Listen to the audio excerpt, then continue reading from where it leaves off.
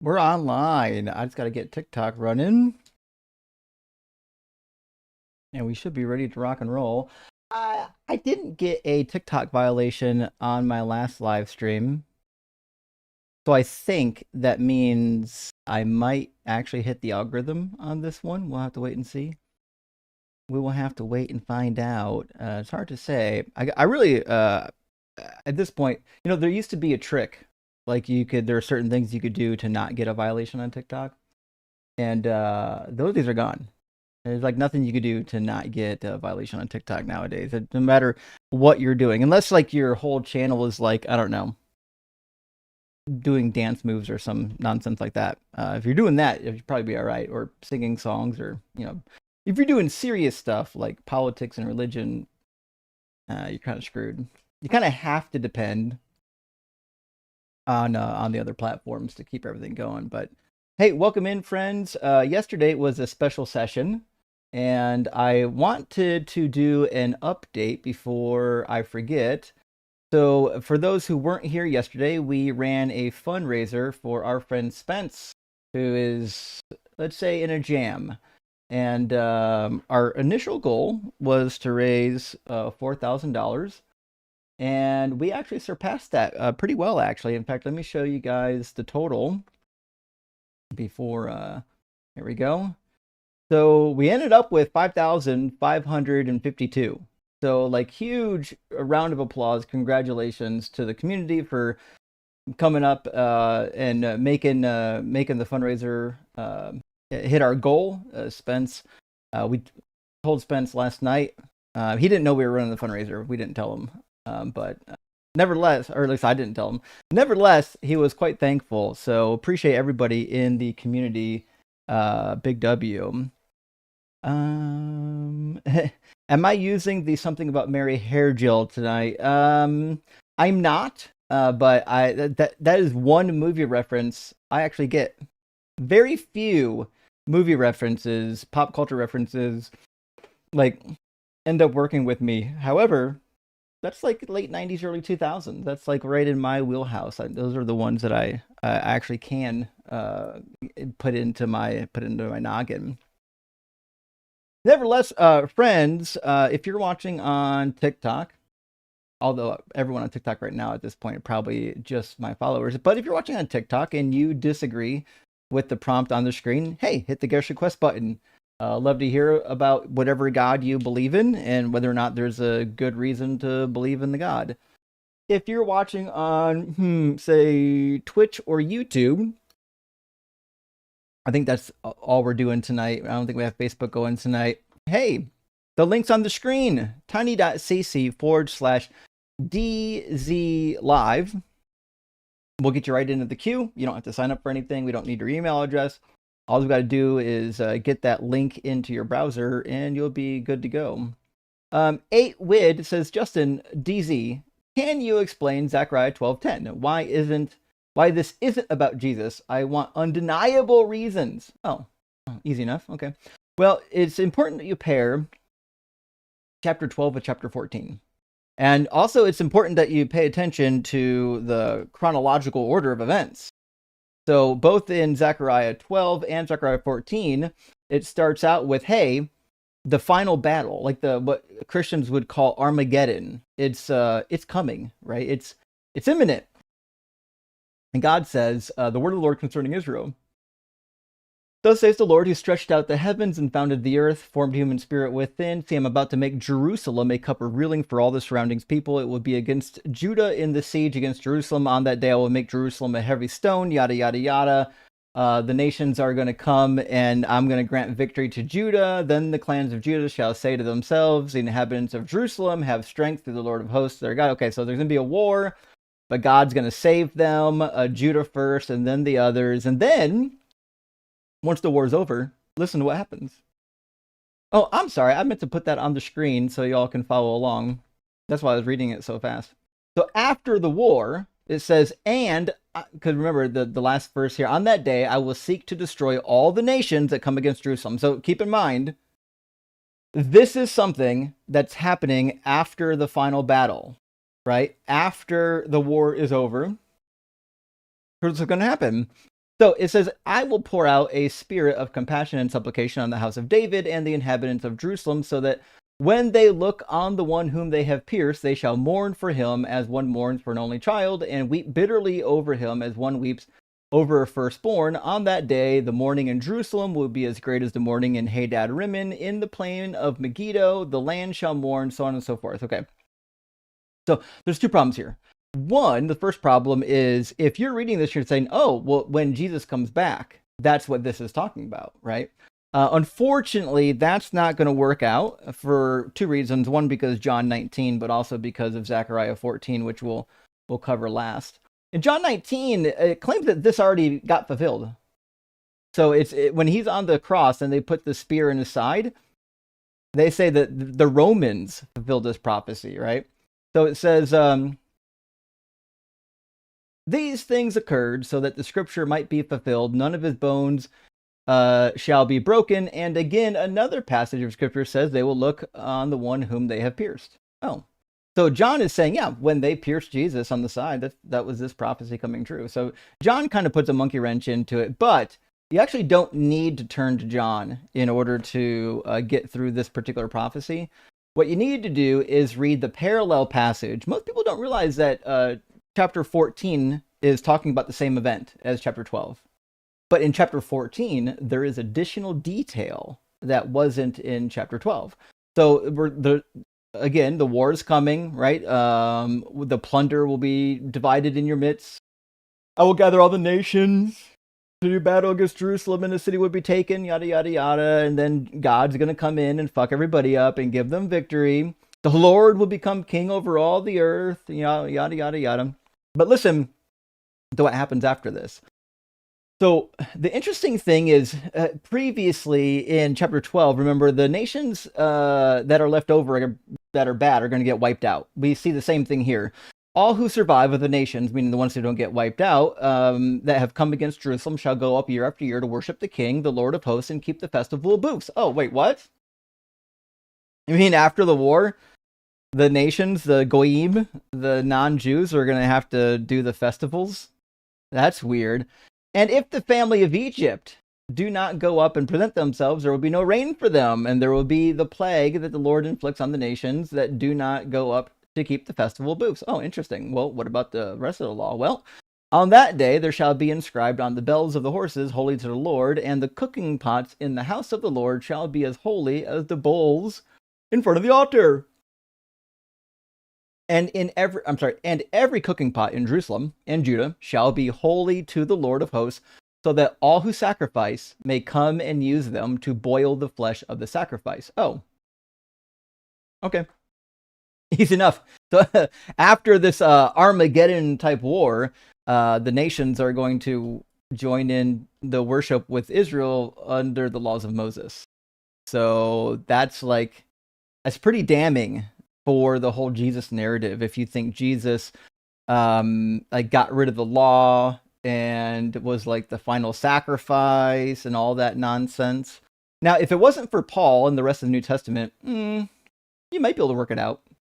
But unfortunately, because you got the rest of the New Testament, you really can't. All right, so we got a guest in the box. I'll grab these super chats here once we get through with our first guest. Let's bring up, well, never mind. They dropped already. Cooked. Folded like a long chair. I guess that they couldn't even take getting pulled into the queue. All right. Okay. Scrambled like an omelet. Among other things. Other catchy phrases that Ian probably invented. There's a lot of Ian-isms that have become popular in the community. And one could rightly see why. They're really a lot of fun. Nevertheless, then, we are waiting for the queue to populate. I can read some super chats while we're waiting for that to happen. Hopefully, I'll actually hit the algorithm today, since I didn't get a violation on TikTok yesterday, and we'll be able to get a guest in here on the short. I think I saw M's in the guest box a minute ago. But my boy left me. Oh well. Async Network. Good to see you, Gretch. Thank you for the 666. Hail Nero. Justin on the mic like a prophet at the grill. Wicka, wicka. At Doug's Pretzel Factory, open 3 days a week, serving Twisted Revelation, salted, crunchy, extra freak. That's actually really good, Gretchen. That's really good. I feel like I do need to do something more with Doug's Pretzel Factory. It's kind of a cool meme. Kind of a cool meme to work with. I've got like 1 or 2 items in the gift shop. I did finally, for those who don't know, I did finally add some items in the merch shop for M's. So I've got a Sure mug, I've got a Habibi mug, and I've got a hat that says "Are you stupid?" And let's see, I also have a mug that's got M's bat logo on it. So, and as always, friends, remember all of the proceeds from the merch shop get donated to charity somewhere, either to our nonprofit or to somebody in the community who's got a GoFundMe happening. All of it, all of the merch proceeds will get donated. I don't actually keep any of it. So there's a good incentive to visit the merch shop and get stuff that you like, because all that money is just going to get donated to charity. So Ivy, thank you for the super chat, friend, or the $9.99 super hippo in pounds. And Atlas, good to see you tonight. Thank you so much for the $5 super chat, just to say hi and share a joke. Well, Atlas, you know I love jokes. They tell you that you should just say no to drugs, but if I'm talking to my drugs, I probably already said yes.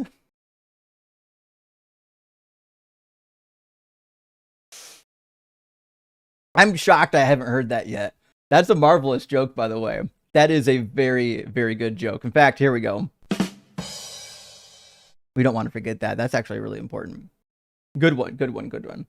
And Keegan, thank you for the super chat, 666. Keegan, this is the first time, this is the very first time I've ever seen somebody in real life with the name Keegan outside of my best friend's son. It's an interesting name, and I thought it was like just a one-off, but now there must be 2 of them. So huge W.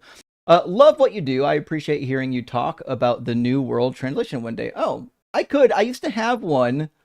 I think if I remember correctly, what happened was I used to have it in my son's room when he was little, and I would read it as I was like rocking him to sleep at night. And then eventually he got interested in books and then he got interested in like destroying books. And that was one that got destroyed. I think it just got ripped right in half. But nevertheless, I should be able to get a new one. That's the JW translation. The first one I got for free. Like I had one of the JWs stop by and dropped it off, and I was like, oh, cool, free Bible, love it.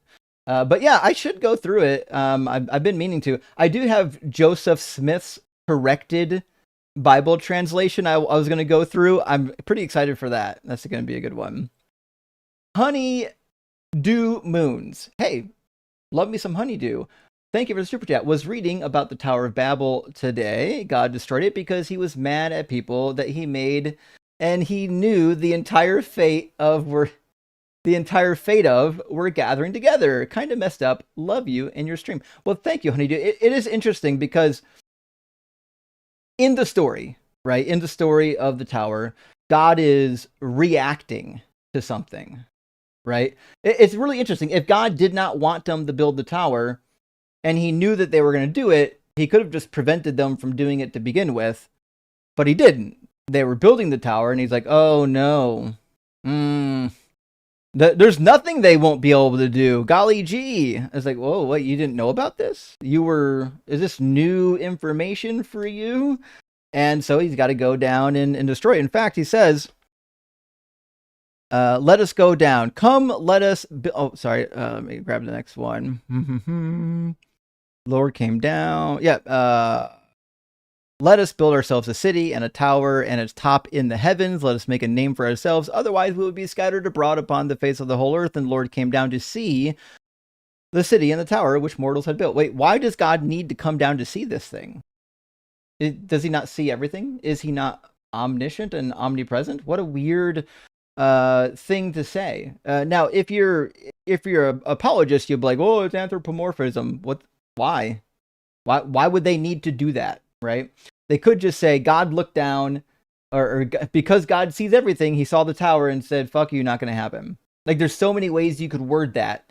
You don't have to anthropomorphize. The reality is, the text at the time it was written, they literally just thought that the gods were physical, like the Greek gods. They lived on mountaintops. They descended and ascended from the clouds.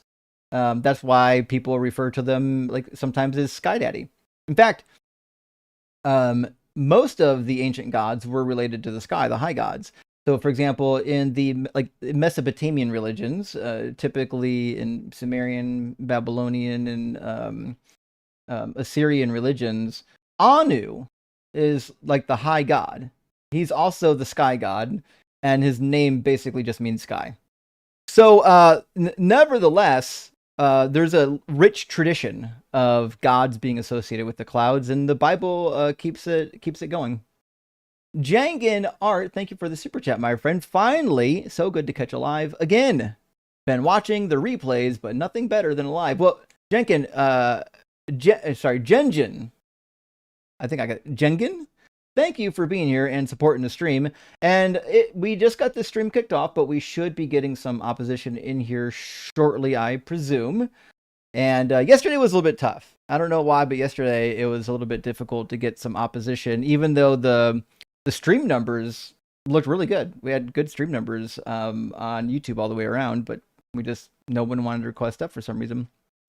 Nevertheless, we should be getting one up here shortly, if not from the YouTube vertical stream, at least from the TikTok stream. Typically, TikTok is I don't know, about 50% of our guests come from TikTok, but it's different. A lot of times, if you go live at night, when I'm live late at night, my YouTube queue fills up. I think people are watching YouTube a little bit later at night for some reason than what's happening on TikTok. So that might be able to explain it. Or maybe my my vertical YouTube audience just happened to be West Coast. Hard to say. Never know. Never know. Orin Patch, my friend, great to see you. Thank you for the super chat. It says giraffes can grow up to 18 feet, usually only 4 though. Fuck it, eh? That's pretty good.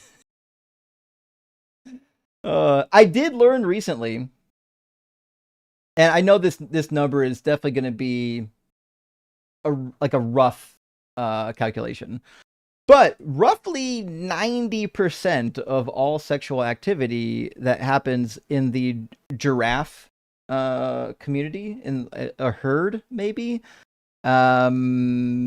is same sex. And it's mostly males banging other males. Pretty wild. So if someone says that same-sex relationships are not natural, I mean, don't fucking tell the giraffe. They didn't get the memo. And penguins are pretty rapey too. Lions, in fact, the king of the jungle, they're always banging it out. Base to share, good to see you, friend. Thank you for the super chat. I need a sign next to my front door that says, solicitors will become a burnt offering to Doug and his shared stone. I think, actually, hold on. If I go to the company that runs my merch shop, they might actually do signage. Let me see what we got here. I'm going to go to, let's see, all products, and to see if they do anything that you can, hang up.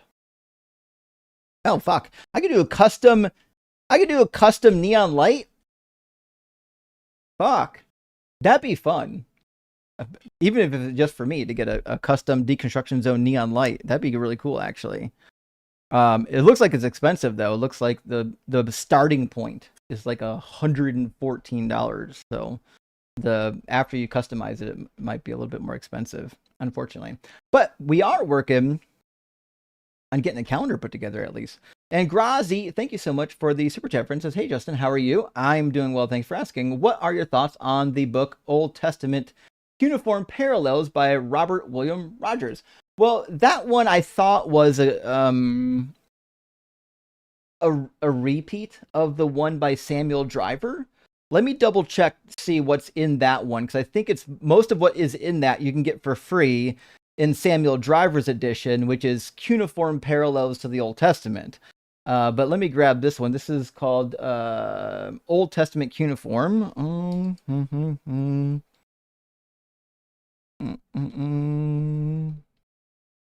Cuneiform Parallels by Robert William. And it looks like it's available on archive.org. I don't know when it was published, but it looks pretty old. So it looks like it was published not that much later than the one by Driver. Let me see which ones are in it, which stories are in it. All right, we've got the story of creation, Babylonian cosmology to Damascus, cosmology and ritual, creation of the moon, another version, by Marduk, Assyrian cosmology, dragon and demons, Dopamine. Yeah, actually, a lot of what's in here is you'll find in Cuneiform Parallels to the Old Testament by Samuel Driver. It's a good resource if you're just looking for something cheap or even free to learn some of the original stories from Mesopotamia. This would be a great resource. In fact, I reference the one by Samuel Driver all the time. In fact, let me grab the one by Samuel Driver, see what year that one was.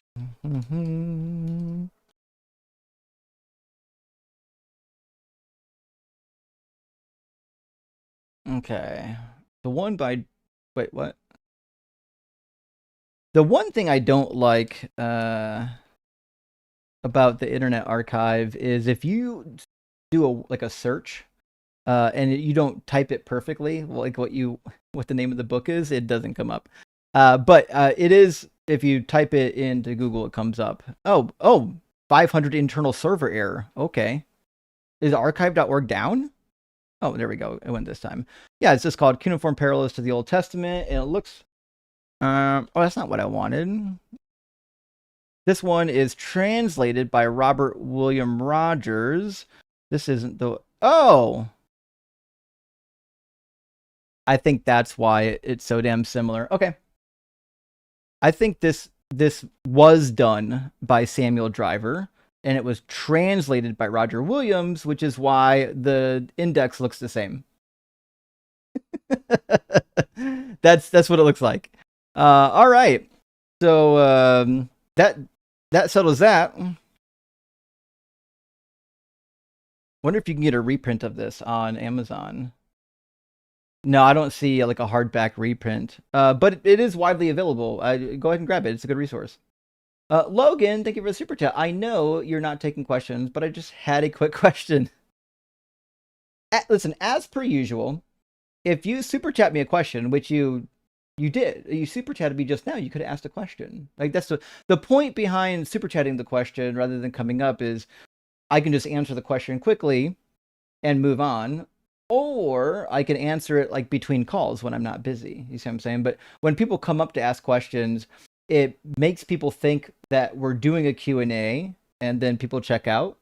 It's just confusing. For the people who've never been here, they don't even know what's happening. They don't realize it's a debate platform. So I'm hearing that Spencer's here. Well, Spence, hey, buddy, if you're here, good to see you. Hope you're doing well. We had a banger of a party for you last night. Nevertheless, I'm sure we'll connect soon. Former Prophet Nathan, thank you for the super chat, says, "Let's cook Rock Hard for Doug." Indeed, let's cook. Although, we're not going to cook if we don't get any opposition up in here. I do see that the crowds are filtering in, but no opposition yet. I do, if I need to, I do have the option of restarting TikTok a few times, even though I'm pretty sure I'm in TikTok jail.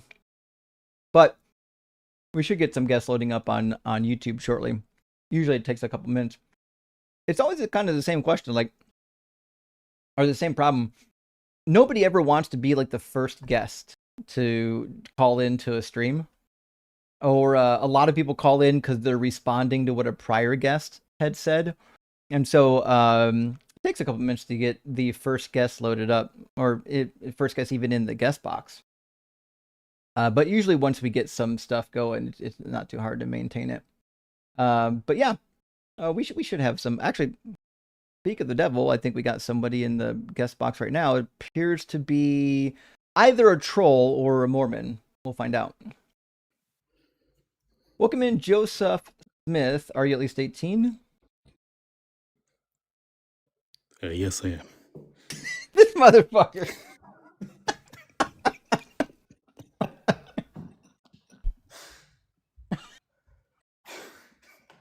How many profiles do you have?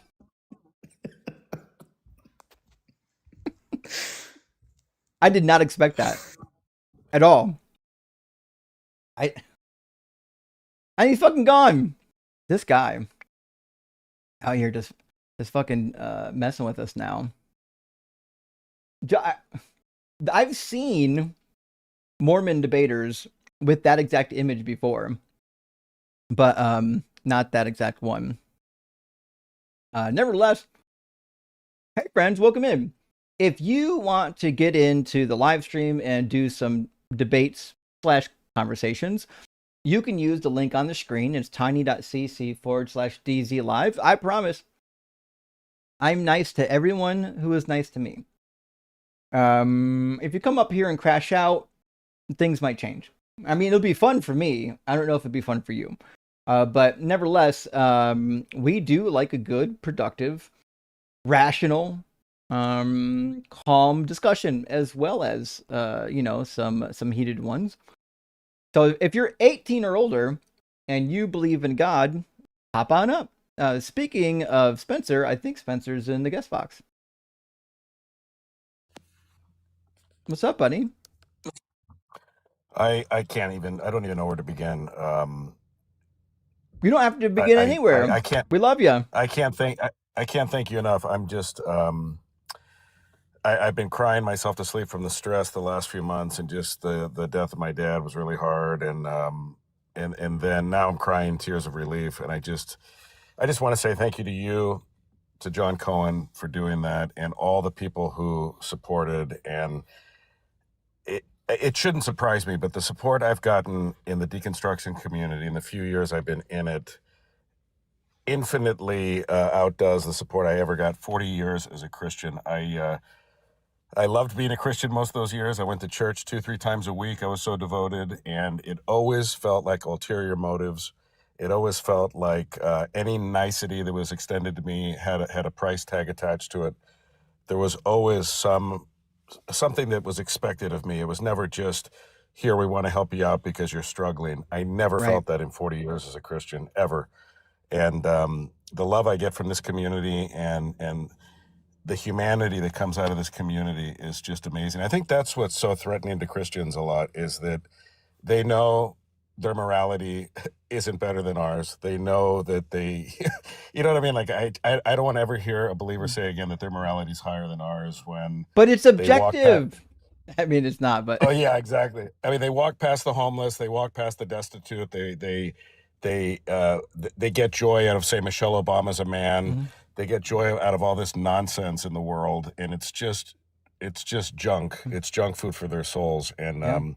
I'm so proud of this community, and I don't know what to say other than I owe you everything, and everybody on here as well. So thank you.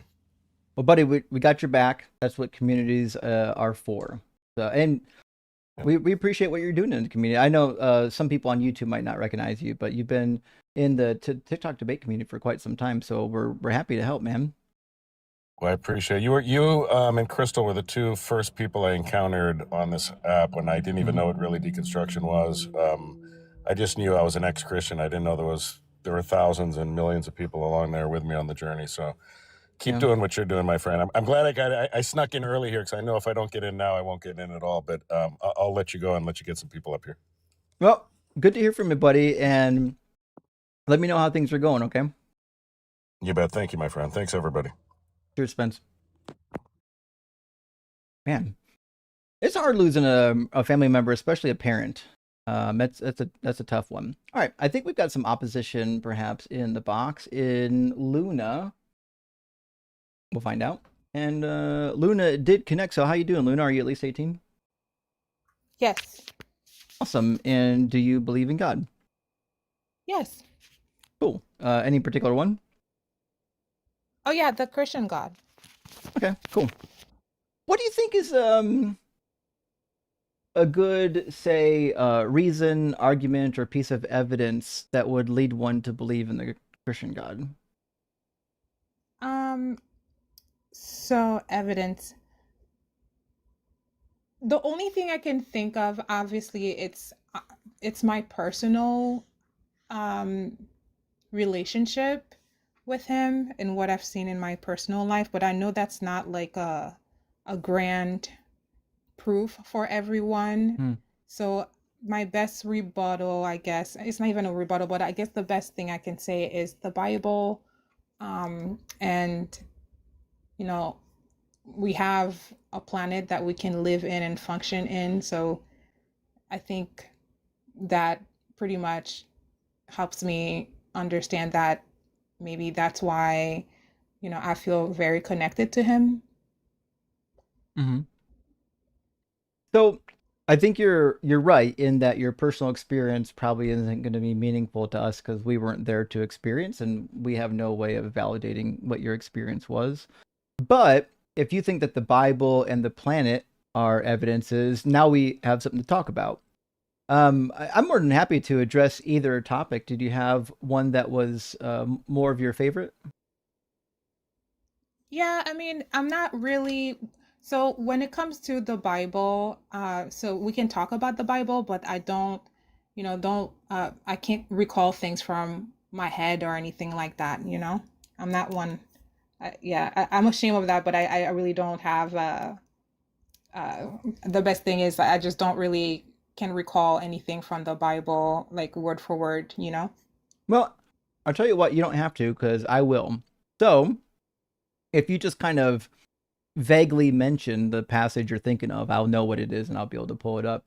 Nevertheless, you can talk in generics. I think it'll be okay. What do you think Yeah, I about? just think.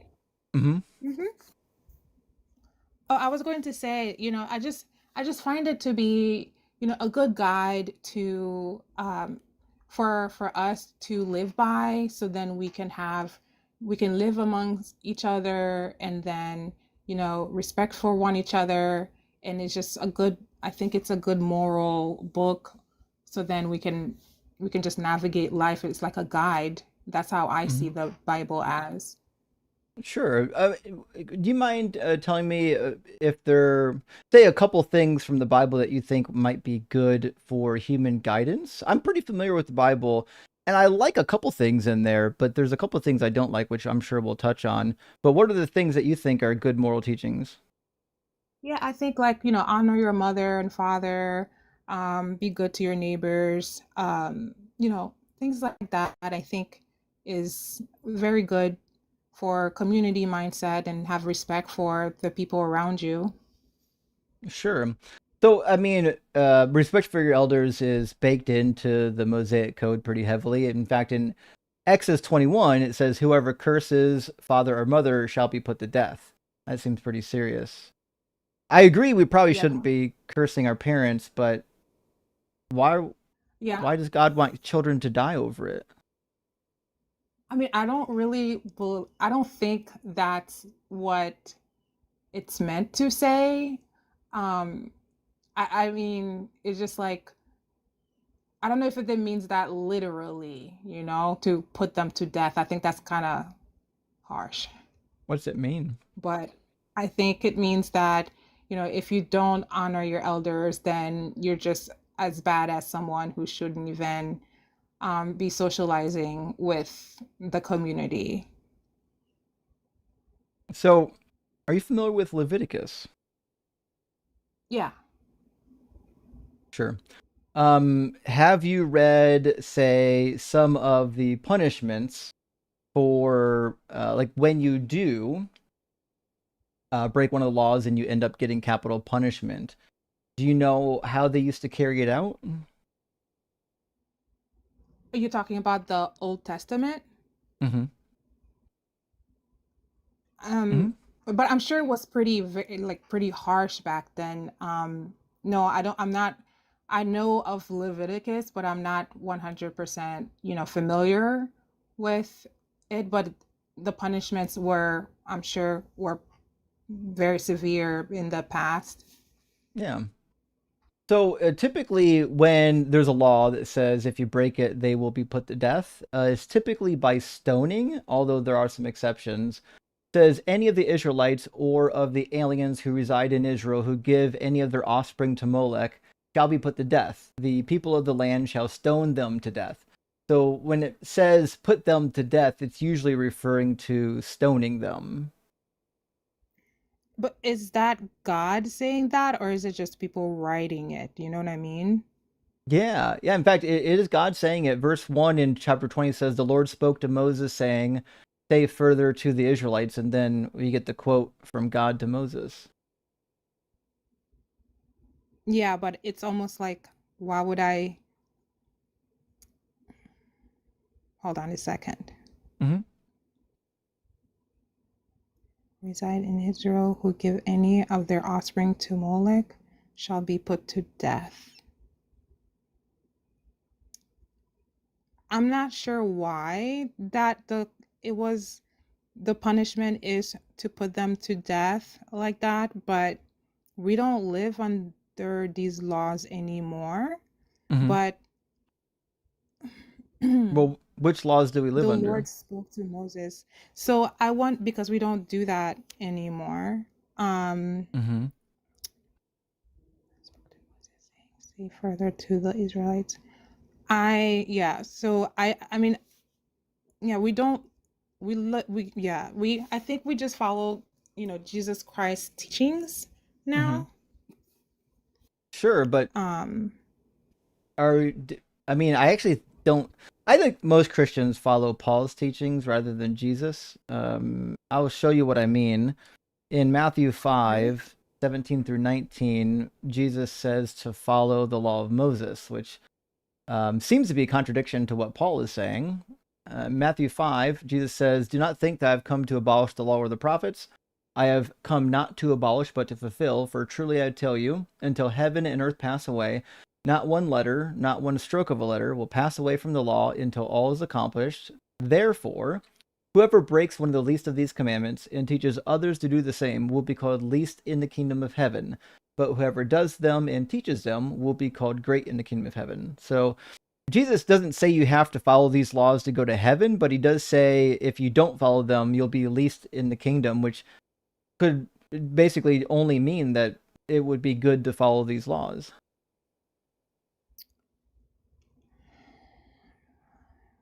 And he does press the um issue in chapter 15. In fact, he corrects the Pharisees because they weren't following the law. The law that he wanted them to follow is the one that we just read from Exodus 21, where if you curse your mother or father, you have to be put to death. okay, but he's so reading this here, Mm-hmm. when it says I came to fulfill, what does that mean to you when you read it?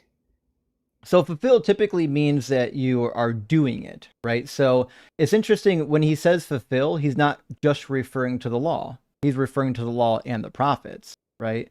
Mhm. The law and the prophets have all kinds of stipulations for what God actually wants people to do, and it also is full of prophecies about the Messiah. And Jesus is saying, "Hey, I'm fulfilling all those. I'm the one who is coming to bring a fullness to the law so that it's better understood, and also to fulfill these prophecies that are in the law and the prophets." Which is why he says, "Whoever breaks one of the least of these commandments and teaches others to do the same will be called least in the kingdom of heaven." So do you think that maybe so do you think that maybe perhaps the like the laws that Moses wrote were maybe like tampered with? Well, now that's an interesting question. So Jeremiah says that they're the scribes. have tampered with, you would say tamper with the text. We don't know which ones or if they were ever corrected. Presumably, if Jeremiah knew that they were tampered with, he would have went back and corrected them, given that he and his father were at that time essentially like in charge of the text. They're probably the ones who wrote Deuteronomy. Nevertheless, yeah, we could say that. We could say, well, actually, it looks like these texts don't reflect what God actually said.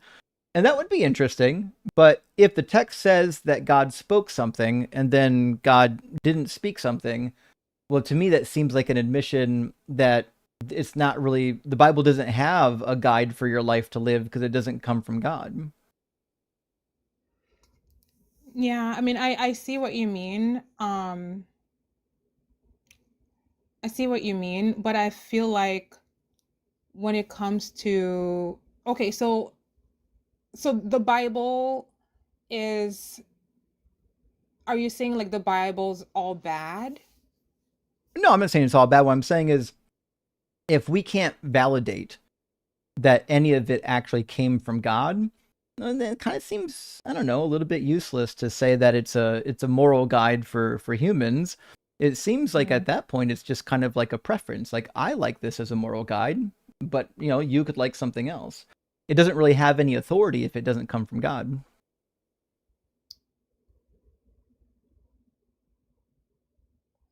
Yeah, I mean, okay, so that makes sense. I'm not gonna lie. So that makes sense.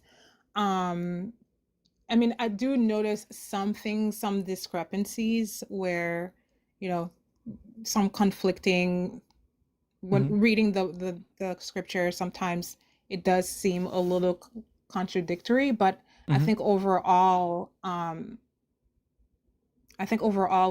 don't know if to just totally discard it. I don't know if that makes sense, you know? Well, Um, let me ask you a question because there are stories in the Quran that are roughly true, and there are stories in the Quran that obviously aren't true, right? But if I said, right. well, listen, just because there's some stuff in the Quran that's not true, we shouldn't throw all of it out. Well, you would probably be like, well, actually, maybe we should. The Quran's not true, so I don't really care about trying to parse out what's true.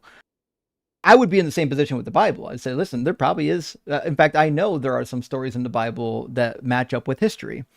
But just like the Quran, I would say, why would I be interested in preserving it for like the purpose of teaching people in society over any other book? Like it seems like it might your reason for wanting to keep it probably has something to do with like maybe you grew up with it or it brings you, this is the religion that brings you comfort, so you can't imagine another one. But from my perspective, I don't see a good reason to keep it because you have to take all the baggage with it, right? Jesus says to love your enemies, but the same God in the same book also said that you can sell your daughter as a sex slave. So I don't know if it's worthwhile to keep it going since it has all that baggage. Where does it say that? Exodus 21:7. I can pull it up. Don't worry. It says a lot of stuff. You can kidnap women, you can own slaves, you can beat your slaves. But slaves are the topic. We'll call them slaves, and also indentured servants are the topic in the beginning of 21. So God says, when you buy a male Hebrew slave, he shall serve for 6 years, but in the seventh he goes out a free person without debt. Okay, so this is like, hey, listen, if a guy falls into debt, he can serve you for 6 years to pay off the debt. This was a common practice. The Law Code of Hammurabi has provisions for this too. And it says, this is where it gets interesting. If he comes in single, he shall go out single. If he comes in married, then his wife shall go out with him. So it's just like, hey, the way your indentured servant comes in is the way that they go out. Now, it gets interesting in verse 4. It says, if his master gives him a wife, and she bears him sons or daughters, the wife and her children shall be her master's, and he shall go out alone. So this is a really interesting situation because essentially what this is saying is that the master who owns a female slave with really without her consent can give that slave to somebody else to bear children, And then that woman and her children are still permanent slaves of the slave owner, even when that male Hebrew goes free. So God is not only endorsing what we would consider, concubinage or sex slavery, but he's also endorsing permanent slavery. And he does so again in verse 7. When a man sells his daughter as a slave, she shall not go out as the male slaves do, because she's going to get, she's going to get touched. Okay, I don't believe it. There's no way. With what? I don't think that really happened. You mean you don't think that this law really came down from God? No. Can you scroll up a little bit, please? Well, my friend, that makes two of us. See, when I first read these passages, my first thought was, an all-knowing God and all good God wouldn't give these laws. That's crazy. Which would lead one to believe, well, this Bible's not from God. That doesn't make... No. Hold on. There's 6 years. So... Okay, so the Hebrew slave, a slave, are you sure? So they're not servants at all? So are you saying like, his master gives him a wife and she bears him sons and daughters, the wife and her children shall be her master's. So she doesn't get to go? Nope. She's a permanent slave. Okay, I'm just telling you, this is the first time I'm reading this, but I don't believe that this happened or this came from God, because the God that I have a relationship with, that I worship, would never do that. Is it possible that the God of this book isn't the God you know? Maybe it's a different God. Maybe Christianity is just not true. No, I think that the God, whatever's written here in this passage is wrong. I don't believe whoever's writing it down should have known that whoever's talking to them is not God. I don't believe that. Well, how can we determine which parts of the Bible are from God and which ones are not?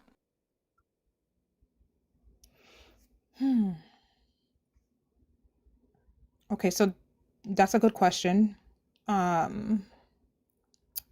do we know? I think if you have the Holy Spirit, you will know that what sounds like God and what doesn't. And this does not, what you just read doesn't sound like God. But people with the Holy Spirit believe that this is from God. I mean, Jesus did. I don't believe they have the Holy Spirit. But Jesus said that you have to depend on every word that proceeds from the mouth of God. And he says that that is the Torah, the law of Moses.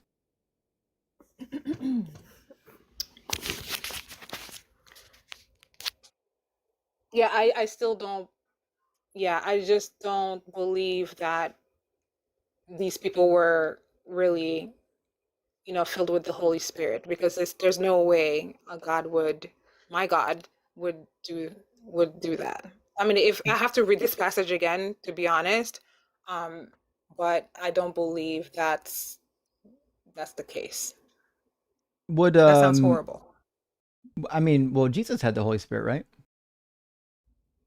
Yes. Okay. Well, Jesus said to follow this law. I mean, did Jesus write these words on the scripture? Well, theoretically, if Jesus is God, then he gave these laws.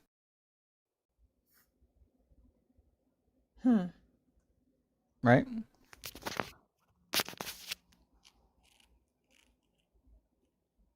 Wait a minute. So, yeah, but I mean, not now. Okay, hold on. Yeah, Jesus is God, but then he died on the cross for us, so then we don't have to go by these rules anymore. But then also, I don't believe that Jesus would. would ever say, you can have these slaves and then the wives just stay home, and then if they have kids, they can't leave. I don't believe that. But Jesus didn't say that you don't have to follow these anymore. He said the opposite. He said you do have to follow these laws.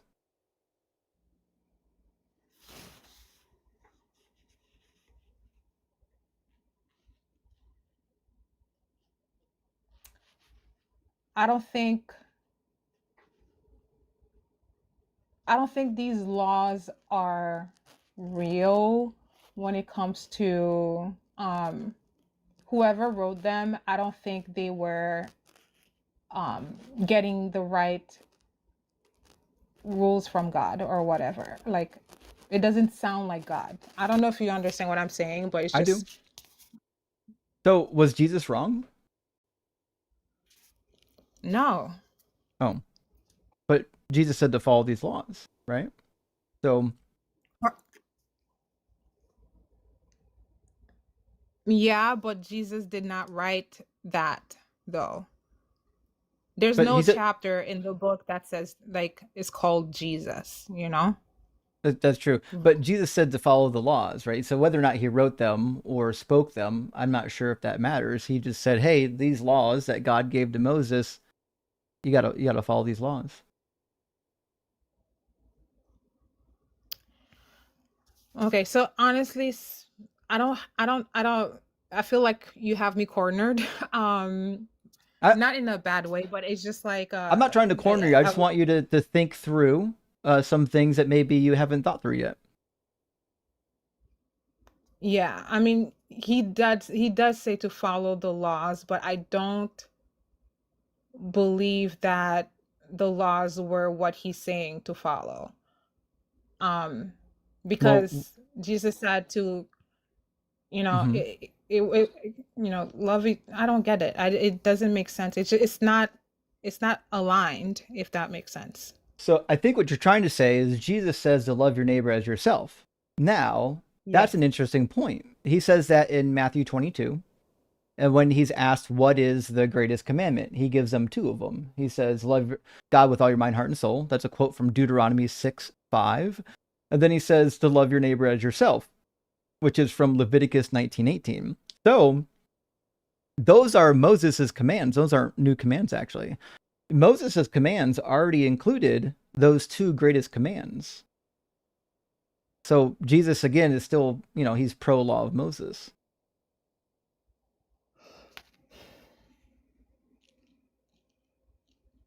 It's a tough thing to wrestle through.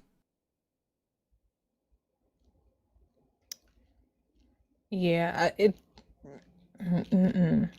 I just don't I don't it just doesn't sound like what the teachings of Jesus is. Um and so can I ask you a question then? Yeah, but like It's, if you could, like if you sure. could show me after your question, if you could show me the teachings of Jesus that you're referring to, it would be helpful. Because when you say I don't think these match Jesus's teachings, I'm not sure which ones you're talking about. But go ahead and ask your question. What I meant by I'm just gonna address it since we're speaking on the topic.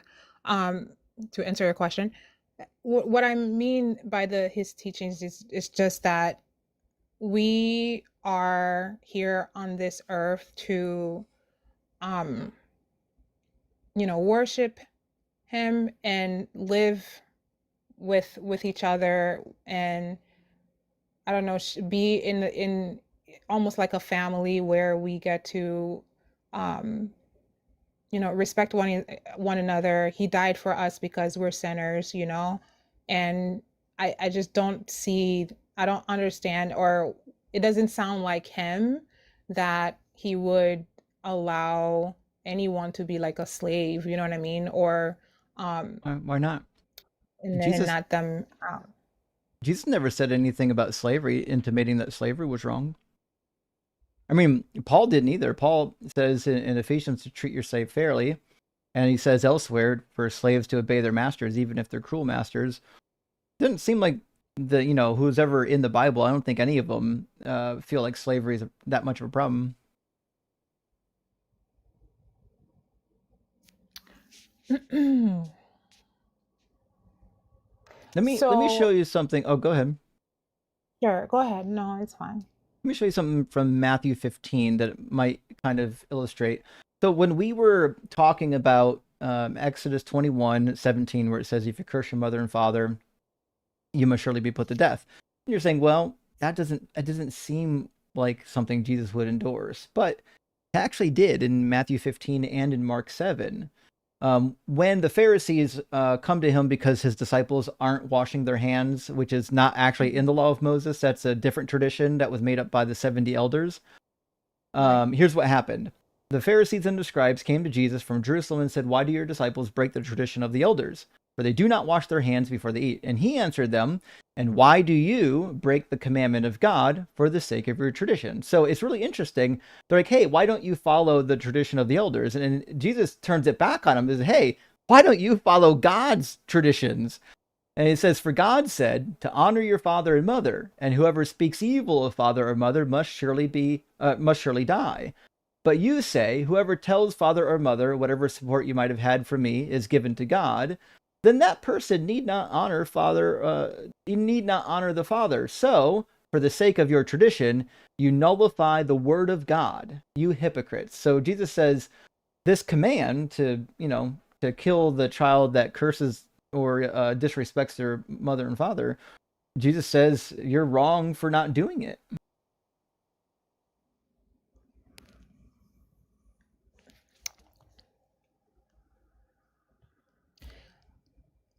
So, um, I'm going to be frank and honest here. A lot of the passages you're pulling up, this is my first encounter Mhm. to them. So then it makes it first of Yeah, all, it's difficult to hear, you're but doing everything in real time. I get it. I've been there before. Yeah. you have. Hmm. Yeah, I used to be a Christian. So you've been for were you like a Protestant, what Baptist, what Well, I for never how wanted long? to claim a denomination, but I was a Christian for about 20 years. I aligned myself probably very close to the Lutherans. I believed in quite a few of the Catholic doctrines, even though I didn't want to be Catholic. Nevertheless, yeah, I was a Christian for 20 years, and for me, it was studying the Bible that made me lose faith in the Christian God. Hmm. I mean, obviously these passages I'm going to have to read them again, but Hmm. it's yeah, quite difficult to read or hear. Yeah. Um I don't have any I mean, if I'm being honest, I don't have anything to justify or rebuttal with Yeah, that's okay. logically. So, but I think the what I know is then, for example, so then for how do you navigate? Like, how do you're not afraid of going to hell, or I mean, what happens? So for me, I don't believe there's going to be anything after death. It's unfortunate. I'd love to believe that like you have a spirit that lives on. That'd be great. I'd love for that, but I don't.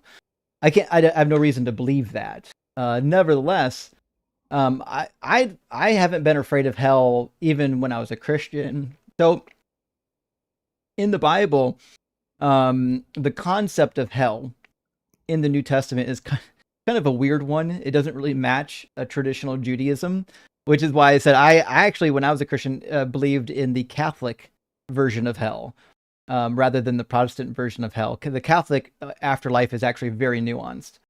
Nevertheless, I wasn't afraid of hell. One, because when I was a Christian, I wasn't going to go there, and then two, when I stopped believing in Christianity, well, you don't have to be afraid of hell because you don't believe it anymore. Like you're not afraid of going to the Muslim hell, right? No. Yeah, because you don't believe in it, right? Uh, So once you stop believing in all the teachings, you're not really afraid of the ramifications.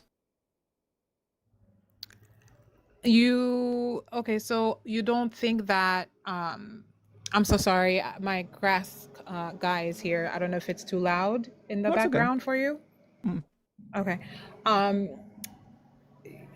so I know you said, I'm not afraid. Am I not afraid of the hell for but that's true from another religion, but don't you do you think that perhaps, like, with the religion, with different culture, it's just that perhaps it's almost the same, but from different point of view? Oh, Islam? No, no. So Islam, they claim to be part of the Abrahamic tradition, but it's drastically different when you read their teachings. It's a pretty wild religion. Um, there's a reason why the Christians and the Muslims fought so much on religious issues. They have their own version of events. They believe that the Bible was completely corrupted and that Muhammad provide the true edition. Just like, Joseph Smith provided the true revelation, it's basically just a revamp. They just wanted to say we're part of this big Abrahamic faith over here. We're ancient. Everyone knows our God, but we're actually not going to do any of that. We're going to invent our own stuff. So do you think that Jesus existed? Yeah. Mm-hmm. Would you so are you saying that Jesus is what Well, Jesus is to Christianity, who is Joseph Smith is to yeah, actually think Jesus would be the Joseph Smith, right? of If Joseph Christianity? Smith is a heretic from Christianity, Jesus is a heretic from Judaism, because in the Hebrew Bible, there's lots of prophecies about the Messiah. Jesus doesn't fulfill even one of them. There's lots of teachings about the Messianic age. Jesus contradicts them. So, as far as I can Wait, tell, he's like just another you're false saying he prophet. didn't fulfill any of the. Sorry about that. No, not even You said one. he did not fulfill. It's hard to believe because the Christians will teach that he fulfilled like 350 of them, but he actually not even one if you just go back and read them.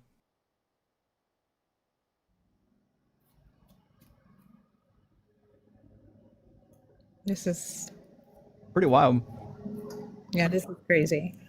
I was Um, about 21 when I found out, maybe 22 when I found out.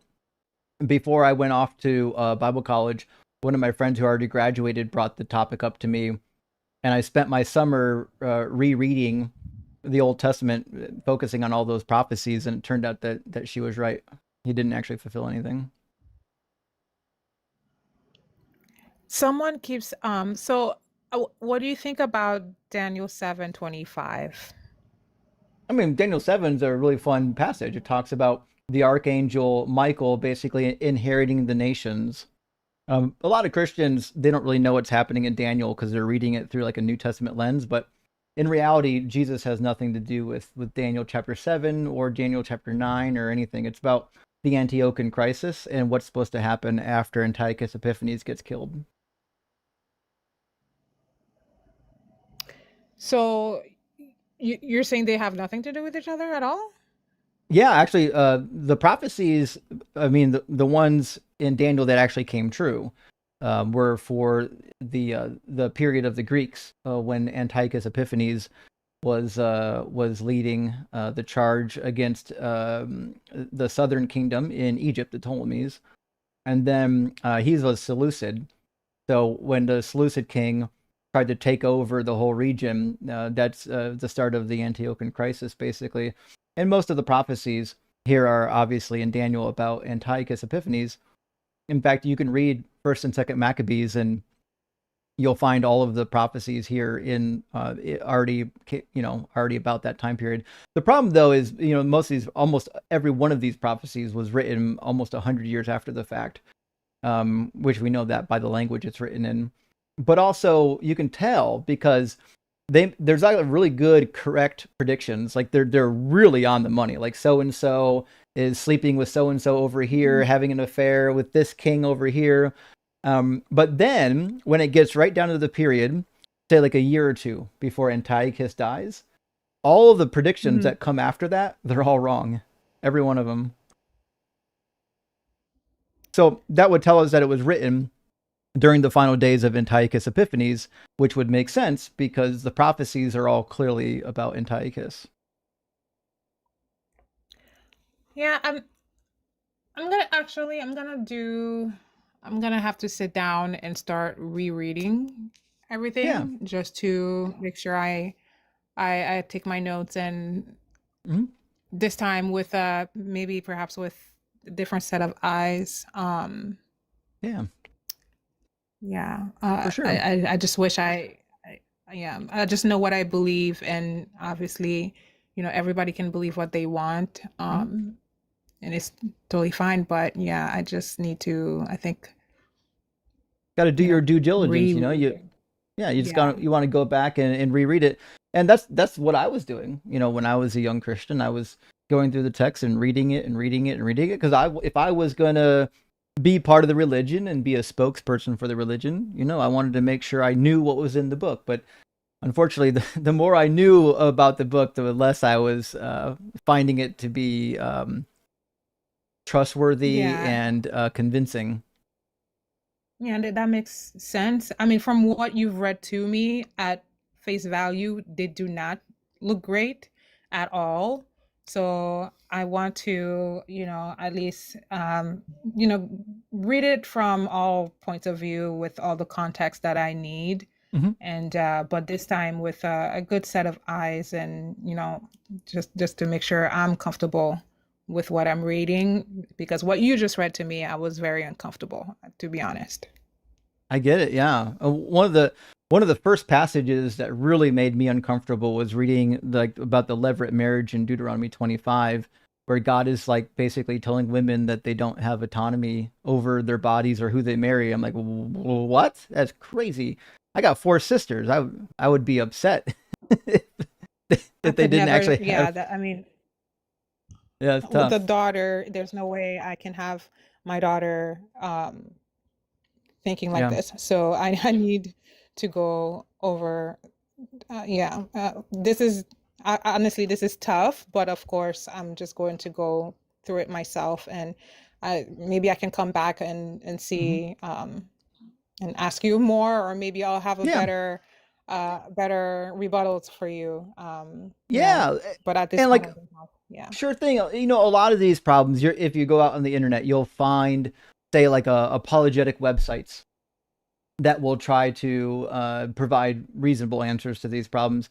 I'll tell you, I already know all of what those websites say. And they're not good answers for the reasons that I'll communicate to you next time I talk to you. But Mhm. if you find some stuff, just know that um, you want to talk about what you found with somebody who might already be a couple steps ahead rather than just believing it. Mhm. Yeah, yeah. Well, I'll give you a follow and see what's going on, and then Sure. thanks for having me, and it was a pleasant talk. Thank you. Yeah, Luna, thanks for coming by and thanks for being cordial. We love cordial guests, and best of luck to you, friend. Thank you. I'm not sure how to get off of I'll the take care of it. live. Okay, thank you. Have a good night. Cheers. What a kind person. And I listen, that's how I felt when I first read these verses. I realize that some people don't do that. Parker, thank you for a dinosaur. Not everyone does that. Some people go into cognitive dissonance mode or they go into apologist mode. That's a huge W for going into honesty mode. Draconic Driz, thank you for the super chat, friend, says, is it true that places like the Vatican have apocryphal books of the Bible, and what is the relationship with the academic community like to examine these, or is it conspiracy theory? No, the Vatican isn't like hiding anything. They don't have like any secret writings that they're keeping from you, but the Catholic Church does have a larger canon than the Protestants. So the Catholic Bible typically has First and Second Maccabees, Baruch. The additions to Daniel is going to have Ecclesiasticus, not to be confused with Ecclesiastes. going to have the Wisdom of Solomon. It's going to have a couple other books in there. And these are canonical, and they were canonical for a long time until Protestants came along and they're like, I don't know, maybe we shouldn't. Nevertheless, yeah, get yourself a good Catholic study Bible. The 3rd edition is a good one, or get my favorite, the New Oxford Annotated Study Bible, which contains not only the Catholic editions, but a couple extras. It's got 3rd and 4th Maccabees in it. So, like, huge W there, including 3rd and 4th Maccabees. And it has 2nd Esdras. I forget if the Catholic Bible has only 1st Esdras or 2nd Esdras, but the Oxford has 1st and 2nd Esdras. So, that's a good time. Nevertheless, we have a couple of people waiting to get in, and the order that they came in was Catholic for Christ. I got a couple more super chats. And then after that, it looks like Zoe. So let me grab a couple super chats. Then we're going to get Catholic for Christ in here. Gretchen says, turn off the LDS AI voice. You know what? I apologize. I should not sound so happy. That's on me. I'm going to try to sound like a miserable atheist. And Dylan, thank you for the super chat, says, we've brought the wood pellets. Let's get the meat on the grill. Love the streams as always. Rock hard for Doug. Well, thank you. Hey, and enjoy that shank for me, my friend. And Libertus Dragon, thanks for being here. Thanks for the super chat, and thanks for being a member. Says, emailed you about a bizarre misapplication of Numbers 19. Thought you might know a creator to forward it to for a deep dive. Also, sent John, Godless Engineer, and Dan McClellan. Oh, you got their email addresses? I assume those would be hard to get a hold of.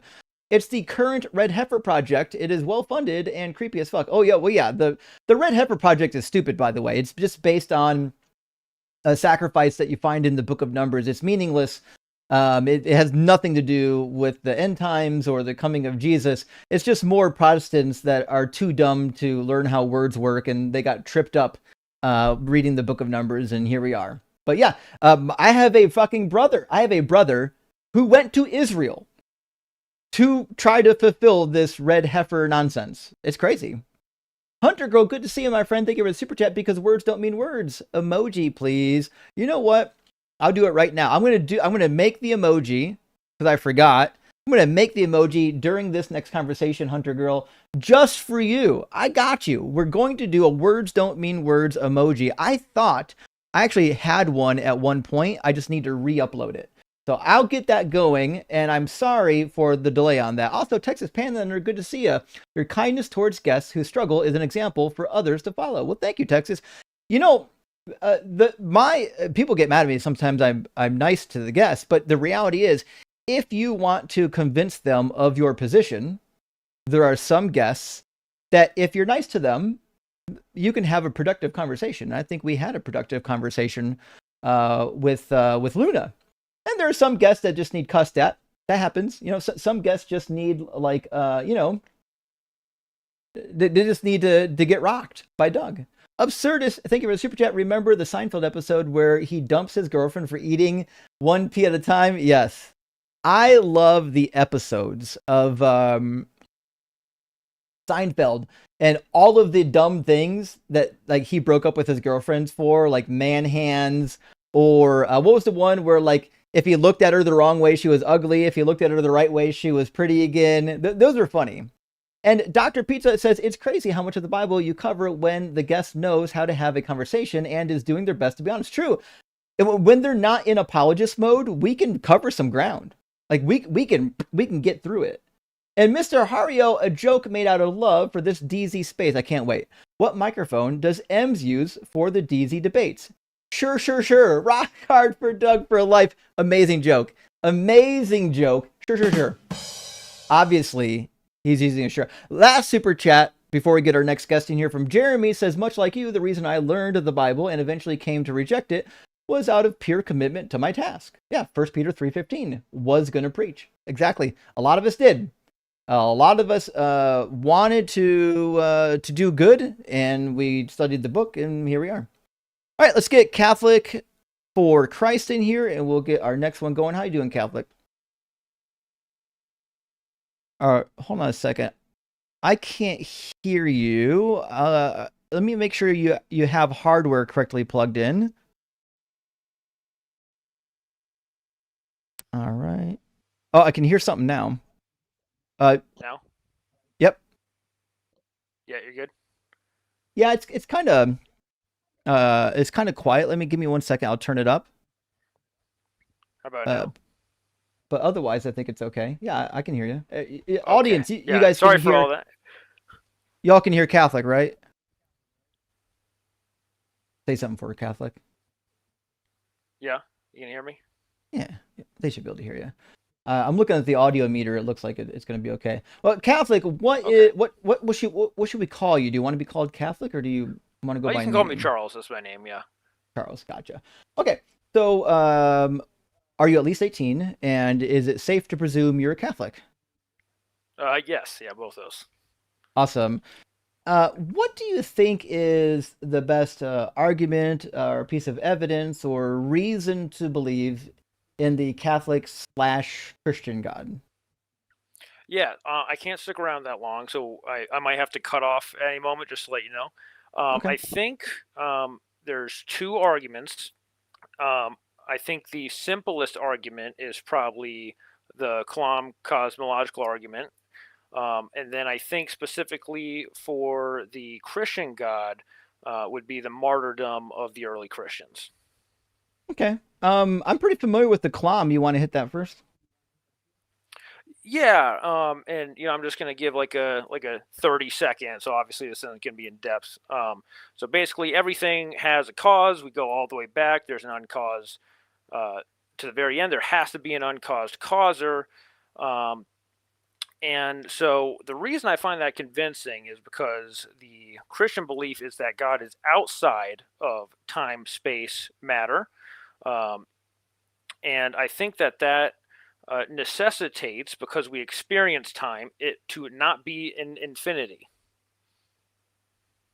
Okay.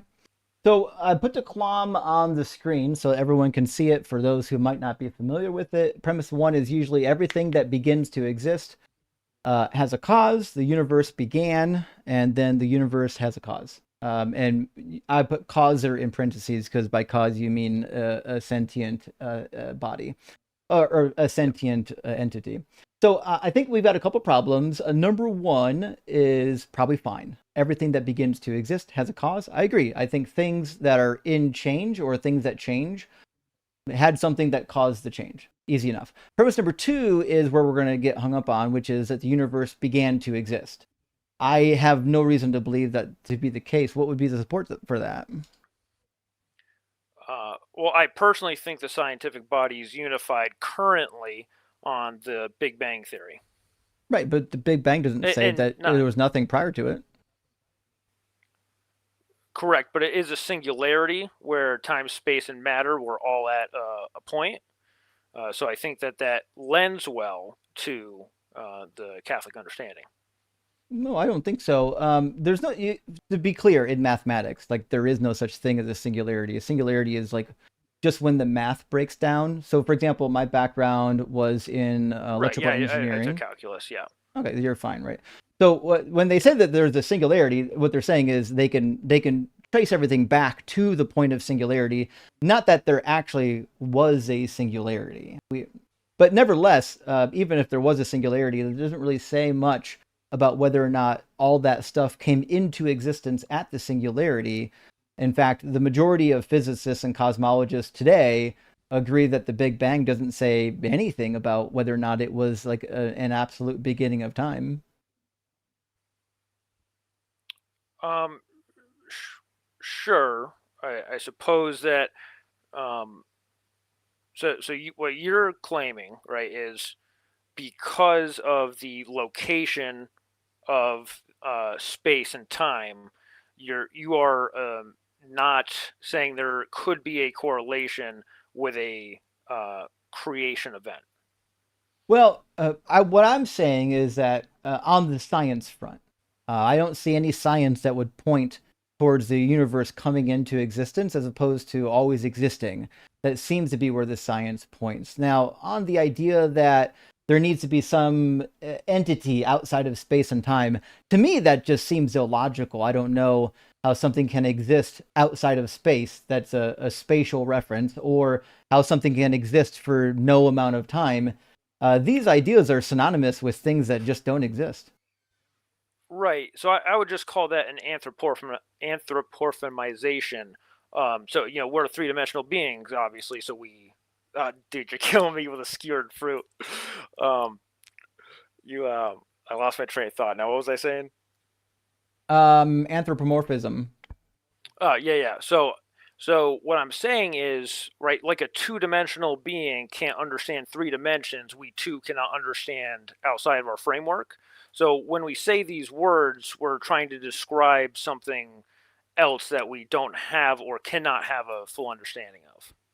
Well, if we can't understand it, how do we know what it is?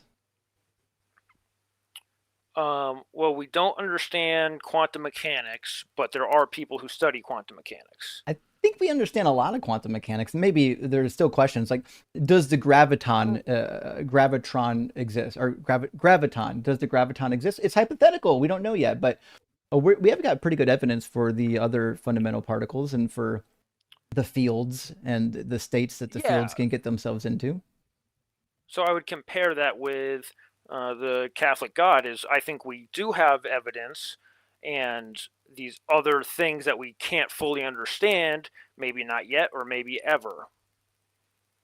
Sure. Well, let me give you an illustration of why I think like a God existing outside of time is, like, to me, just illogical. I'm going to write down a simple syllogism. We would say something akin to this.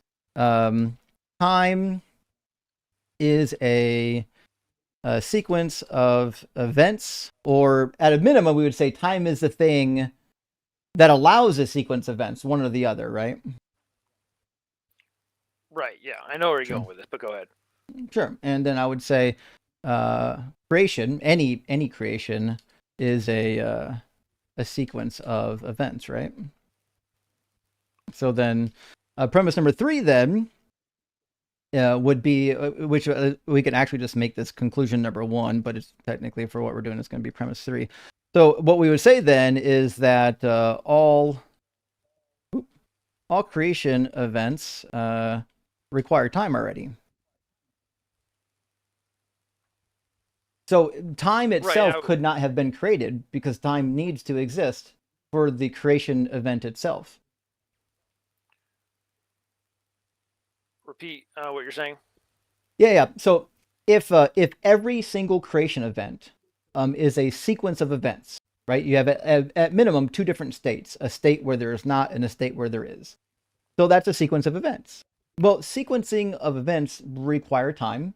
And what that means is, if there was a creation event, time would have had to already existed, which means time could not have been created itself. Time must be an eternal property of the universe.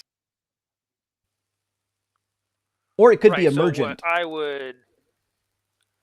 what I would say is, again, we're going back to what we are applying is our current understanding of our physical reality, and we're presupposing that there is no other reality. No, all I'm saying is there's a logical contradiction in the idea that time can be created. Okay, I see what you're saying here. In any world, I don't think that they're.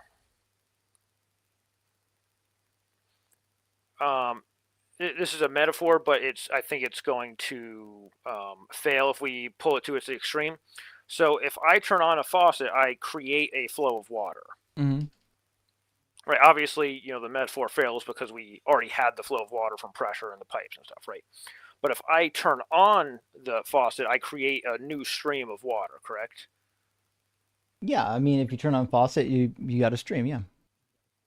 Right. So now, if an all-powerful being existed, he could create this stream of water out of nowhere. And that water flowing could be time. But you need time before that event can happen.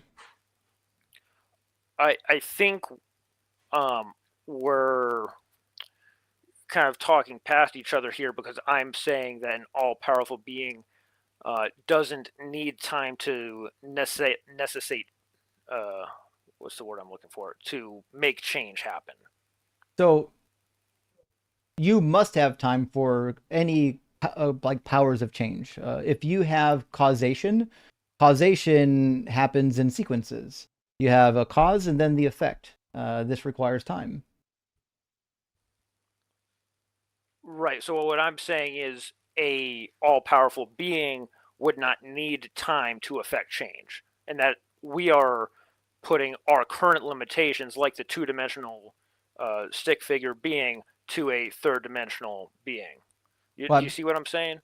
I mean, we're in. We know about at least 4 different dimensions for sure. Like in our reality, there's the time is the 4th dimension. The 5th Right. Yeah. dimension, we're not sure of. Okay, but nevertheless, but my point is, right? Logical, as far as I can tell, logical contradictions are impossible in any world. Doesn't matter what world it is, right?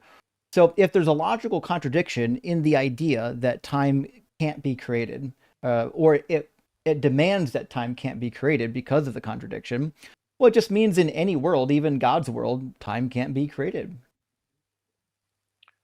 Right. So I would disagree with the premise that time can't be created.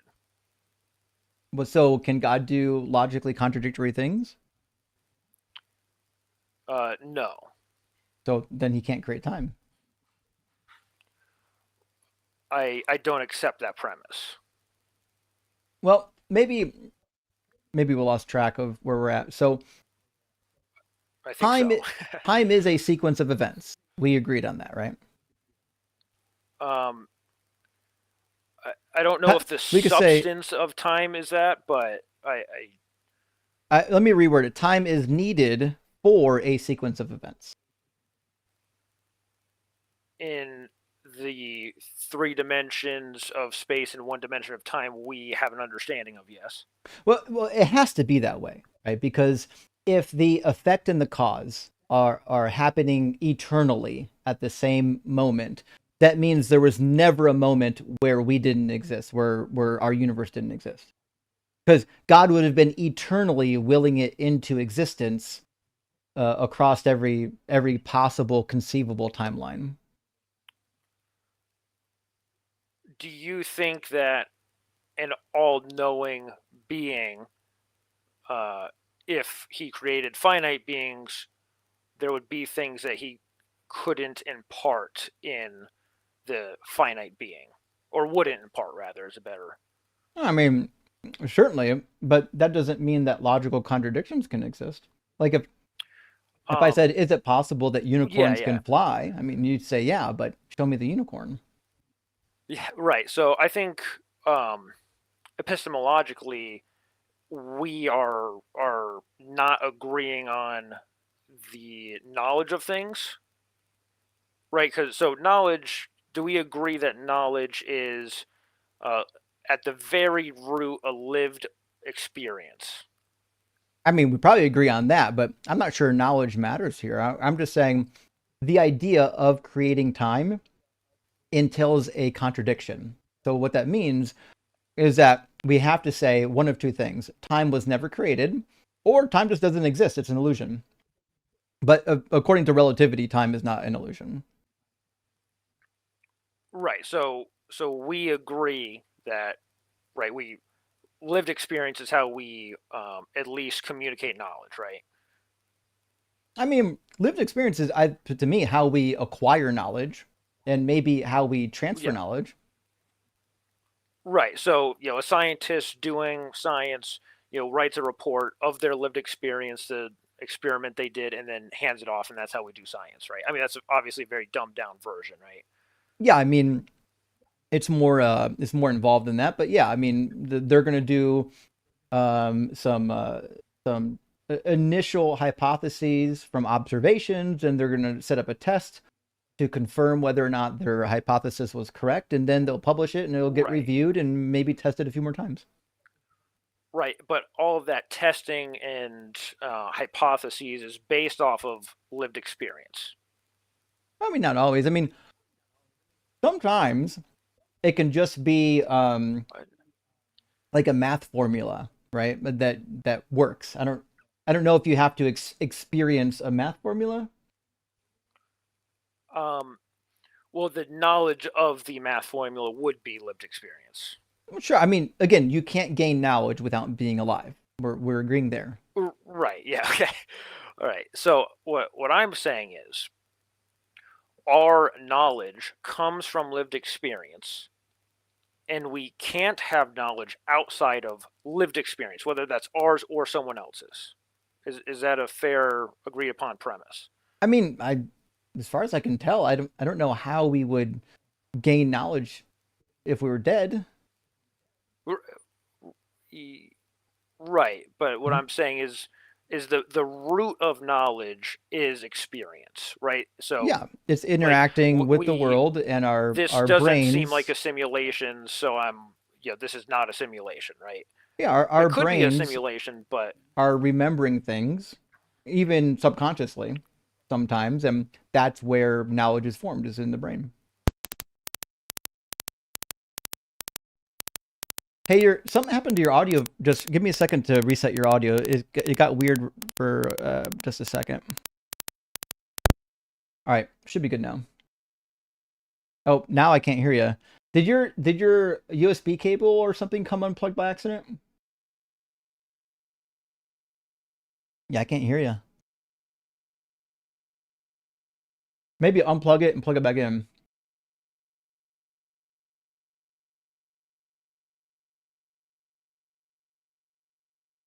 Let me refresh it. Let's try now. No, y'all can't hear him, right? Because I can't hear him. Say something for us. Yeah, we're not capturing your audio at all. Let me try one more thing.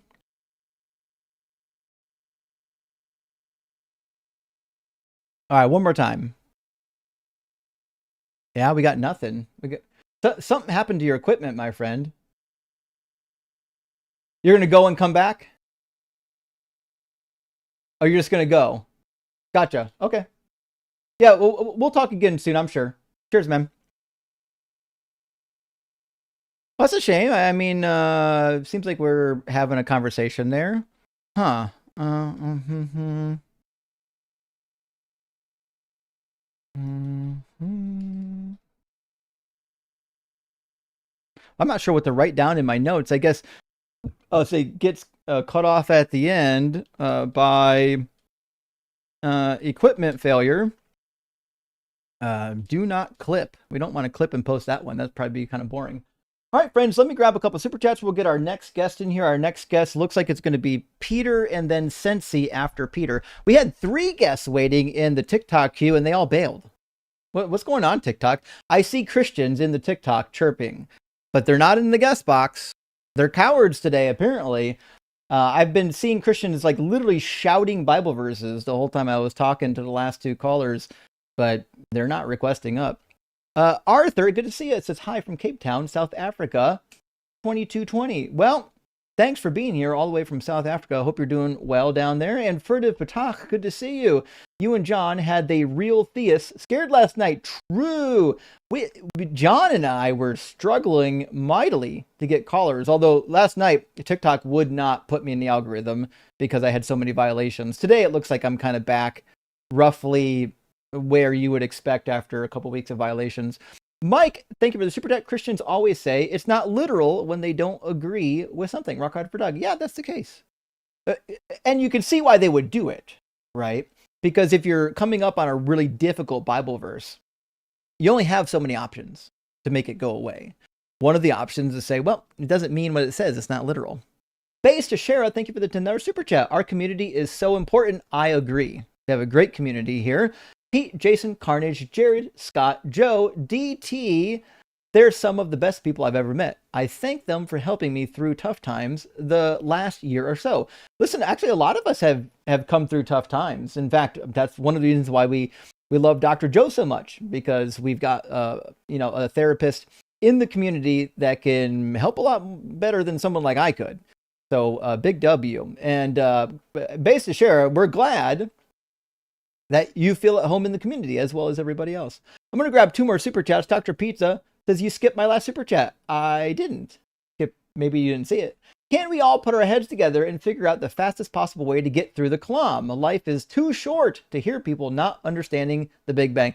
I agree. It is kind of sad to have to do the kalam over and over again. But your last super chat was this one. It's crazy how much of the Bible you cover when the guest knows how to have a conversation and is doing their best to be honest. At least that's the last one I see in my list. If there's another one, I'm sorry, buddy. It's not, my software didn't catch it. If there's another one, maybe it's time to write my own software. Narrative Dude, last super chat. Thank you so much for the $50 super chat, my friend. Says thank you for your reasonable conversation with Luna Chica and the true connection you made with her. I don't doubt you have opened the door to her deconstruction. It gives me hope. It may not be as exciting, but well worth the time. Rock hard for Doug and simply wet for Sharon. And Narrative Dude, I agree. When I have a guest up here and they're being honest and open and receptive, I'm not trying to cook them. I'm trying to open their eyes, perhaps, but I'm not trying to embarrass them. I embarrass the people who come up and need to be embarrassed. All right, let's get Peter in here, and then we'll be right on rolling with the next conversation. How you doing, Peter? Hey, pretty good. How are you, Justin?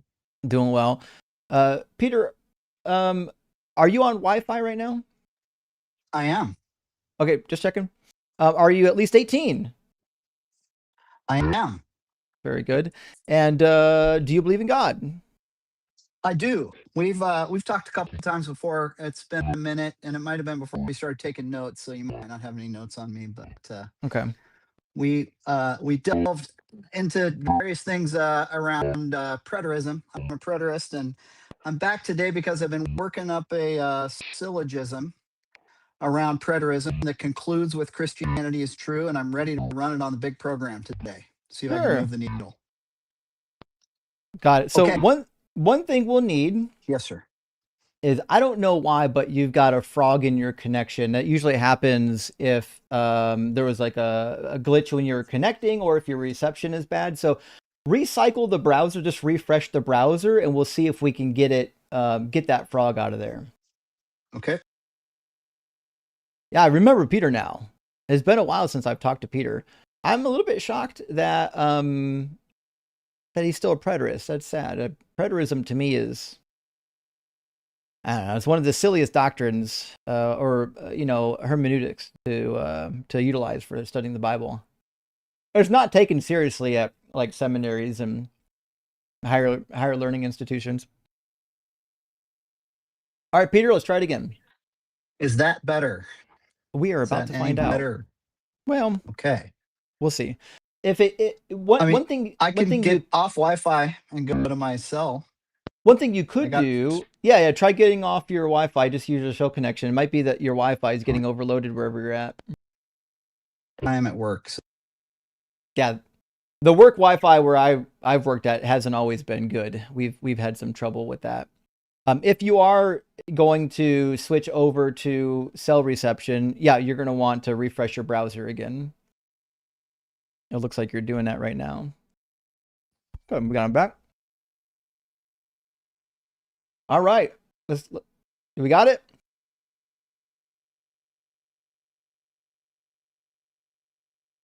Oh, sorry.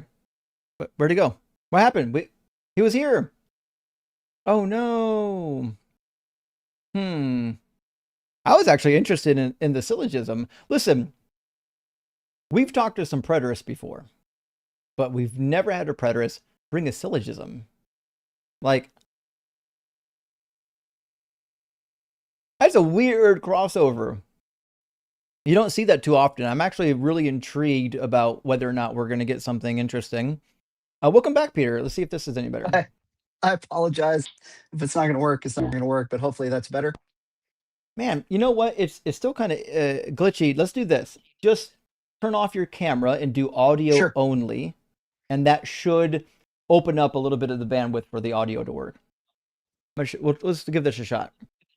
Let's try that. Is that working any better? And then I can also connect to the Wi-Fi now. Yeah, go connect to the Wi-Fi now. See if it's better on Wi-Fi, because it's not better on cell reception. What a bummer. We didn't have this problem last time you were up. I wonder what's going on with the connection. Now I'm on the Wi-Fi. Give it a try. Okay. So I'm going to get my notepad open, and I'm going to do my best to write down your premises and conclusion. What's your P1? Premise number 1. In order for preterism to be correct, Christianity would need to be true. Hmm.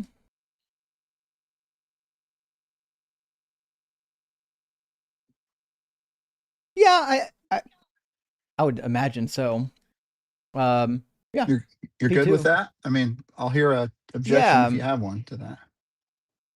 I think that's a fair premise. I mean, because if Christianity is not true, it would be obvious that preterism is not true as well. Okay. Premise number 2 is going to be the Mhm. flip side to that. And many of my Christian friends probably wouldn't agree with me, but listening to you as often as I have, I think you might. As it might even be premise 1B, but we'll go with premise 2. Christianity can't be true without preterism being correct. Okay.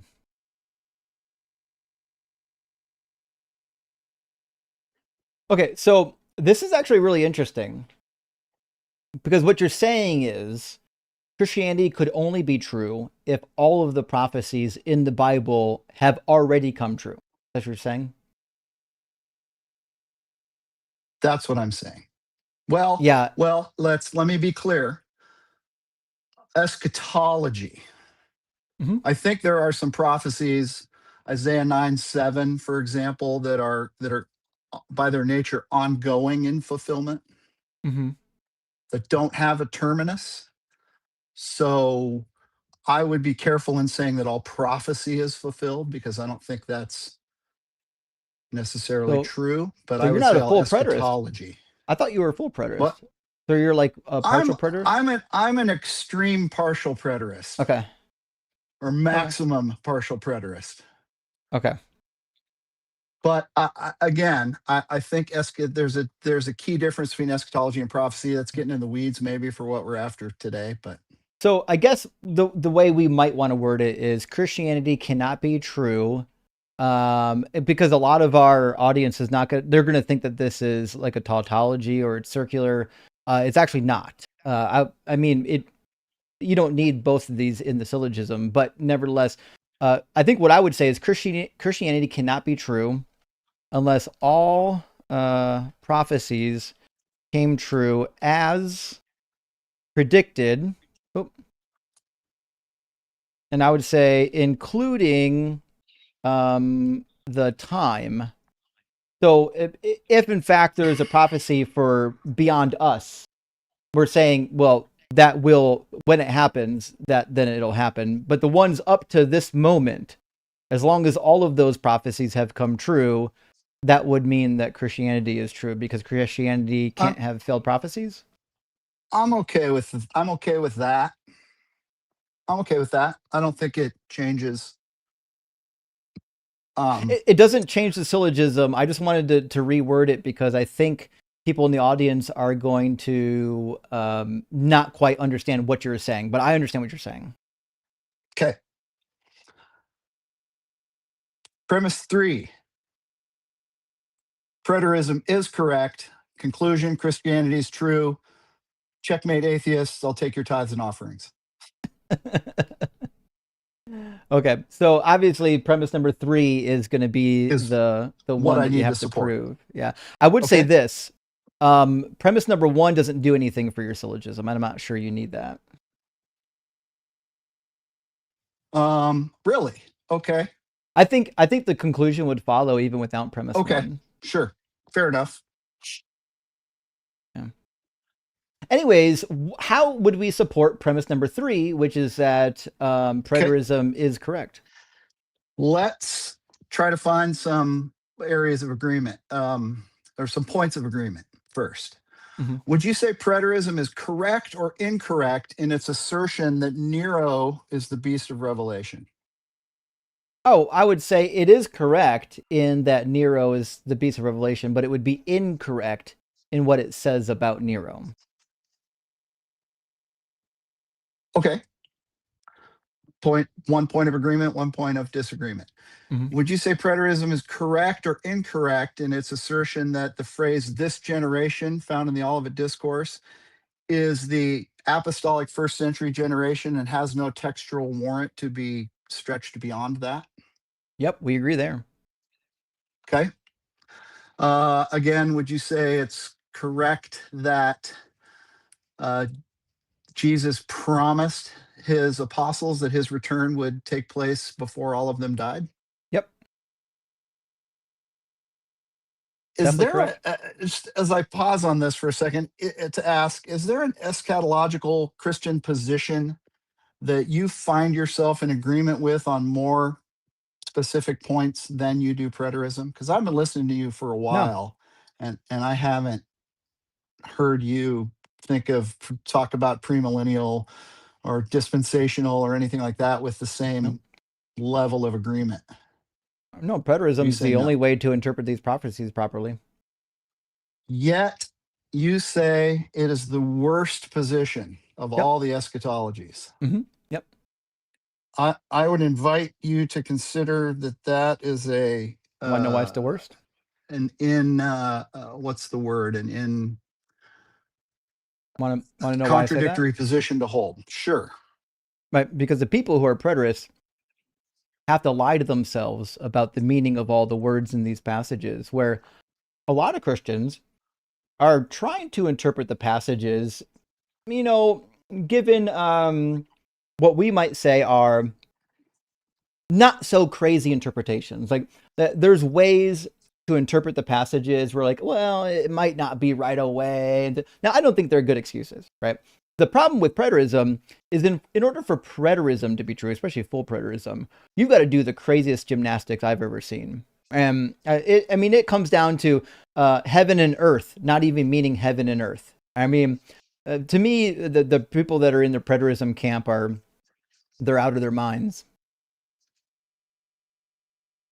Well, okay, let's look at some of those Sure. words because well, that's a couple things. I think because a lot of that is all going to be contained in the Olivet Discourse. We're going to find a lot of those words that I think that address your Uh-huh.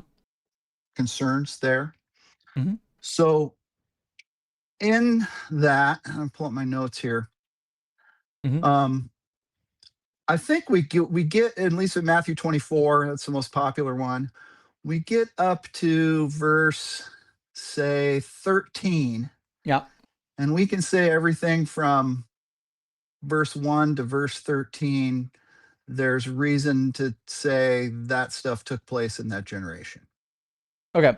So yeah, like the stuff about like the temple falling and Wars, rumors of wars, I mean that could be going on pestilences, for a earthquakes, long all time, that stuff. but yeah, generally speaking, the stuff up to verse 13, most people would say, yeah, I mean it seemed, well, yeah, probably up to verse 12. Yeah, most people would say, yeah, it wouldn't be a stretch to say that those things came true, although most of them are pretty generic. Like they could Okay. be true about any time period.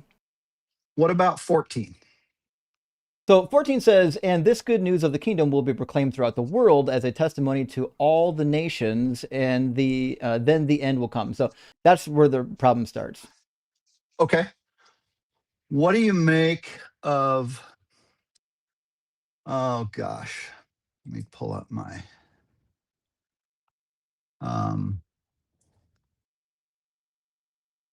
what do you make of, say, Colossians 1, 5 through 6? I mean, Colossians, like the fullness of the passage where it says like the fullness of the Father was in Jesus, and is this Nope. a nonsense Nope. This passage is about about the Jesus? I thought. gospel going out to the whole world. Okay, sure. So what? But why would I care? Well, you said that's where we come into some problems Did the gospel go to the in whole Matthew world? 20. According to Colossians 1, 5 through 6, it did. Yeah, that's a great thing. So Paul thought that basically going to the western part of the Roman province was the end of the world. So the biblical authors, including Jesus, actually had no idea how big the world is, which is why the prophecy on Agree. its, like, right from the start is silly.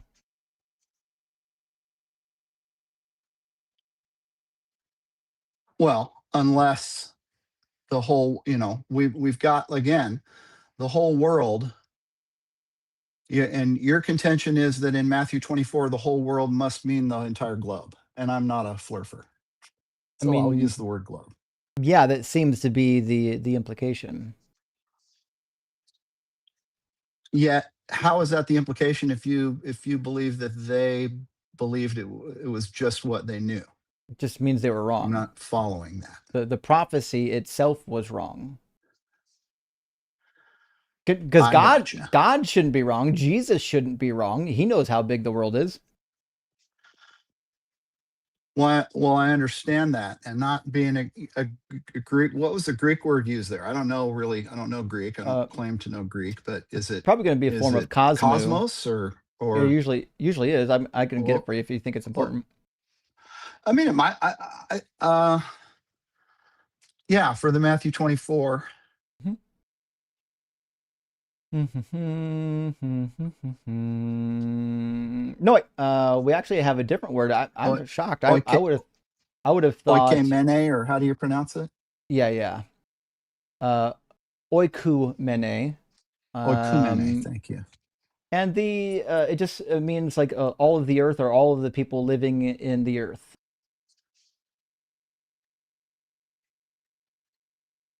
Not known world is not a. I mean, I can show it to you. Sure. Yeah. The Thayer's Greek lexicon should have something in it. Oop, wrong button. There we go. So the lexicon has it listed as the portion of the earth inhabited, specifically here by the Greeks. But the first definition is just the inhabited earth. And then how much of the earth was inhabited, every culture had a different idea. But it's generally used just to mean the inhabited parts of the world, which is everywhere where the people are, which is why I would say it's all people. Sure. Okay. That doesn't. I don't think that's conclusive. Either Inclusive way. of what? I mean, of that it means the entire globe, or necessarily means the entire globe. The prophecy doesn't have to means all the people on the globe. Have to be the entire globe. It means all the people on the globe.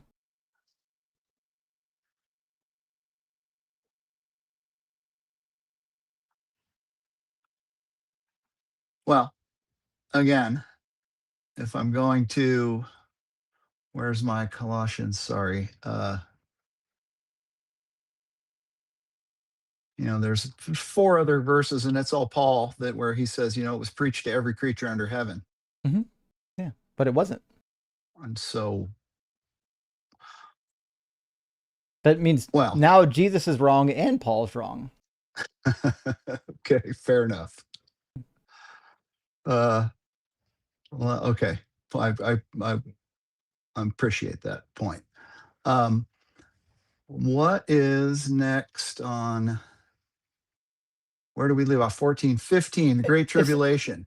It's interesting. This word, it starts out with oiku, which is the root for household or house, like where people live. It seems to be suggesting, because it's a compound word. The first part seems to just be suggesting it's everywhere where people live. Oikos would be Greek for house. Okay. All right, sorry, what's your next thing? The inhabited earth. Oh, no, I was just moving on to 15 with the Great Tribulation. Mm-hmm.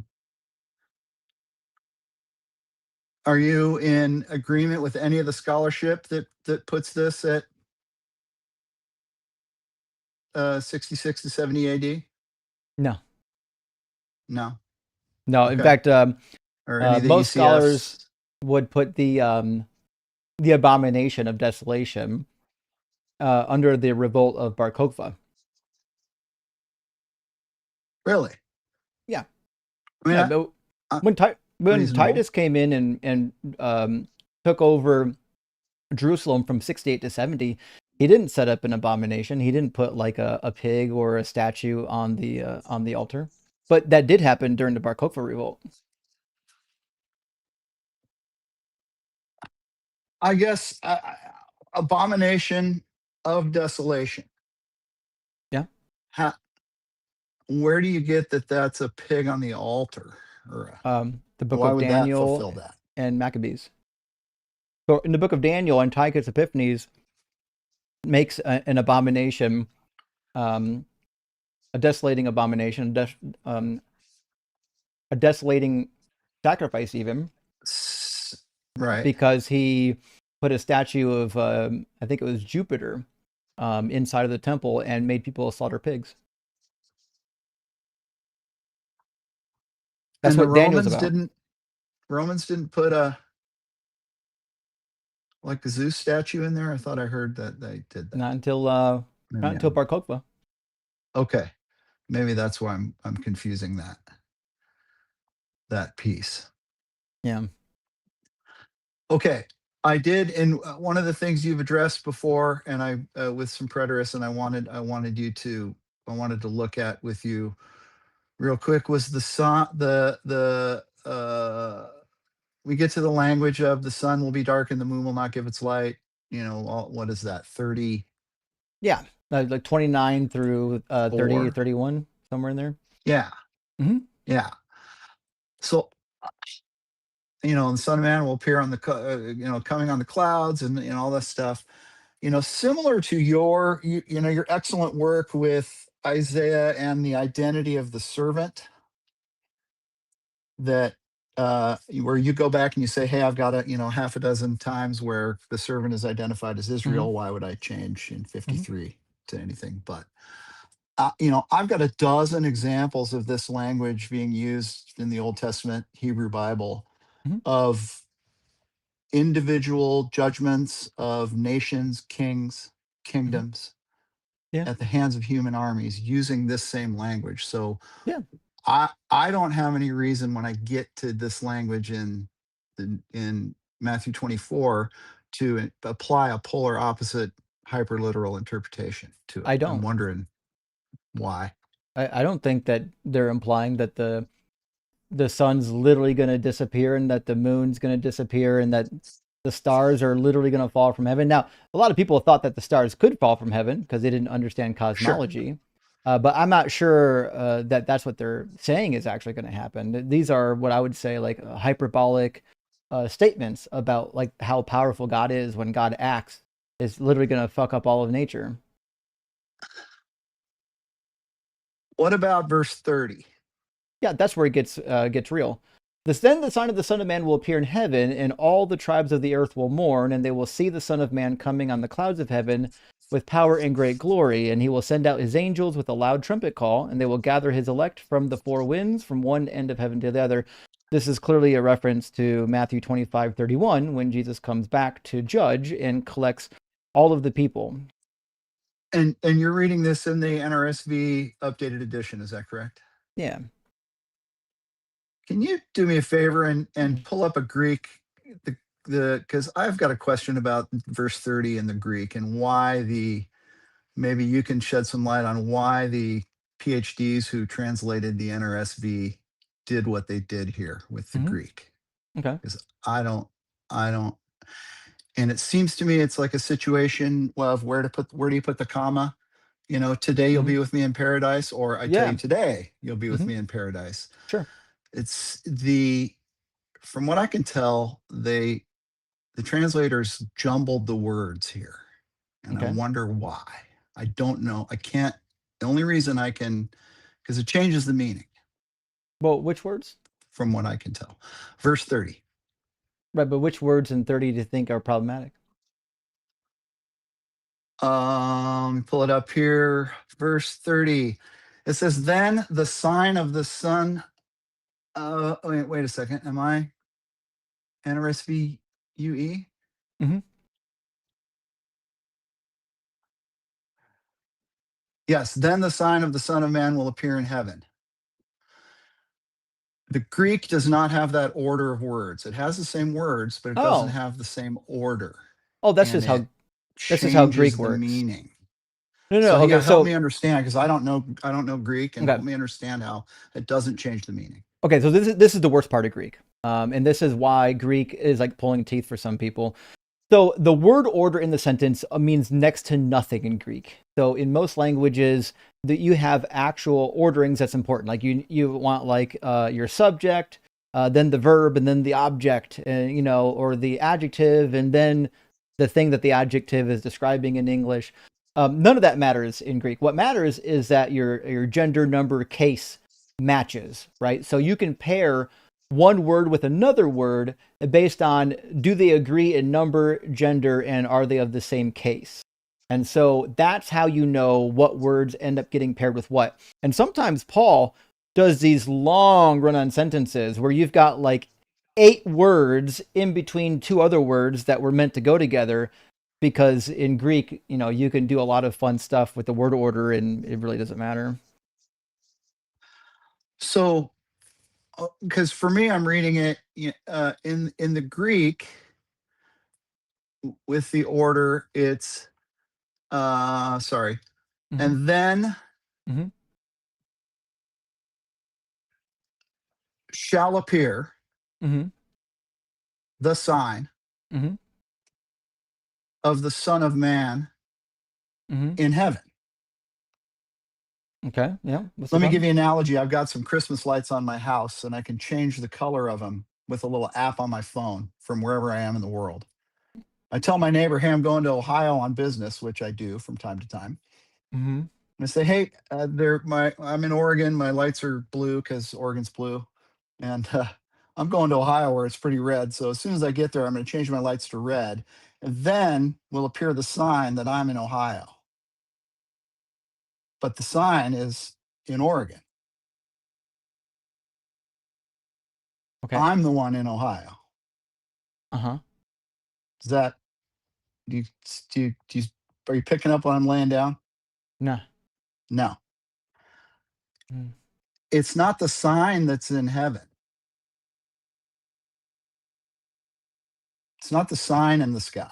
But Jesus is coming from the heavens. That's why it's going to appear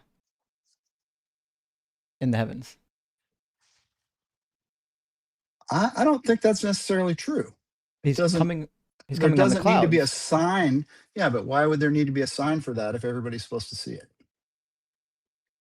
That is the sign that they're going to see. So I think what you're Gotcha. trying to say is that sign is referring to some marker that is indicating something happening. Correct. But that's not how Which the this is preterist being would say is used. the destruction of the temple. Right. That's Is the that's not sign what's that happening the Son of here. Man's in heaven. Okay, that makes more. Okay, so Fair enough. in Greek, and you'll see this in Hebrew too, a sign, right, doesn't necessarily mean an indicator. Like in programming, you've got like indicators, or even like an index. That's not what's happening here. When it says a sign, sometimes it can just mean like an event, right? So if I did a healing miracle, right, that could be a sign. It's just something. In fact, Yeah. if you go into the lexicon, um, it should give you a little a flavor of it, right? It's just a sign, a mark, or a token, right? Universally, that by which a person or thing is distinguished from others. It's just the thing that makes this event the thing that it is. Gotcha. Fair enough. Mm. Hey, Justin, I got to drop down. I'm up against an appointment here, but I'd like to come back sometime again soon. Appreciate Yeah. your time. Listen, Peter, you're always welcome. And here's let me before you run off. There's the second definition for the same word is really helpful. The second definition is a sign, also a prodigy or a portent, i.e., an unusual occurrence transcending the common course of nature. Well, like a miracle is what I was saying. Yeah. Fair enough. Right. So that's how most of us read it. That's why the All right. translators have it in there, because there's not a good way to word it Thank. otherwise. No, that helps. I appreciate that. Yeah. Well, And Peter, thanks thanks. for stopping by. Sorry to the audience for not crashing out, but I No, appreciate having a good conversation. and thanks for sticking it out. I know we had some connection issues when you got in, but we got them solved and we were able to have a productive conversation. All right. We'll see you next time. All right, cheers. Thanks. Bye. Yeah, Peter's never crashed out on the live stream. We've talked to Peter a couple times, but it has been a while since I talked to Peter. All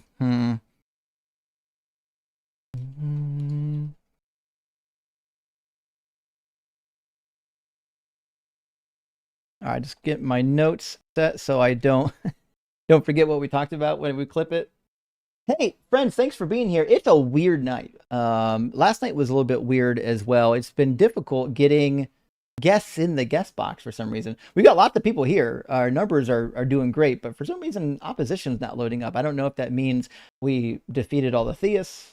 Not sure what that means, but if you want to join the conversation and you're not on TikTok, the link is on the screen, tiny.cc/DZ live. If you're on TikTok, hey, you can just hit the guest request button. The guest request button will get you into the conversation. It's 6 o'clock now, so we got about 2 more hours left in the stream because we're ending about 8. So if you want to get into the conversation, now's a good time to do it. I know there's Christians out there because I see you commenting Bible verses in the comments.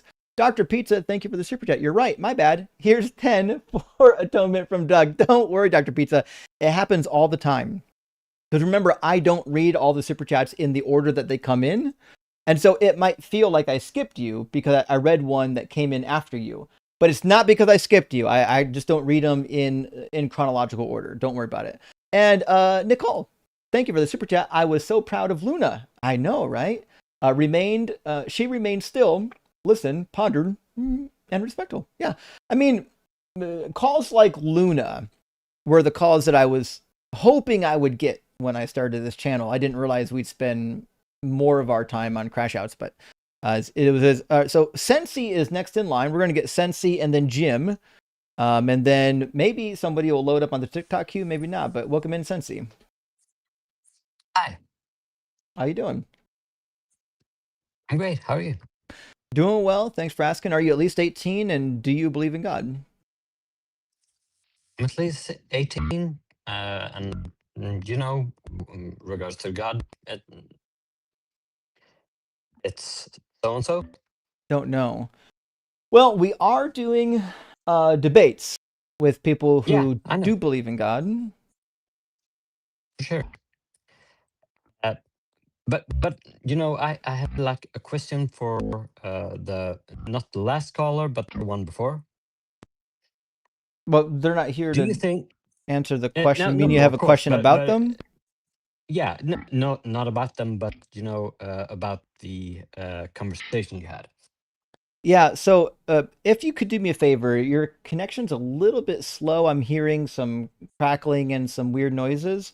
You might have to turn the camera off to preserve some of your bandwidth For sure. so we can hear you properly. Let's see if that's any better.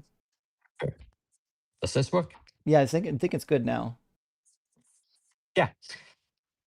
So do you think it's if you assume a material world, is it possible for an all-knowing being?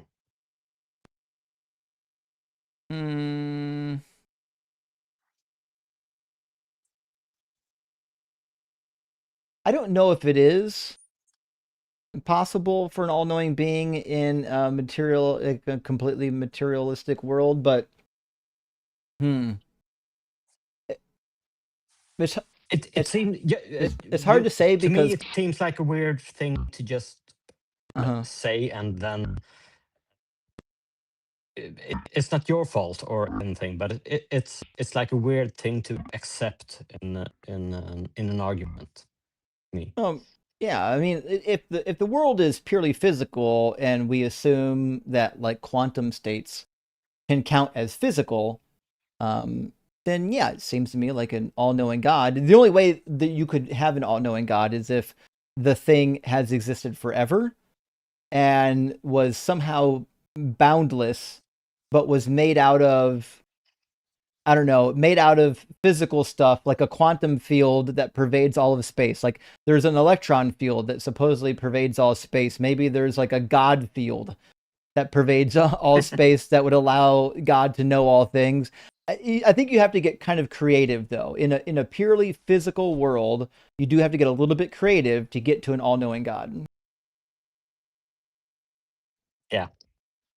Well, thank you. Have a nice day. Hey, cheers. Have a good one. All right, looks like we're going to get Jim in here next. Ekipo, thank you for sending out 5 DZ Debate gifted memberships. I really appreciate that, friend. Huge W. And it looks like we also have another guest loaded up named Deistic Arguments. I have no idea why deists want to argue for God. The deist God doesn't care about them. Jim, how you doing? Are you at least 18? Hello, can you hear me? Yeah, I can hear you. Oh, yes, I am 18, and Awesome. I'm super excited for this debate. Well, Because I have some... Sorry, you can go. I'm sure we're all excited. What God do you believe in? I believe in a Christian God. Awesome. And what let me just get my camera.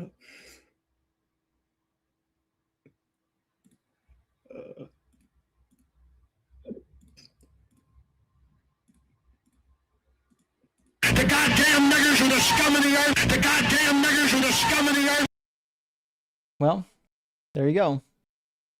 That's Christians for you, friends. That's what happens. I could have guessed that was going to happen, but what are you going to do? I should have had my finger already on the hang up button. Nevertheless, hey, maybe we've got a real person in queue. Ryan, thank you for the super chat. Sent 5 DZ Debate gifted memberships.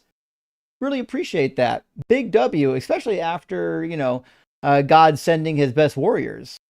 Maybe I'll have to, you know what I should do? Next time somebody in the YouTube queue wants to turn their camera on, I will remove them from the screen before they turn their camera on. That way, when they turn it on, nobody will see it but me. That should pretty much resolve the issue. I didn't really think about that. Nevertheless, now we know. Now we know. Also, I'm not sure why that was the image that they wanted to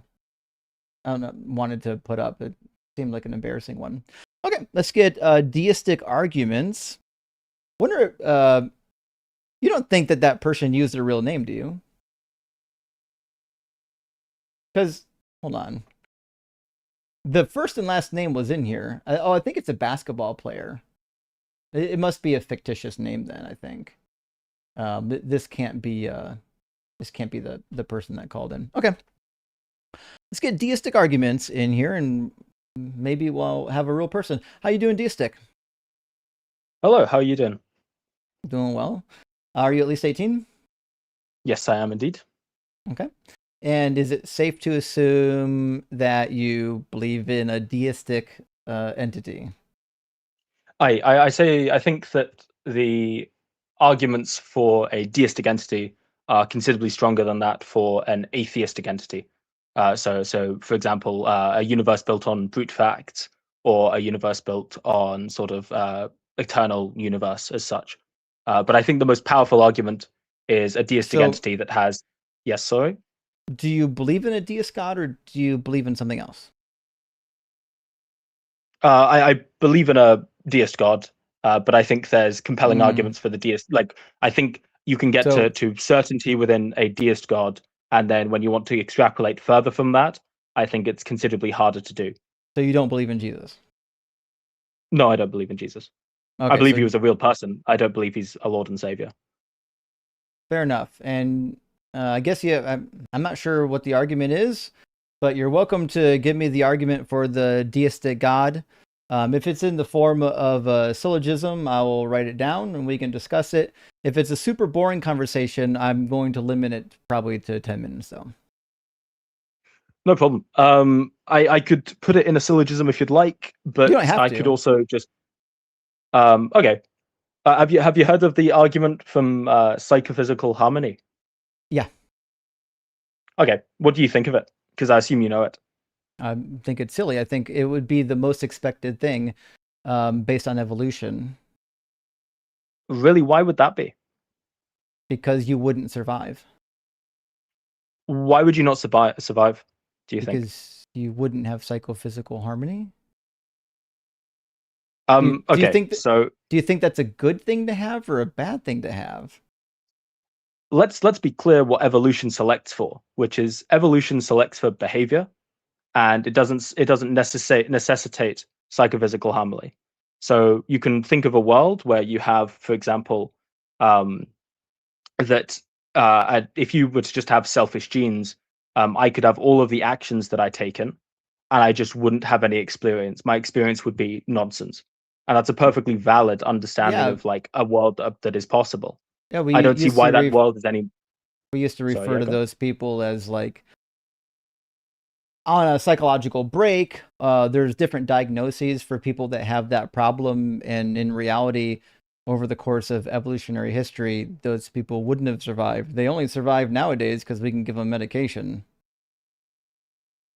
So you're saying is that like but why no, but so if someone was to experience something, and this is like I suppose this is the thing, their actions could still be the exact same without said experiences. Like this is a hypothetical, it's not trying to track to reality, but the hypothetical where you have a possible world where people's experiences act the exact same way, but you just lack any physical like you lack any of the experiential element of life. Then nothing would happen. So Why do you think if nothing you're would happen? having an experience in your head, and that experience is not translating to the physical world, fucking tiger is going to come and eat you while you're sitting there drooling doing nothing. No, that's not entirely true because theoretically I could have so okay, if you okay, what if like I don't understand what you mean. So you think that it's possible to have to avoid a tiger if like I require experiential understanding to actually do this in the first place? You think it's not possible? It's not theoretically logically possible to I'm avoid a tiger saying without some level of experiential knowledge? you need some kind of knowledge of like the world around you typically to survive in it. But my body can absolutely move without me experiencing Can it move reality, where you apparently. need it to move It could theoretically. without you wanting it to move there? Yes, in a hypothetical world, yes, of Well, course. what's moving it there? What's moving it there? The Yeah. same, you could still have basically, um, you could have creatures that would just seek food, reproduce, but because the behavior is just fixed by like the physics of it as opposed to sort of the experience. It is fixed by the physics. Our mind is physically inside of our heads, Yes. which is why our mind is interpreting the experience coming to it using all of our senses. But this doesn't seem to track with regards to. So I mean, you don't seem to be engaging in the hypothetical that I presented, but maybe I I'm. I have no idea what the hypothetical is doing for you. Maybe try explaining it. I Okay. I suppose the hypothetical would be, um, you have bodies that lack conscious experience. so What is mindless logically stopping bodies. them? Mindless bodies. What is stopping them from logically acting in all of the same ways that everyone acts anyway? You need a mind for that. That's why they wouldn't be acting. Why do you need a mind for that? Because the So mind do is the you thing that accept? controls the body. It's the levers controlling the body, Well, sending the electrical signals, pumping, making sure the heart beats. It's all controlled okay. by the mind. Well, is this true for all beings that move? It's true of all beings that are sentient. It's not true of all beings that move because some beings, would say like I don't know, Venus flytraps or small flowers, they have like small chemical reactions that cause them to do things. Like the sun, when it shines on one particular side of a flower, induces a chemical reaction that will cause them to lean towards that direction. Just a chemical reaction. It's not like it decided to do that. Brilliant. Okay, so what's stopping our brains from just having said chemical reactions Well, instead of the experience that we have? well, that actually is what consciousness is. It's the chemical reactions that you find, say, like in a Venus flytrap, whatever, but times I don't know, 40 billion. It's like every time our like a species, any species along the evolutionary path gained a new function, it was typically added to the previous function or the previous functions, which means over the course of billions of years, you end up with billions of functions, and you end up with beings that do what we do. But I think you are saying, like, I don't see why you've taken it that the chemicals from the plant that isn't sentient, doesn't have any experiences, implant that into our head, why that necessarily requires the experience that we have of being conscious. I didn't say that. So consciousness is what happens when you Yes. have what started out as what I would call like unsophisticated, right? But when you have billions of them that are now all operating in unison, it's very sophisticated, very complicated, and it produces entities that do what we do, where we talk, we interact with the world around us in very complex ways.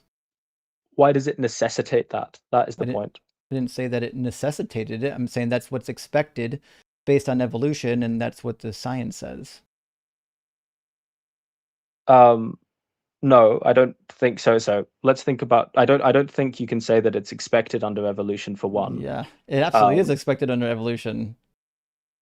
Right. Okay. If you say it's expected under evolution that we have psychophysical harmony and the fact that my conscious experience is one of a self and the I that I have, and that needs to track perfectly with all of my surroundings, and I could don't say absolutely that it have has to all track of my. perfectly. Has to track Okay. good enough. There are people Yes. who have psychotic episodes, but they don't have them every minute of the day. You don't have to be tracking reality every second of every day to survive. The worse your condition is, the more likely that you're either going to not reproduce or you're going to get picked off. But all of my actions that are caused by stimuli could be caused without the experience that I'm having now. I disagree. I think the stimuli causes the experience you're having right now. It's happening inside of your brain. So, like, I think the problem that you have here is you're assuming that the mind is somehow some kind of thing that transcends the physical world. We have no data that would suggest that. Our mind appears to just be this thing inside of our skull. I think, but I think the question is not so much of, like, yeah, I suppose it's the point of why does our brain create the conscious experience that we're experiencing without the fact that we could be having the experience we're having without said conscious experience, is effectively the argument. I don't know how the argument helps your case at all or hurts mine. Okay, I think we're probably ending up going round in circles. I guess the final question I would have would be one where let me try and fully understand what you're saying. It is that the human brain, it's expected under evolution to have a human brain with all of its physical properties, and the expected situation is one where the human brain creates the experience that we're experiencing now, on the basis that it tracks accurately enough to protect us from like predation, et cetera, and develop as is, et cetera. Yeah, it And works this well is- enough to make sure your genes get passed on. That's it. Yes. But it's essential to the idea of evolution that we have the sort of selfish gene in our minds, and our No, it's not. brain is. Okay, well, no, because what do you hold by when it comes to evolution? Do you hold by selfish individual? Do you hold by selfish have group? Or do you hold by No selfish gene? idea why you would go to self as individuals. We're a social species. The thing that helps humans survive is our groups, our tribes, our network, right? So we learn to adapt and behave in a way that Selfish is networks. that is functional in a group. And a lot of animals do that. There's a bunch of animals that assist and do things as a group and have like developed moral codes and everything. I think you'll find that you're in a interesting camp with regards to evolution. Then No, I'm not. really, you don't wait. So I assume you've not I assume you've read Richard Dawkins. No, I not read Richard Dawkins. He's a pedophile. You've never? Okay. Well, I have you read into the concept of evolution? So the reason Yeah. we evolve is arguably nowadays not to do with evolution of like social species, but it's to do with the evolution of individual genes. We evolve because So we selfish can't genes. do anything but evolve. It's the So only way for cells to replicate. Until cells learn to replicate perfectly, we're always going to evolve. And until cells like are coming from asexual humans, which they're not, then we're going to have two humans come together and share genetics in a combination that's going to produce something that's slightly different. I don't know if there's a case yes, where that was the old idea. where we can't evolve. So that was the old conception of what evolution is. But the current conception is that because organisms are temporary, and like because we're humans that die, the genes are what persist throughout generations. So we pass on our genes from one to the other to the other to the other, and it's the genes perspective. How So that the idea works. of yes, of course, and it's the idea of the phenotype within the genes. So it's the genes that are the perspective for understanding how the organism then survives and copies the gene to get to the next generation. I'm waiting for So where the different. point comes in. What's the point? Yeah, the point is it's not the idea of a selfish societal I didn't creature. say selfish Well, at it's not. all. Sorry, You keep well, trying to put words in my mouth. I have no idea why you're doing this. This is like the worst I'm straw man I've heard in a while. okay. Well, the reason I'm saying selfish, apologies, is because it's the understanding of why does any individual want to persist? Now, is it the idea that the species wants to persist? Is it the idea that the individual wants to persist? Or is it the idea that the gene wants to persist? And the word that I'm using instead of saying that every single time is selfish, because in the idea it's self-preservation. It's the idea of I want to preserve my species, or I want to preserve my gene, or I want to preserve my individual and like my family, etc. So sorry if I use selfish. I just thought it best described what you were saying. Survival is a reflex. Even if you've got somebody that's like, say, mentally impaired and doesn't even understand the concept of survival, it's a reflex. If you attack them, they're gonna do what they can to make the attack stop. It's just a pain response. Brilliant. There you go. And so you're saying that it's not a social response, and it's not an a individual social response because we live socially. And so if we live in a society where others can harm each other, well, it's just a given that they could eventually harm me. So we create rules in society. We will call them morals, where we say, actually, let's not do this because I don't like the outcome if it happens to me. You were talking about the individual and individual having survival instinct, and they could be void of the social, like they could be void of like mental faculties, but still have. I didn't say void of social anything. Well, I said sorry, void of mental faculties. Without mental faculties, I meant to say, okay, apologies.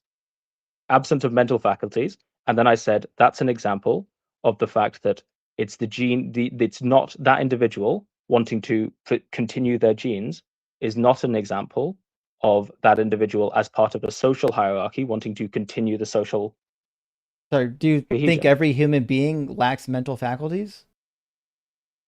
I have no idea why. Like when we use an example, you want to apply it to every human on Earth. This is ridiculous. I'm not trying to apply it to every human on Earth. I'm saying, why does anything want to persist? Because we have pain reflexes. It hurts. Yes, brilliant. That's what I'm saying. We want the pain to stop. Reflexes. Okay. Why do mollusks want to continue their bloodline? Well, why do mollusks want they to either regenerate? have a genetic instinct, or they're just trying to preserve themselves. Great, that's what I'm getting at. So if you want to hold that the reason that humans are developing over time, why are we different to the mollusks insofar as we evolved from apes, and from the apes we evolved monkeys, and from prior to that and prior and prior and prior, at some point you get to the point where we would have been mollusks. So what? Why have we changed our evolutionary track? What does this have from to do with mollusks anything? to now? We didn't change our evolutionary track. Okay, well, you've explained how mollusks evolution doesn't have a track. Okay, you've explained how mollusks evolve. No, I didn't. Yes. You just said that mollusks evolve through wanting to either preserve themselves or preserve themselves genetically. That's how everything evolves. No, you've just This said that can't be humans evolve serious. socially. You've said that the way humans evolve are as part of social groups that want to persist as social groups. And now I've Humans said, and everybody else has an instinct to preserve themselves. Because humans have a high cognitive capacity, we've decided that the way to preserve the self is to actually preserve the group. The group helps us to preserve the self. The instinct that we have is the same instinct that the tiger has, same instinct that the bearcat has, or bobcat has. It's all the same. brilliant. Okay, this is what I'm getting at, which is what is the prior to this, which is the fact that it's not so the reason that we want to preserve ourselves is not because we have an idea of the self, but because we have the genes that are selfish that want to persist throughout time. This is the same way that But we have mollusks both. continue to want to persist.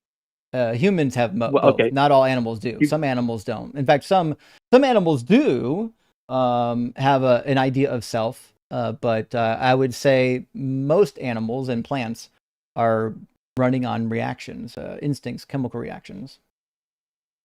Yes, right. And so when it comes to evolution, why do you think evolution occurs? Because it can't not occur. It has to occur. Yes, it occurs through the persistence of genes with mutations that then artificially adapt depending on the environment to benefit themselves. They Why has either that suddenly survive changed? or they don't. Yes. Why has that now changed with regards to humans? It hasn't.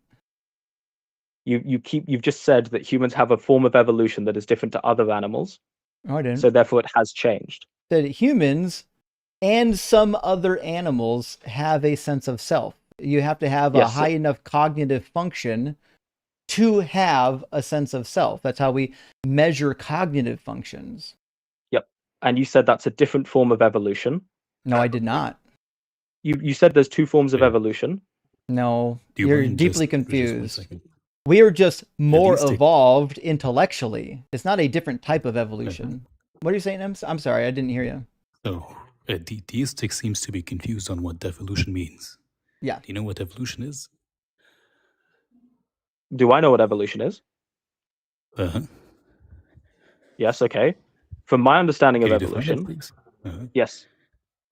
Evolution is the idea of the persistence of genes across periods of time where the genes then, out of selfish interest for self-preservation through organisms.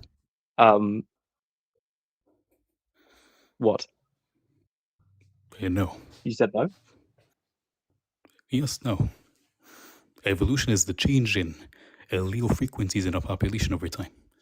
It has nothing to do with persistence and selfish genes and whatever you're talking about. None of that is actual, But what causes that over time? Cell replication. Changes in an allele frequency? No, wait. Yes, do you know what alleles yes. are? No, do you know what an allele is? Alleles, yes, absolutely. So we have multiple alleles what are they? in our... What are they? Alleles? What is an allele? Sexual cells? Sex cells? No. And in our DNA? No, those are gametes. No. Yes, I know. So gametes, but gametes carry our alleles. Every cell carries alleles. Somatic cells carry alleles. Gametes carry alleles. Everything carries alleles. What is an allele? Aspect of our DNA. There's like 20 terms which you could say are aspects of our DNA. What is an allele? How is an allele different from a centromere? I'm not a biologist, but I have you shouldn't expect yourself to be able to deconstruct all of biology on a TikTok live, should you? An allele is a version of a gene. So if you have a gene that has multiple different variations... you have blue eyes and then you have brown eyes, and that's changing an allele. For example, yes. Yes, okay, cool. Yeah, of course. So evolution is just the change in the frequency of alleles. So for example, if you have a group of people that are divided equally between 50% blue eyes, 50% brown eyes, and then it shifts from 50% to 60% and 40%. That is evolution. It says nothing about mutation. It says nothing about new genes coming into existence. It says nothing about anything. It is just the variation or the change in the frequency of alleles that appear in a population over a period of time. So it must happen. And it cannot not happen. So, okay, what then measures the success of a gene with regards to a population? Increasing in frequency. Yes, it's increasing frequency. Okay, cool. Right. What is the way in which you get genes to propagate themselves within a population? Depending on the method or the modality of selection that you're using. Brilliant. Okay, cool. And so if we have the population, would you accept a gene success if it occurs more frequency in a population? It is a more successful gene. I don't know what you mean by successful. Sure. Even though those are not the actual terms, but by what I understand, what you're trying to say, then yes. What would your preferred term then be? There is no such thing as a successful and a failed gene. You can say a gene makes an organism more fit to survive, or a gene makes it less fit to survive. That's all. No, because this is thinking about it in terms of organisms. But if you think about it in terms of genes, the genes are meaningless outside of organisms. Genes are meaningless outside of organisms? But genes make up the organisms. They're a constituent part of organisms, in the same way that phospholipids mean nothing outside of an organism. They're a part of an organism. Yes, but so if genes build up a better organism as constituent parts to an organism, yes. So sure. if you understand that selection is sort of the survival of like replicating genes, is this correct? Say that again. So selection, and evolution is your survival of replicators, so replicating genes and alleles. The genes that build better organisms, yes, are better suited to the environment that they find in. Sure. And those genes end up getting more represented in the gene pool. Yes. Yes, okay, cool. Genes that then build worse organisms become rarer and die off, the genes specifically. If by worse you mean that they build organisms that are less selected for depending on the modality, yes, that's what I mean by worse. Success. I illustrated the metric of success by success being more more found within a population, and worse being less found in a population. Okay. Great. For example, would you say that dogs having a pug having lung problems and nose problems because its snout is very short, is that a better organism than for example, a wolf? What do you mean? So would I say that the pug? I don't think I don't think about it in terms of. Oh, so would I think that the pug is you said a better organism in terms of the wolf? Yes. So you think that would I say that? Yes, I would say the pug is more successful if it occurs more frequently. Yes. Despite having, like for example, chronic lung and breathing issues that last like their entire life, that causes them to be unfit to live without human support. Yep.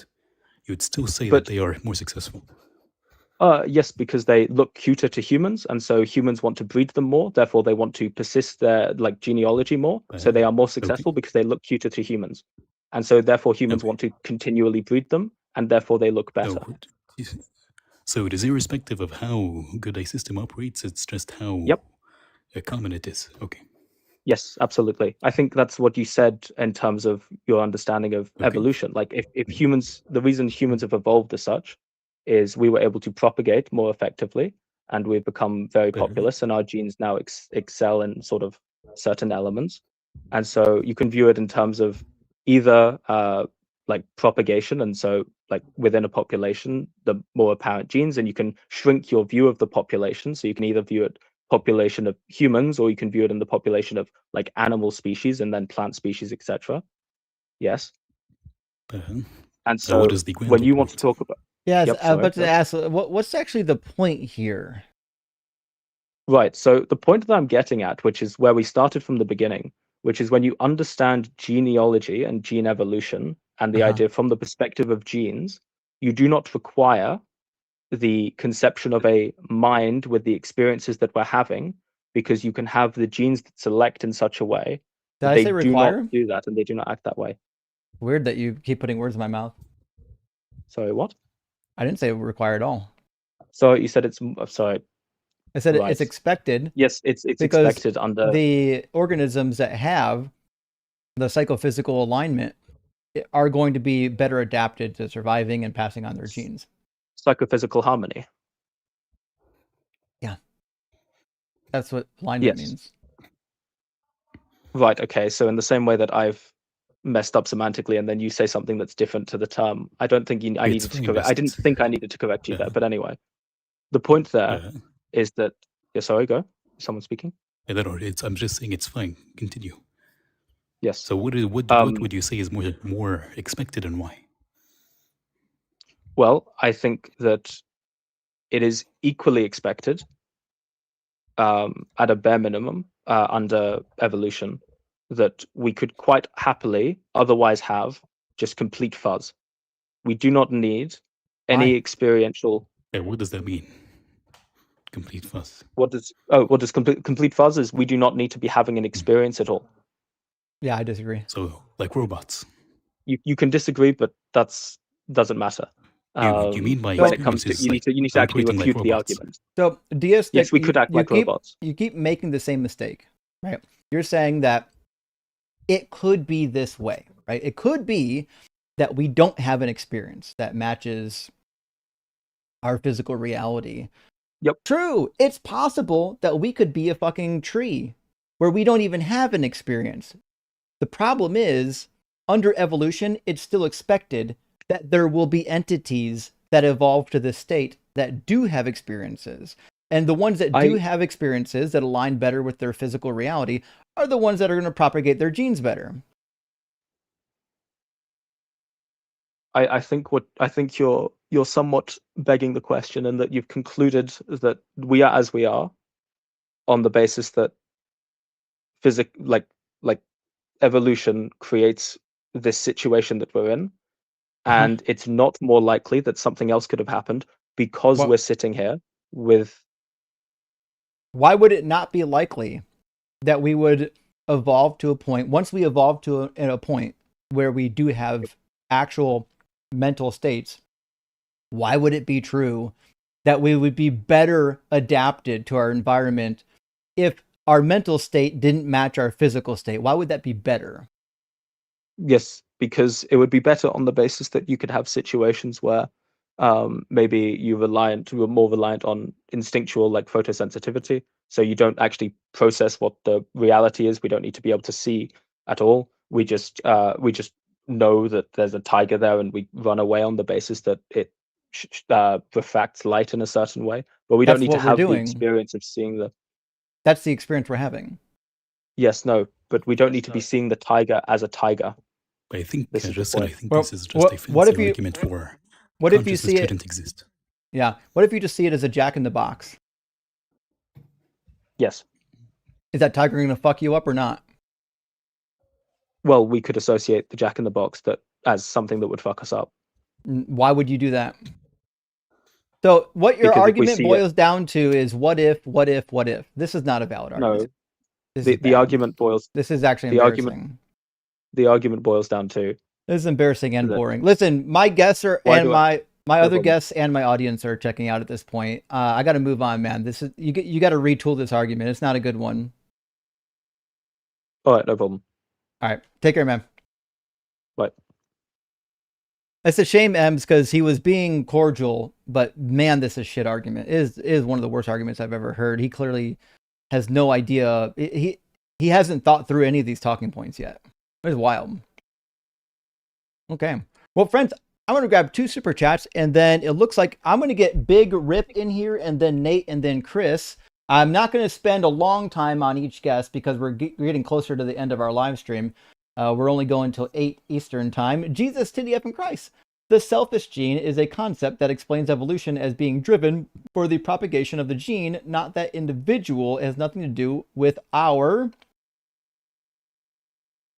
think to finish our development of social skills through empathy and other core values is how our selfish genes propagated themselves better. Yeah, listen, when they say selfish genes, it's a weird thing to say selfish, because in the modern vernacular, we would think a selfish gene means you only are worried about yourself. You're not worried about others, right? But the reality is, I mean, when you're a highly developed species, there is some level of concern with others because, again, your survival somewhat depends on them. But also, we have evolved to have things like mirror neurons, where if somebody gets hurt, we can feel some of that pain, and we will actually want to make that stop by going to help them. So anyways, I think selfish is a bad wording, though. X Million, thank you for the super chat. Because of evolution and determinism, here I am tithing to keep this content flowing into my brain. Thank you. Good Prophet, Rock Hard for Doug, Super Wet for Sharon, Super K for Justin, and Justin's fucking rock. Thank you, X Million. I appreciate that, and I hope you're doing well. Maybe we'll get a better argument this time around. Seems unlikely, but we'll do what we can.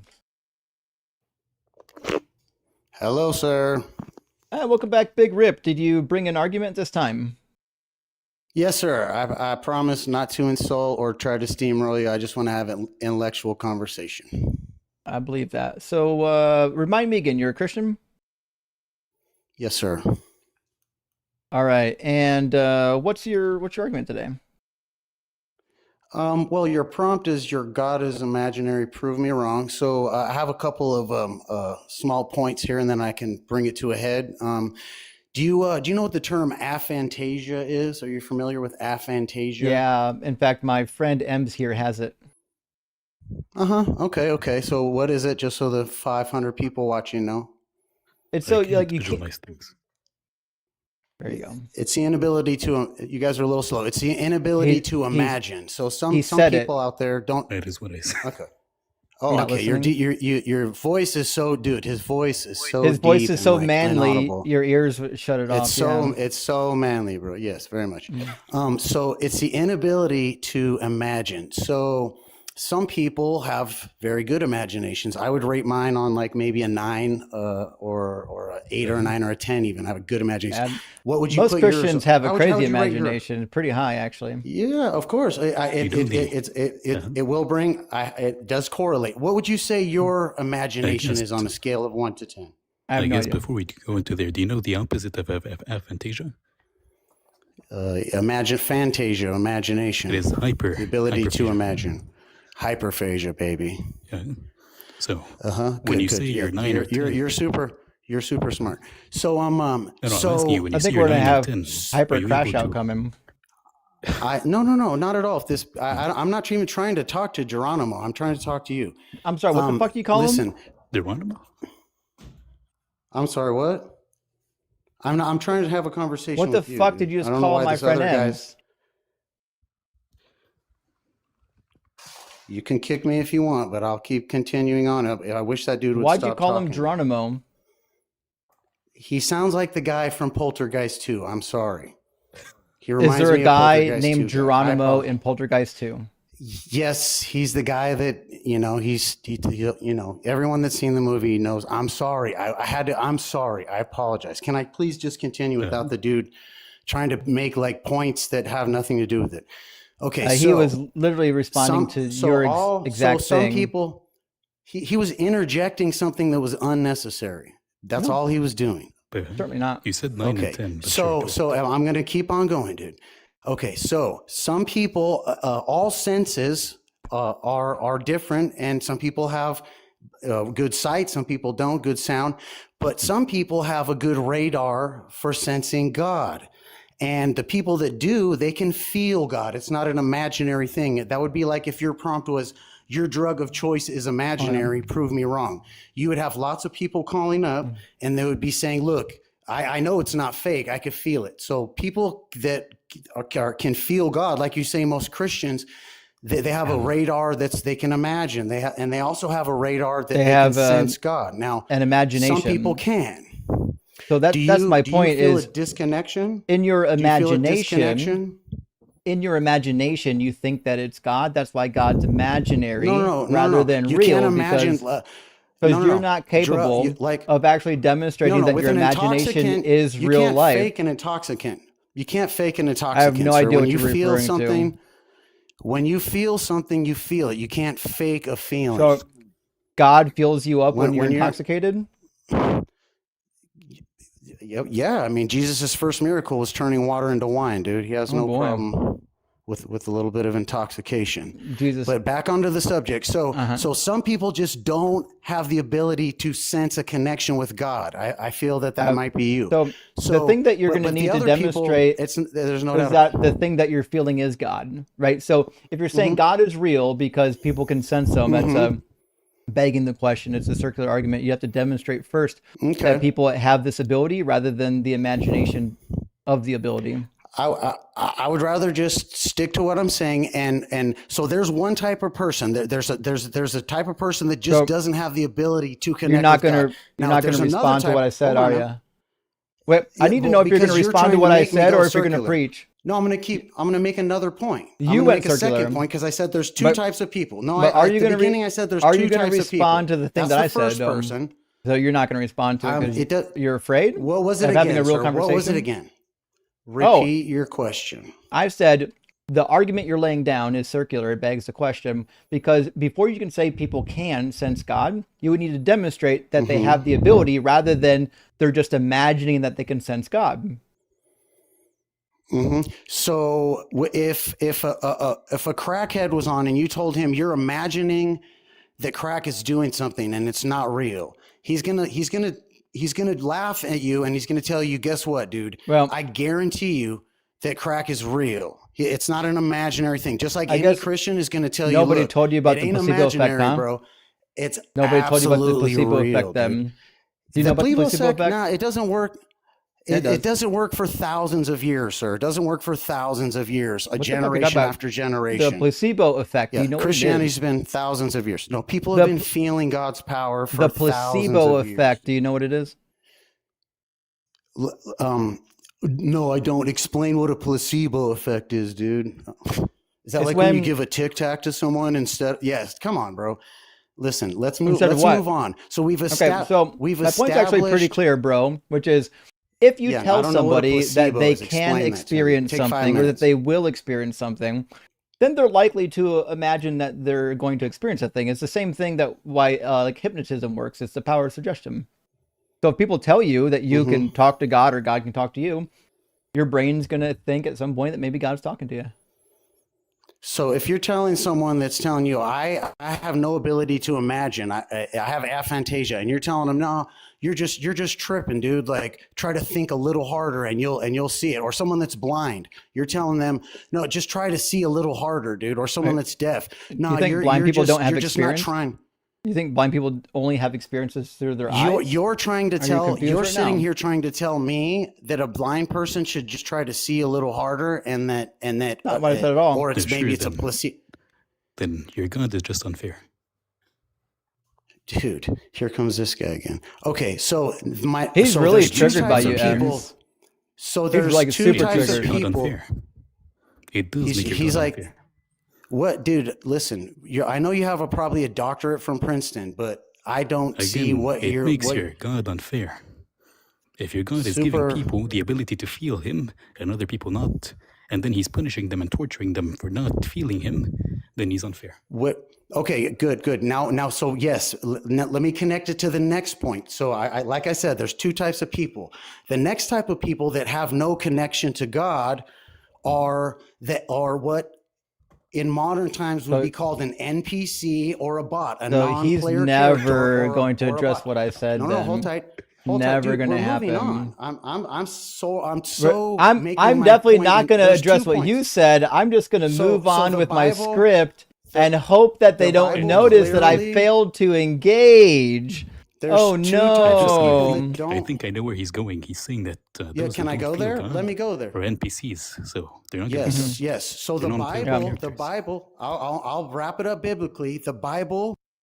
So the thing that we're going to need from you, Little Rip, is like a real argument for God existing, not a complaint that like some of us don't feel God.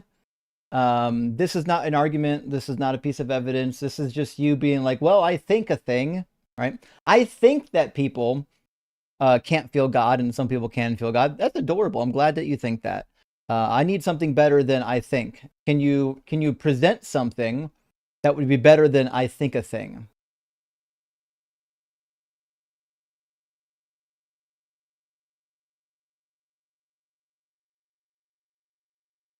Do you know how the mute button works?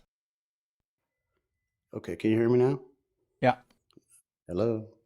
Okay, I could prove God to you super easily right now. Have it if I happen. had a certain tool, which I don't. Which I obviously, if I to do experiments or anything would require at least a certain tool. But let me frame it from a reverse lens. Okay. So you can't give me even one piece of evidence for God then. I'm going to right now. Yes. Oh, sure. Let's have it. Yeah. Evidence. Okay. If a Satan, hardcore Satan worshiper came to you right now and said, we're going to get together and we're going to do 4 things. Each one of these things is something you've never done, something you never thought you could do, and is going to push you way out of your comfort zone. But in the process of doing these 4 things, I can prove to you without a doubt that Satan is very real. He's going to talk to you. He's going to let you know that his presence is there. And when you come out of this experience, you will have no doubt whatsoever that Satan is real. Is that an experiment or a process that you would be interested in doing? If you want to prove that Satan's real, let's have it happen. Let's go. Do it. You would? Okay, cool. Yeah, let's make it happen. Okay. I don't know if I told you. I like that. That's bold. I already sold my soul to Satan. I see your little Baphomet. He actually never showed up. I wrote him a love letter with love to Satan from Justin, and he's left me on read the entire time. God wouldn't leave you on read though. Here's the thing. There's a 4-step unfortunately, process. That's not true because God doesn't exist. Satan, you can all the things that Satan does to manifest which is nothing power Satanists do to bring in. Yeah, they do sacrament. They do all kinds of crazy what's the stuff. evidence that none Satan of that exists? Is original? They didn't think. I mean, what's the evidence that Satan exists? So evidence that Satan exists. I mean, I can. Buddy, you're not good at this. This is rough. Well, you're okay. I can understand what you're saying, bro. But yeah, I mean, you got me. I can't prove without any kind of tool or me being with you online right now that God exists beyond a reasonable doubt. And you well know that. You well know that, dude. Then what are you doing here? But if we got together, well, I was trying to make a point, but the dude at the bottom would not shut up. Okay, so I was getting on to my second. And I'm going to speak more then. Okay. Like have you peaked in high school? I actually still in high school. I actually got kicked out of high school, dude, and I went and I was already working with my dad fixing air conditioners and refrigerators and stuff when you were going to like pre-med or whatever you were doing. But yeah, I have actual real world. No, good. I'm glad you went to pre-med, dude. Good for you, dude. But I have actual real world experience. So you think people dying is not real world experience? And I can dude. What it is, dude, is that a lot of people want to argue about the history of the Bible. You have real world experience because you fixed air conditioners. You think fixing dead people is not real world experience. See, I'm right though, right? I have you pegged, and I've never met you, and I only heard your voice a few times, but I have you totally pegged, don't I? That's genius. Nobody has any idea what he's talking about. What school did you go to, sir? Putting the word genius next to your name should never happen. So what you're trying to do, dude, when you're a Christian is live the best day possible. It has nothing to do with arguing. Oh fuck, I do that too. The history of the Bible. All the time. I wake up, I said, listen, I want to have a fucking good day today. Let's make it happen. You seem semi-healthy, dude. All the rest of the people that are the anti-Christians and the Satan people, they look horrible. Now, that's not true. Like I pointed out, dude, they look bad. They look bad. Now you look. Have you okay, looked at the weight statistics for religious people? Dude, go on. Even the Muslim people look much healthier than the anti-Christian and the Satan people. It's a noticeable difference. Is that the so? Christians look healthy. How many? The how Muslims many people? Look healthy. You guys how many? don't. Name. You guys name. don't look. You guys name Joel the Bible dude. Joel's healthy. He's bad. Well, how's he bad? He's 28 He's 28 years old and he looks 48. No, he doesn't. He just has a receding hairline. He's not 28. Dude, he's also not 28. I think he's like 30 or 31, somewhere in there. No, he said he's in his late 20s, dude. Maybe, I don't know. In his prime. It's also irrelevant. Look, he's got a receding hairline. I don't know if you know that, but that's a genetic trait that happens sometimes. In fact, actually, if he was living a healthy, godly life, guess who's actually here? Sure he would probably have a better. Well, it didn't fix your hairline, so welcome in, Joel. I'm walking on my walking pad right now. I'm old reads healthy. Bible. Can you guys hear me? You can try as hard as you can. Apparently, let me point out something. So, apparently, irony, I just want to make irony cannot be. Just want to make sure we're clear. A receding hairline has nothing to do with your health. I just want to make sure everyone knows that's not what health is. Can you hear me? Yeah, you're just a little bit quiet. And also, it is associated with having higher testosterone levels. So. Oh, really? Something that's true. Yeah. Well, guess wouldn't know anything about that.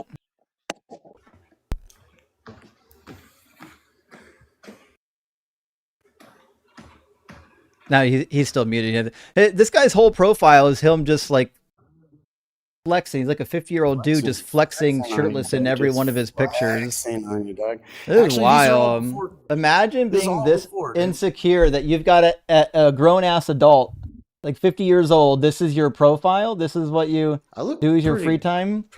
Pretty stellar. Out here trying to insult me, to bang those Christian chicks. It's very, very tough to. I actually have. No, I don't even think about that kind of stuff. Hey, tell me why your hairline is so far back in this picture right here. What's going on there? Because I am 48. Are you not healthy? 48. I am 48. Okay, but you're just not healthy anymore because your hairline's receding? I am 48. Okay, so it's healthy to have a receding hairline at 48, but not in your late 20s or early 30s? Dude is 28 and looks, me and Joel at what look age, the same, and I'm 25 at what age does a receding hairline indicate bad health?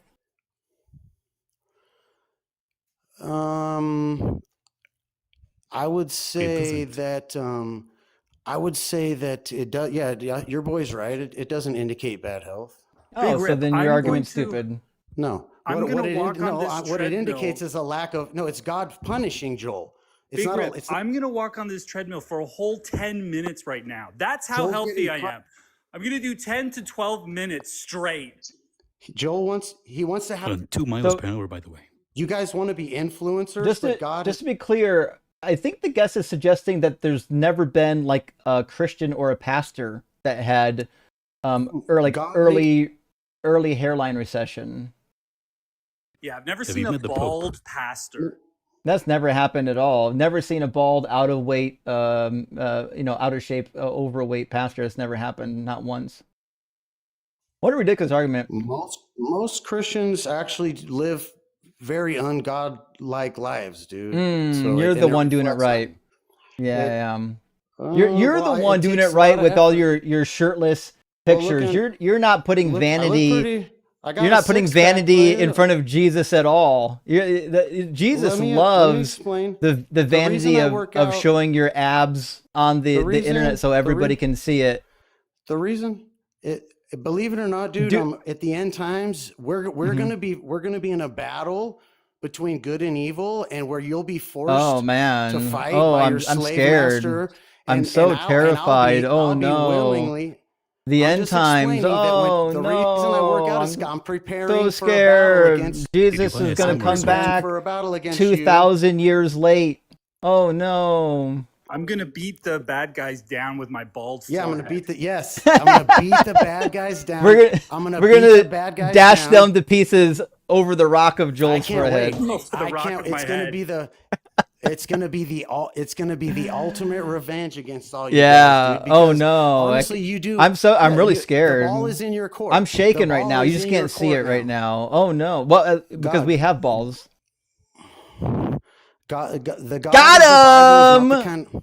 All right. Listen, Big Rip, you're like you got the intelligence of a 5th grader and the maturity of a 7th grader. So come back next week and we'll do the same thing. Yeah, you come on back next time and we'll do the same round of nonsense, okay?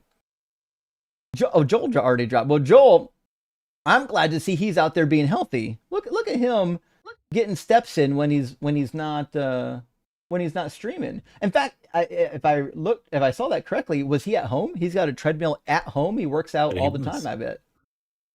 Damn. All right, I'm gonna grab. Also, what does he mean by real world experience? Fixing ACs? I don't know. That is what he means. I have no idea how fixing real world fixing AC is real world experience, but like med school and being a doctor isn't real world experience. Like what? I'm so lost.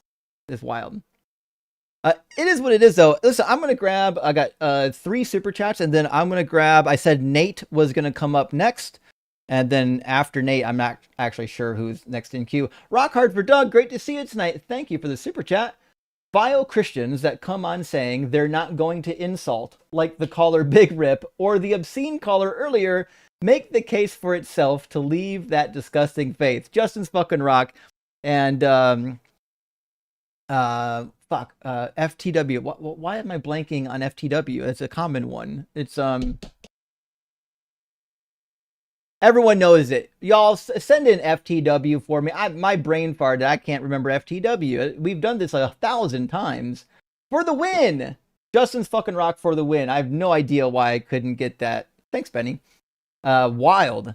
Misha, thank you for the $20 super chat. Aphantasia is not the lack of imagination. It's the inability to visualize things in your mind's eye. Yeah, it's a bit like I think you can still have an imagination. It's just that you don't like visually imagine it, right? It depends what you mean by imagine. Okay. Anyways, Misha says I have it too. It as visualization. Mm-hmm. So. Okay. Misha says I have it too. Big Rip is literally here to gish gallop and will never address any responses to his points. No, of course not. He's not going to address any responses. He's not here to have a discussion. He's here to say nonsense. And to be fair, it's kind of entertaining. Damien, thank you for the $10 super chat. If enhancement drugs are banned in sports due to unfair advantage, why is praying for victory permitted? Oh yeah, because drugs exist.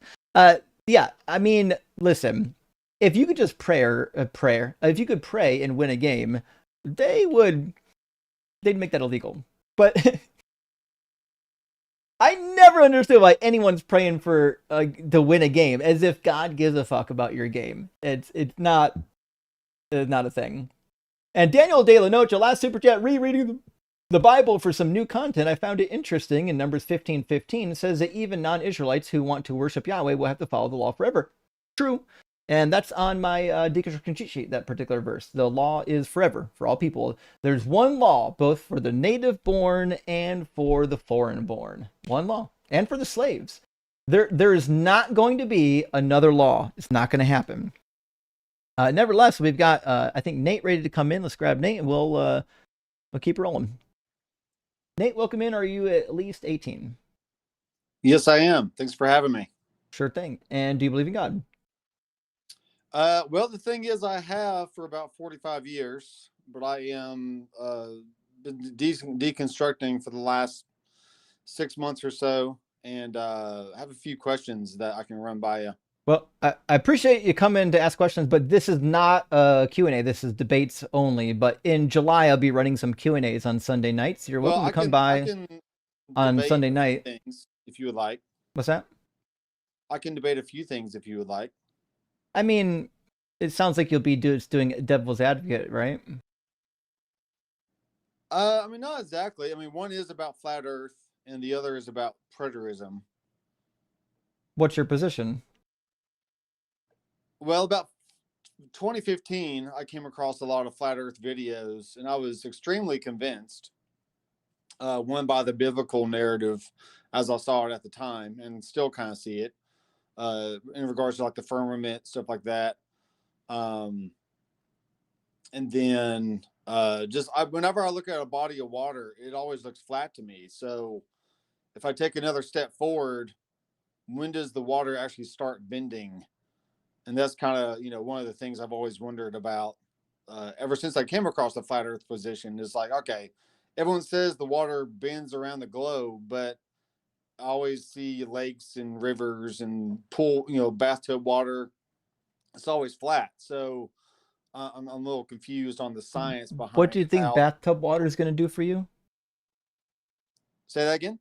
What do you think bathtub water is going to do for you in trying to determine if the Earth is flat? The case that water always seeks a level surface, but it doesn't. When it's in a container.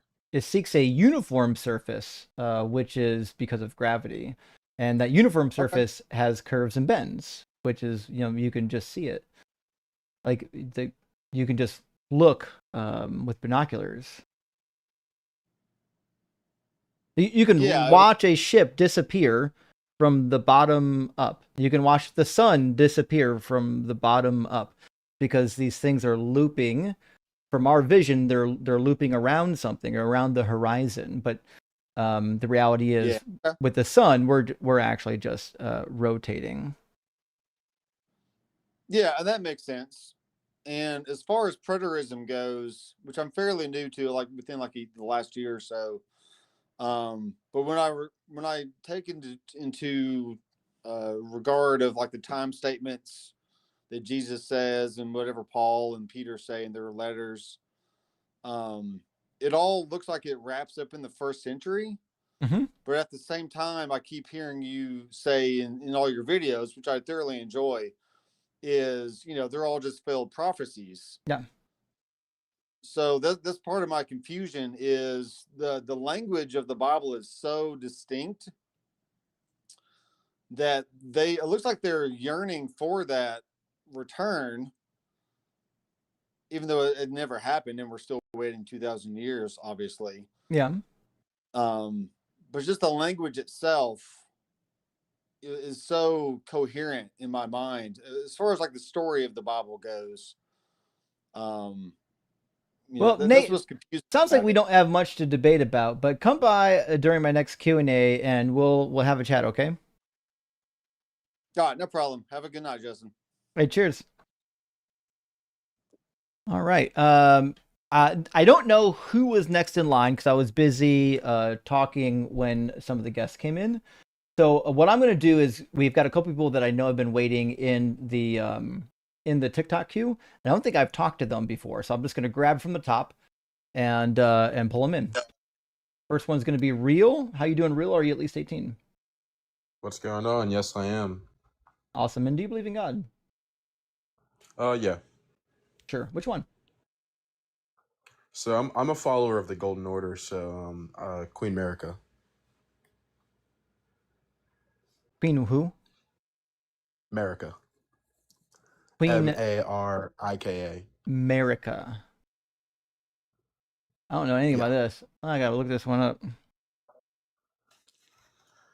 Yeah, so I mean, she gets a lot of flack for destroying the Elden Ring, but like, I feel like people just don't.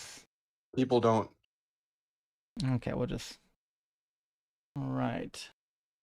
I would have got that sooner if I actually watched like movies and things like that. This is a fucking fictional character. Okay. We'll move on to the next, and it looks like next line is going to be Nah. And we'll see. Welcome in, Nah. Are you at least 18, and do you believe in God? Oh, snap. Not me to join. Oh, no worries. I'll take care of it. All right, and I guess now we're on to it's official Xavier. I think I've talked to Xavier. I can't tell. I don't kind of recognize the PFP, but welcome in, Xavier. Are you at least 18, and do you believe in God? Yes, I am at least 18, and yes. All right, and which God do you believe in? Well, I've been wanting to debate you, but you're too much of a pussy to debate me. You're in my box right now, dummy. What's with the children today?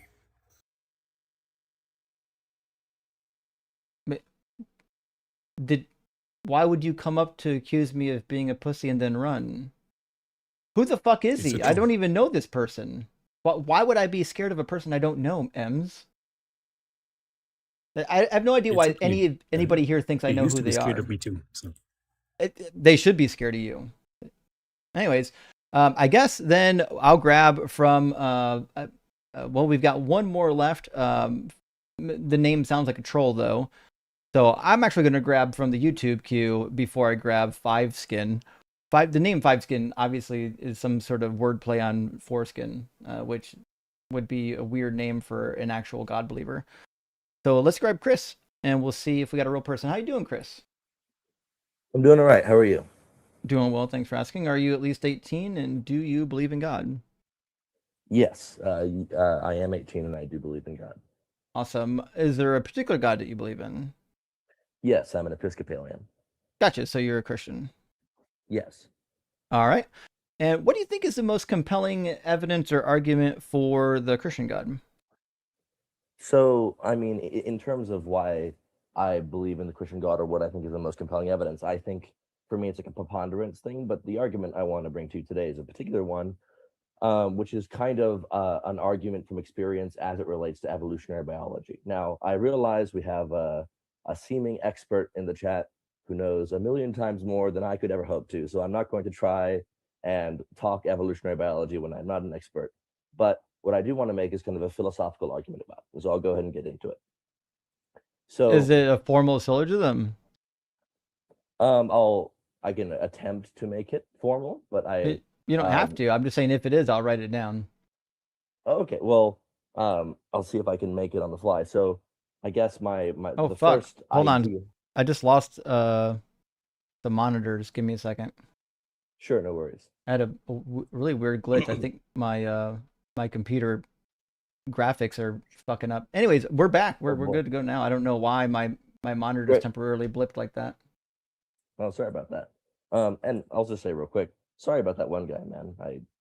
I know there's a lot of like talk in the Christian community. Oh, it's a bad apple. We are responsible for creating an environment that allows people to be like that. So I'm very sorry about that. Don't worry, we're pretty used to it. I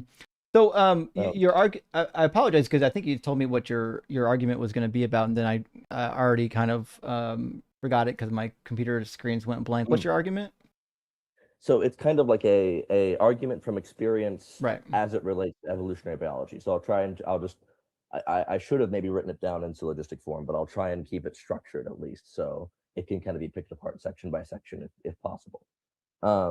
So the first notion is that, you know, within the neo-Darwinian framework of evolutionary biology, we have I think it's understood, as far as I know, that, you know, the trajectory is only like situational survival for an environment. So, you know, the whatever we have, whether it's our brain, our bodies, our emotions, whatever, these things evolved only to provide us a mechanism for survival. Like that is all that it is for. And so wait, I don't know about that. Well, I'll give my follow-up point. I'll clarify what I mean specifically. So in particular with the brain, right? Like with the brain in particular evolved not necessarily as a machine or an organism that's purpose was built to be determining empirical truth, or like a clear kind of like a foundation of reality. It's not a truth determining machine. It's a survival machine that I think we can maybe surmise approximates reality sufficiently well enough that we can survive, and only that we can survive. And I guess a summary of my argument, I can get into more details when you, I guess, go to pick parts of it apart. My broader argument is that if we can acknowledge that our brains are not primarily built for determining truth, like they're built primarily for survival, then we kind of get into a place where, you know, there's the question of like how reliable is pure empiricism. If we are saying that the empirical method of studying reality. What do you think truth is? Truth, I mean, what do I think truth is? I don't have a robust definition of truth. I think we have a bunch of things that we observe in reality, and a bunch of social consensuses that we kind of lazily call truth. But I don't think anybody really has a clear, clear definition of truth that is not self-referencing. It's got to be self-referencing. That's what truth is. Truth is when we evaluate a proposition, if that proposition seems to match reality, then we would say that, well, that proposition is true, right? There's, as far as I know, there's no transcendental truth out there, right? But in evolution, we would expect that the conscious entities that are able to process things that are true, like their experience matches their reality, we would expect those entities to survive better. I guess I don't understand the argument. So I'm rambling. I'll try and make it concise a bit better. Essentially, the argument boils down to the fact that we know, essentially, or at least maybe if we don't know this, I can be corrected. But let's say, grant for the sake of argument, that our brains are not like built because of how evolution works. It's a mechanism for survival, not for truth determining. Our brains are not necessarily built for determining truth. Well, I disagree. You can't survive. Okay, you correct cannot me then if I'm survive wrong. without determining truth. You cannot survive without determining truth.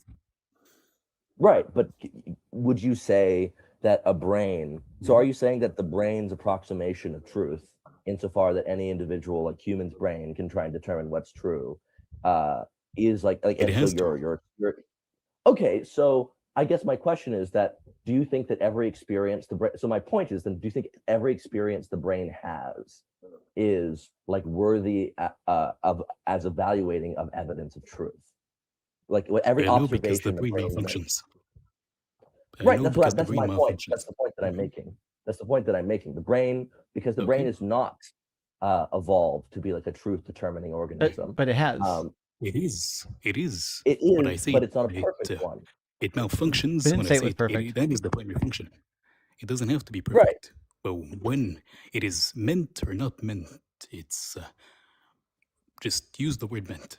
It is meant to determine truth about the world to be able to help you to survive. Because if you cannot determine if in actuality there's a tiger in front of you, and based on previous experiences, you know that tiger has sharp teeth which can rip into you, which is determining truth, then you wouldn't be able to survive. Right. I'm not, so that is kind of my point. And I guess maybe the question then is, how can we like set a standard for which experiences we used that we would like, which like observations and experiences we have as people that we can treat as, you know, approximate enough to truth, versus which ones we can treat as malfunctions, right? And you know, this is the notion of a religious experience. Like if somebody says, for example, I saw this religious event, right? Versus someone says, I saw this flash in the sky. You know, if you have testimony alone, all this is testimony, right? But like, let's say in both cases, the person genuinely experienced it. Like, let's say no one's lying, right? The person genuinely experienced those things.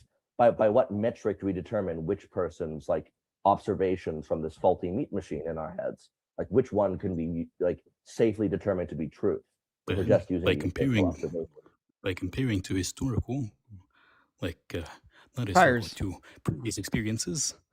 Like, for example, if you know that things don't randomly start floating and spinning in circles at the rate of like 1 billion times per second, that doesn't happen. You've never experienced that.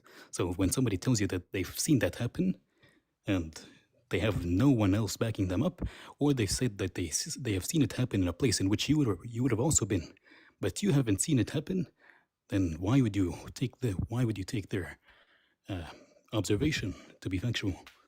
Because if I, for example, if you have again something that is out of the ordinary, then you would have to trust your own experiences over somebody's words. Right. But I guess my question then is, what do you do with corroborating religious experiences? Now, there's corroborating and there's contradicting. I'll grant. There's corroborating and contradicting religious experience. Because they're based upon the same source material. Right. But like, you know, So it let's is say expected you're to have some corroborating and some contradicting. Sure, right? Different religions, different historical conditions that led to the rising of these religions, etc. And so I guess my point that I'm making though is that if we are like using like corroborating experiences as a method of trying to determine what is true, if you have, let's say, 1 billion people, well, it wouldn't count for 1 billion because there are a billion Christians, but not all of them have had direct religious experiences. Let's say 50 million people have had direct religious experiences with some form of the Christian God or the Muslim God or anything like that. And like they have, like, let's say it's a visual experience or something that is so obvious to them that they describe it as something like, okay, this is like an event that they experienced similar to any like physical event. By like, how do we go about determining that as a malfunction versus like just being purely empirical in that case? Being able to, for example, when they say that they've experienced something, then they should be able to demonstrate that other people, for example, around them, or you yourself, when you were around them at this specific point in time, that the same thing happened to them. For example, if I come to you and say that I've experienced flying before, and then you decide to randomly just say, I've also experienced flying. In a separate occasion where nobody has either seen me or you could simply just say that you decided to say that you've experienced this on a whim, just to corroborate what I'm saying. But for example, you have stories of people like Ibn Baz, who literally lived 20 years ago, who is widely believed by Muslims to have met demons and talked to them and even destroyed them visually, like seen them and interacted with them and talked to them. And his students have also said that they've seen them too. And they've casted them out with the Quran. Why would you believe that? And this is a story from 20 years ago, and he's recorded talking about this on video with his students. Right. And here's the thing: I'm not saying that didn't happen. Like, I'm not one of the people who thinks that like it for sure didn't happen. Okay, maybe it didn't, right? But and you know they're not, they can't prove it. Dude was talking to demons from hell. Right. I guess what I'm saying is that if the fundamental basis for like understanding reality is like empirical observation, which I think that's a pretty fair metric. It's a reasonable metric to use that as your base metric for determining truth. But then you introduce the notion that there is not just physical things, but there is, you know, hypothetically non-physical things and miracles, etc. Things that would not have like an empirical mark. Like if that exists, I just don't know how you go about corroborating some of these things. Maybe there are some things you would have to see it yourself then. Sorry? You'd have to see it yourself then. You'd have to see it yourself. I mean, that's fair. At this point, yes, if it's not physical and you cannot see any evidence of it.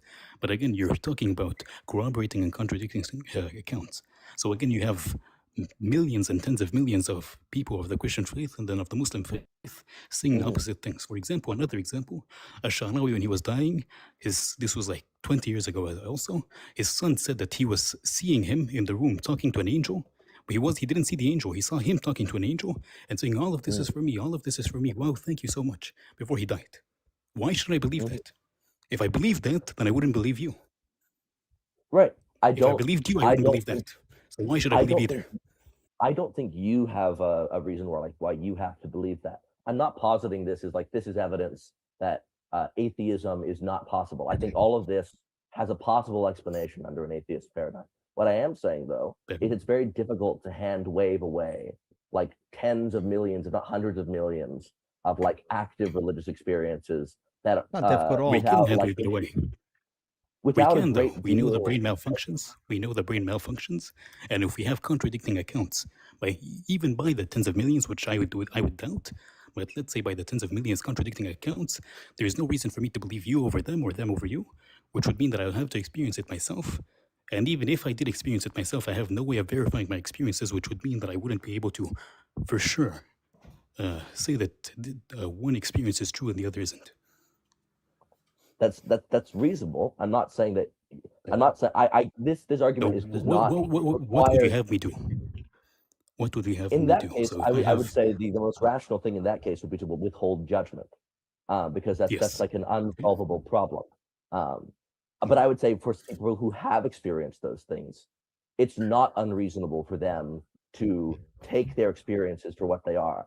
Like, let's say if an individual has experienced like a very obvious religious experience that maybe you could construe it as psychosis, maybe it was real, whatever paradigm you're under. I wouldn't blame them for believing it. Yes. Yes, and so I guess I don't know how to I guess the prompt is kind of your God is imaginary, prove me wrong.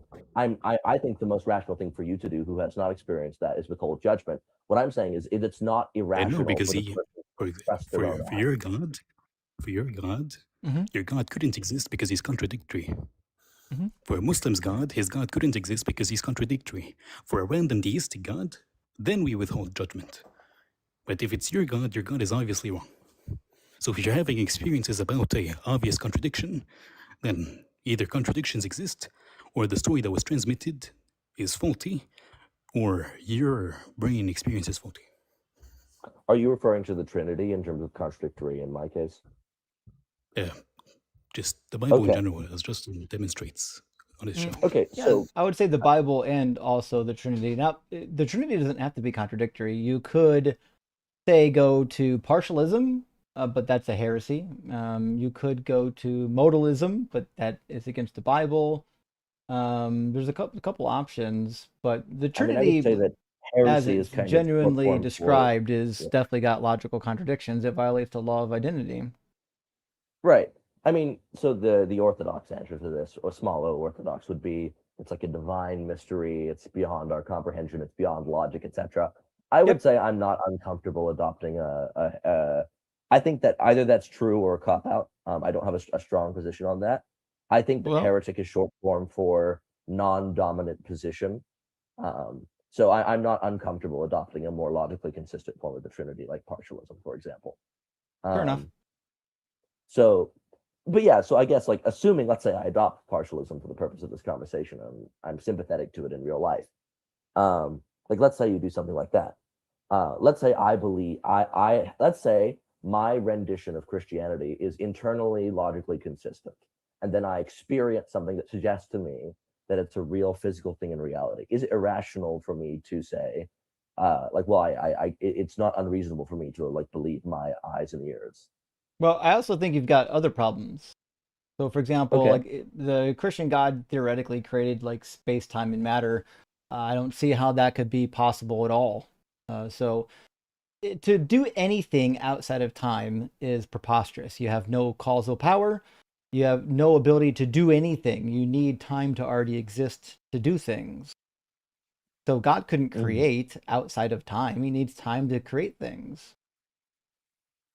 I mean, I would say at this point you've kind of reached a level of abstract. Like you're talking about a supernatural being, or being itself, if you want to be really pedantic and philosophical. There's so many unknowns in that equation. I can't make positive or negative statements about what is logically possible, what it is logically possible for a being to do that exists outside of the systems that we derive logic from. Logic is a system that we've developed within the confines of the physical universe. We can use logic to determine that it's a problem. You could determine that it's a problem if it existed as a physical thing in this universe.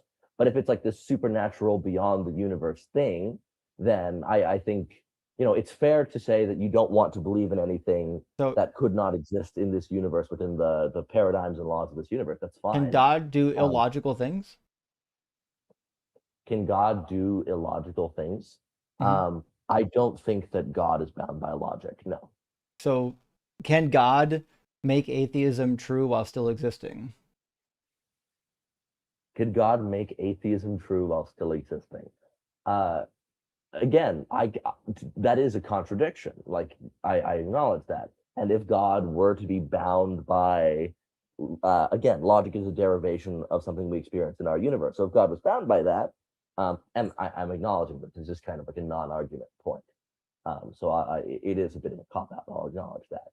But if God was bound by logic, which is something that exists within the bounds of our universe, then no, God wouldn't be able to do that. But if you're like acknowledging that God is like this transcendent entity that sits outside of that, then I don't think anyone can make positive or negative statements for certain about what that kind of entity could do in any sense. Right, but if God can do things that are illogical, he should be able to exist and not exist in the same moment. Maybe God can Schrodinger's exist. I don't know. I think I can't make positive or negative statements about that. I mean, logically, you would have to. Sorry, like, if logic works, right? You could either say yes, he can, or he can't. Like, if logic doesn't work, you can say he can. If logic does work, you can say he can't. If you say I don't know, well, then it's almost just admitting that like the God is illogical. I mean, even if you said yes, it's an admission that God is illogical. We would then we get back to the point we presented, which is, well, it's not likely that something that's illogical is going to exist. I mean, here's what I'll say. I think that I think when you add something like omnipotence into God's character, it's going to create logical contradictions almost necessarily. Because it then gives the ability to basically violate and manipulate logic if it's truly omnipotent, right? So I mean, the problem that we have is like without like if he could just violate the laws of logic, it seems as though logic isn't really useful. I mean, I would say it's useful in our universe, right? Like, logic is useful because it's, again, like what I'm trying to say is that logic doesn't float out there. Logic is a system that humans have invented to describe the way things work where we exist in this universe. But the reason why I'm saying you can't make positive or negative statements about as it relates to God and logic is because if God is truly transcendent of the place from which we derive the system, trying to like place that framework, which is fundamental to what it is, describes like where we are, that you can't take it outside of that box or the tool doesn't work. That's what I'm saying. I actually think it does. What's that, Ems? Why did you go to the heresy if you believe that it doesn't matter if it's illogical? Oh, good point. Because as an individual, I think, I have a formal education, and so my instinct is to try to make things logically consistent. But if it's, I acknowledge yeah, sure, it was you could have just said, yeah.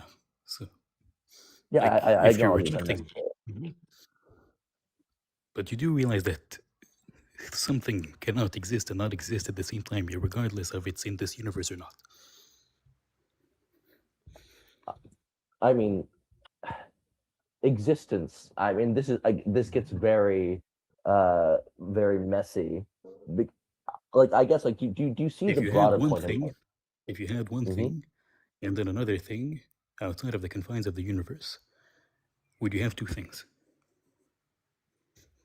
If you had one thing and another thing outside the confines of the universe, would you have two things? I don't know what outside of the universe looks like, because that's all I know. That's all humankind can possibly comprehend. So the answer is maybe. But like, again, once you remove like things like the laws of physics and math and logic and all the things that exist within our universe from the equation, the answer to every question has to become I don't know, right? I don't think that you can remove the laws of logic. The law of non-contradiction, right, says that something can't be true and false in the same sense at the same moment, right? So if I asked God outside of logic, right, I would say something like, if God said the law of non-contradiction can fail, what that would mean is that the statement, it would mean that it's true that the law of non-contradiction can fail, but it's also not equally true that it can fail. Right. But the reason why we have something like the law of non-contradiction, it would be self-defeating. Right. If it failed. Right. But like the reason why we derive the laws of logic as they are, including the law of non-contradiction, is it like math, it's based on observation. Like we observe in the universe the law of non-contradiction, And so we have created this thing that we call the law of non-contradiction, like the laws of physics. But the laws of physics, like the laws of logic, are fundamentally descriptive. They're descriptive of the universe that we inhabit. So it is true that the law of non-contradiction can fail, and it's also true that it can't fail. I'm saying that in our universe, that is not possible. But because that would violate the system from which that tool was derived. If you step outside the universe and all paradigms in which we develop that system, I would say it may or may not be the case that it can both be true and not true at the same time. Once you've stepped outside the system from which we've derived that law, because we have no way of knowing. Like, it's kind of like asking, can the principle of general relativity would that be true outside of our universe? The answer is we don't know. But the problem is, if something can be true and also false at the same time, it means there's no such thing as true anymore. Nothing is true ever. Right. It's just a complete collapse of anything. Right. Which is why I am very much a functionalist when it comes to truth. I think when we're talking about true and false, we're fundamentally just describing what we can like in the universe as we inhabit it. That's why I've talked about like truth as like non-self-referencing. I think if you're trying to like use the tools of our universe, I don't think it's possible to use the tools of our universe and our like space-time to answer questions about things that are not within the confines of our universe and our space-time. Yeah. Can God create a burrito so hot that he can't eat it? Possibly. Well, I gotta be honest, I'm just gonna take this as a reductio to your position. Like once you're accepting like modal collapses and things that are illogical, I mean the position's already been defeated basically. I mean, I think that there is, when you're talking about like a religious claim, like the Christian claim fundamentally is, I think it's really a mistake to try to apply rationalism and empiricism to it. It kind of becomes self-defeating. And I think one of the biggest mistakes of the apologetics world and the Christian world more broadly is refusing to acknowledge the absurdity of the claim being made and the mysteriousness of the claim being made. And trying to apply the rules of our universe to something that is fundamentally not of our universe. So if you want to say it's ridiculous, I agree. And that's kind of the point, philosophically speaking. Okay. Well, listen, I've got to read what's left of my super chats and end the live stream before 8 o'clock on my time. But thanks for coming by, Chris. It was a cordial discussion, and definitely the first time I've heard this particular argument. That's for sure. Yeah, well, I understand that it's not convincing to you. I hope you have a great day, and I apologize for my fellows who were not very kind. Yeah, don't worry about that. We're used to that kind of stuff. It's not a bother. Yeah. Have a good one. Right. Bye-bye. All right, cheers. You have a good one. Oh, that was interesting. Every once in a while, you'll get somebody that will be completely okay with just like an entire with the idea that nothing can be true. Wild. Oh wow.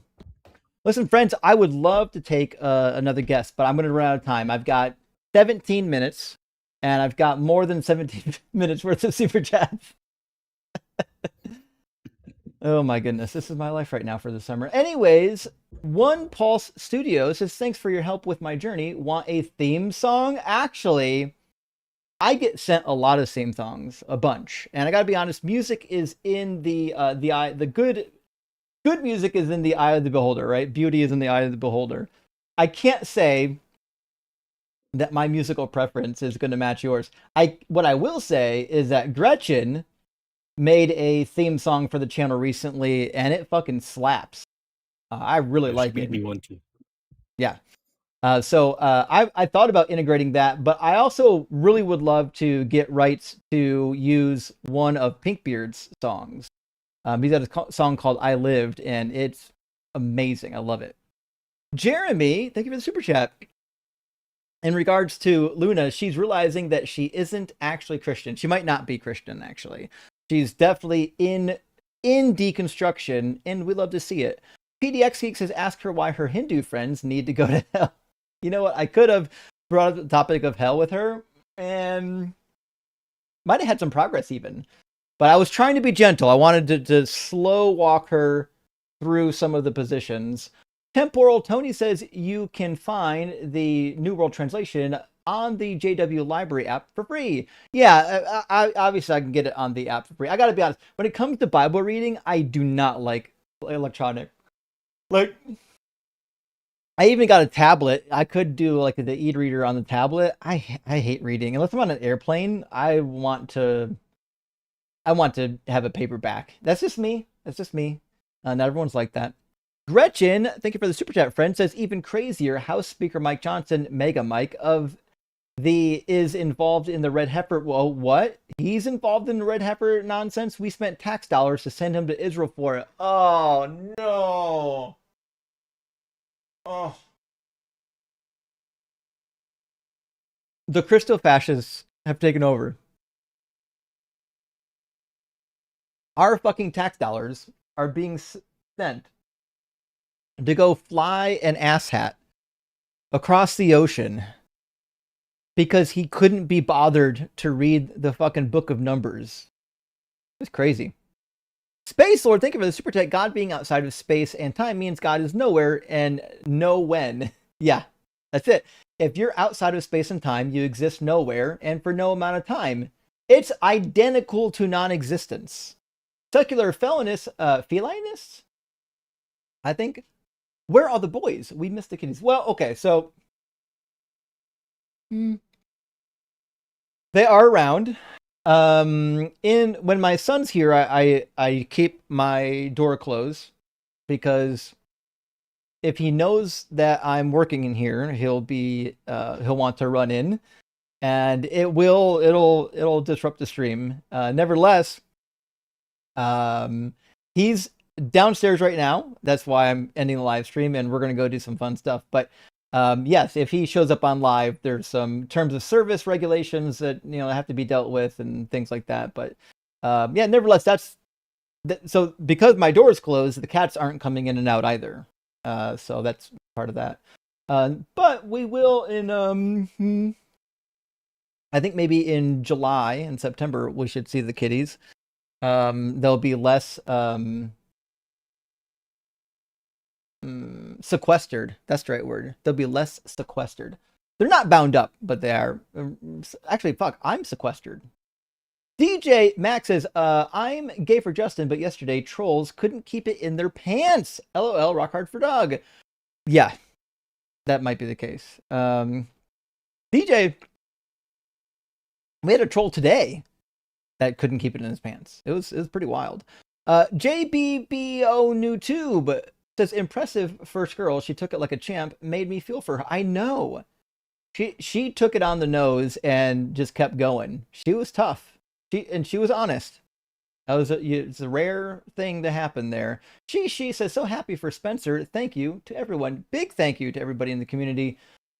Spencer is hopefully going to be able to catch a little bit of a breath. And DD Main, thank you for your donation. And Arkuma Magnus at Deitic Guy, I think Deistic Guy maybe. Evolution selects for genetic traits, not for behaviors. I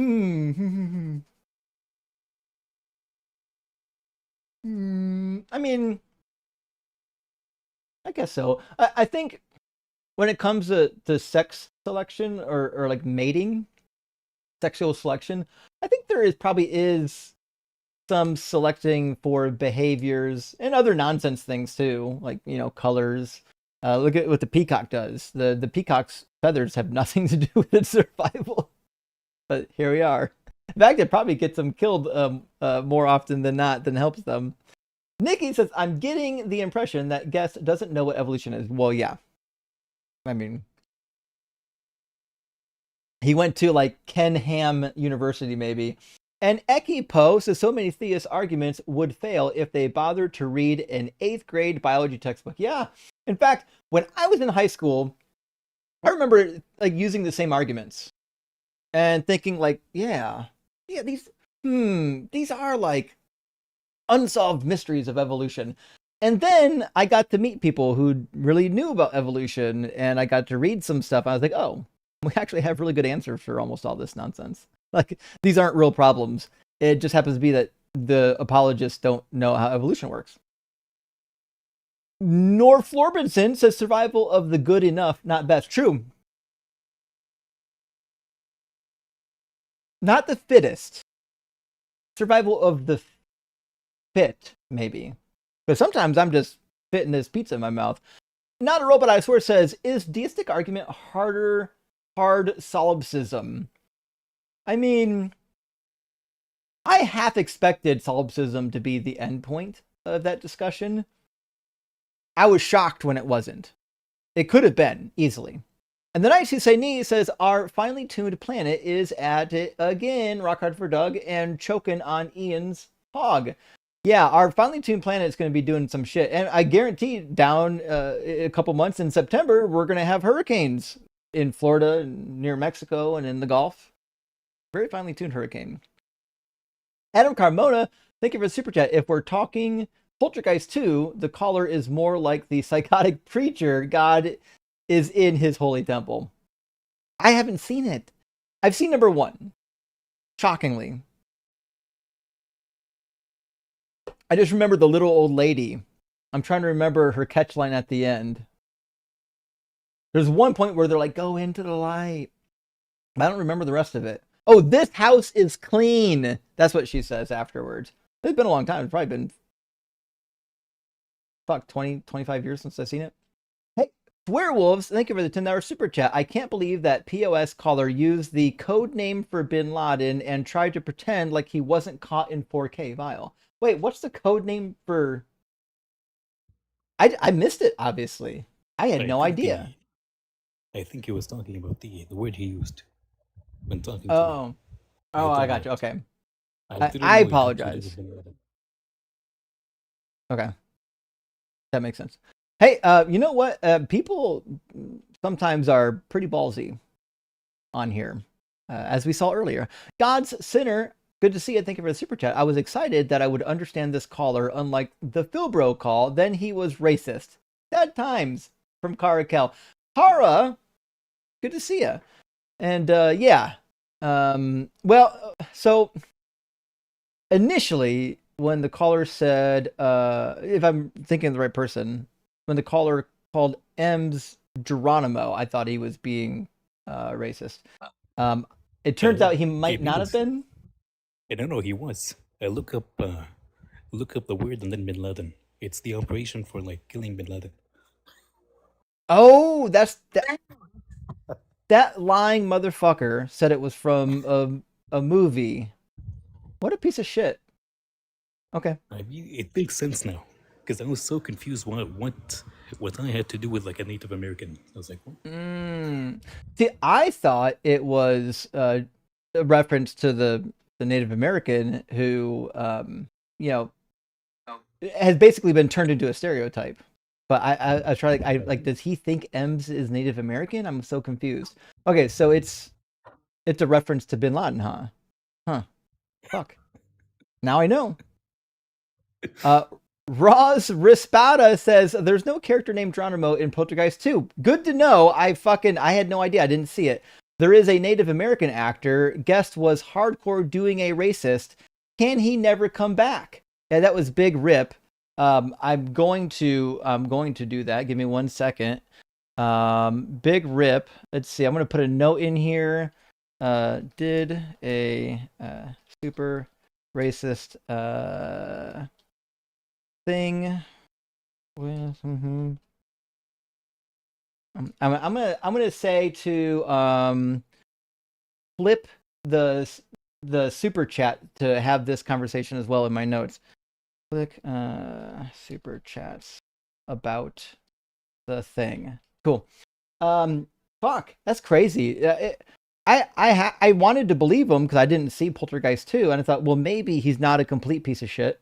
Turns out he's a complete piece of shit. Facelord says, I can prove God right now. Suppose a Satanist walked up to you. I know, it's so bad. That was not an argument.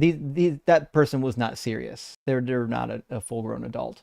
And Jeff Gordon says, can you let Satan know I'll be by this weekend? Like we agreed. Lost his email. I know. I've been reaching out to Satan. I've not gotten a call back. Is he ghosting y'all too? I've told you, he is so hard to get a hold of. And we had a pretty hot date set up. Also from Jeff Gordon, says balding men have a statistically significant lower probability of prostate cancer and are more efficient at vitamin D synthesis. That makes sense.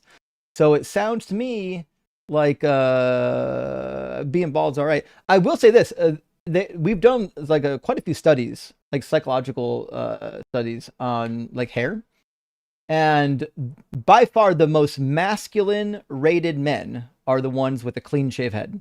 If you have 100 pictures of men in various hair states lined up and you ask men and women who appears to be the most masculine, the person with the clean shave head always, or the people with the clean shave head almost always win out on who's the most masculine. So, I mean, it could really benefit you depending on how you're going to do your hair. Gretchen, thank you for the super chat again. Says no matter what age Joel is, I totally would. Fucking A. Holy. There you go, Joel. You got a seeker now. Game Guy, thank you for the super chat. I'm not saying that Rip is this dude from the Kangaroo Man video, but they're probably related. I don't actually know what the Kangaroo Man video is. Is this like a social phenomenon that I should know about? Let's see, Kangaroo Man video. Oh, what's this? Oh, yeah. Yep, he is. Yeah, he's this guy for sure. Absolutely for sure. You nailed it, Game Guy. You nailed it. And Miss Mags, great to see you. She-bears are coming for insulting bald guys. True. We should have called down Yahweh to send 2 she-bears to maul him 42 times. And Brianna Daugherty, I hope, Daugherty, maybe? Could we not equate weight with looking healthy? True. To be fair, I mean, not everyone, it has to be skinny to be healthy. In fact, there's a lot of skinny people who aren't healthy. I would say, though, there is a level of obesity that is highly linked to a number of problems. And I understand that just being overweight doesn't mean you're unhealthy. I get that. You can be overweight and very healthy. But there is a high correlation and causation around obesity, which is why it's a very, very high comorbidity for a lot of different things. Chaos Engine, thank you for the super chat, friends. Is definitely not going to take the word of a gym bro, Greg Proops. Wait, that guy's name was Greg? Now I got to look him up. Interesting. Was his name on his profile? What a wild name. Greg Proops. Oh, that's an actor and a comedian. Huh. This might be a joke. Another joke that I don't get, friends. I apologize. Chaos, hope you're doing well, friend. And Luz, thank you for the super chat. Hey, Justin, I wanted to ask you about your merch cups. Will you put your signature on it if I buy? Just wanted to know the process of this. So if you order merch from the merch shop, it doesn't ship from my place. It ships straight from the factory that makes it. So I can't sign them. However, I could add like a special item in the merch shop, like a signed mug. And then essentially what would happen is you could purchase it and then I would buy the mug from my own shop, send it to me, sign it, and then send it to you. But to be fair, the biggest cost of this whole process is the shipping. It would probably like quadruple the price of the mug because of all the shipping costs. The mug itself is not that big of a deal in terms of cost. It's the shipping fees are where they're going to eat you alive. But if that's what you really want, I've done it for people. I've signed mugs and sent it to them. They've emailed me and asked me to do it, so I've done it. So Luz, if you really want a signed mug, we can work something out. But don't, if you just buy one from the shop, it's not going to be signed. I apologize. James, thank you for the super chat, friends. Christianity tries to scare you into believing. That's true. It's just a scare tactic. That's how they get you stuck in the Stockholm syndrome. It's religion for, oh, buddy. James, I hear what you're saying. But there's some words you gotta You can't say it's a religion for mental midgets. That's a pejorative against midgets. They don't even like to be called midgets. Typically, it's still, as far as I know, little people. And we don't want to use this phrase as an insult because it's basically insulting the whole community. I'm sure you didn't mean it like that. I'm not saying that you did. I'm just saying in the future, we want to be aware of this kind of thing. It's easy to make the mistake. I've done it before myself. So I'm just letting you know. But I'm sure you didn't do it on purpose. But it's just it's been part of our culture for so long. It's hard to not get it right. But yes, it's a religion for people who have small minds and are typically full of fear. It says, but you can't just believe anything, so it becomes a mental illness. Well, I don't know if Christians are mentally ill. They're programmed, maybe. They have a lot of wrong information. Are some of them mentally ill? Maybe. But I think the majority of it is just indoctrination, if you're going to ask me. Booget says, a real AC guy wouldn't blow that much hot air. Oh, fucking good joke. That was good. That was good. Anony, thank you for the super chat, friend. May be redundant. Aphantasia guy gave an incorrect definition. Yeah, well, it is redundant, but no worries. We're glad that you're adding to it. Not MNO imagination, but no or reduced capacity for forming mental images. It isn't particular to atheists, of course. Well, you're right, Anthony. And that particular guest comes up and says the same nonsense every time, that like God is cursing people with these genetic, maybe anomalies. And it's just not, it's the dumbest thing ever. It assumes that Christians don't get them, and they obviously do. In fact, my brother has a form of it. My twin brother has a form of it, and he's a Christian. So Jesus to the F in Christ says the only accurate thing that Big Rip said was that he was a he has a vivid imagination. That's true. He's lived 50 years of mediocrity waiting for those smarter than him to be brought down by the end times. That's right. That's why Christians love the end times nonsense. They think it's the great equalizer, but it's not. Their fantasy is not going to come true. And where is Waldo? I think he's right here. Thank you for the super chat. It's easy to hand wave away any number of religious experiences as bullshit when you had one that changed your life that turned out to be bullshit. Yep. You nailed it. When you have a religious experience and then later realize that it was bullshit, it's really easy to look at somebody else's experience and say, oh, well, theirs is probably bullshit too, you know? Woolite Mammoth, good to see you. Got my ticks to see you and Ian Blitz in October. Excited. Which reminds me, friends, I'm going to get the banner real quick. I should have had it downloaded on my desktop already. For those who don't know, Blitz, Ian, and myself, we are going to be doing like an in-person debate October 10th. Pangburn is going to be organizing the debate, and it's going to be in the Bronx, so it should be fun. And like literally anybody can come and debate. It's like a come at me town hall debate where we're going to be up on stage, and like fucking any apologist and their mother can come up and try to school us. It should be a lot of fun.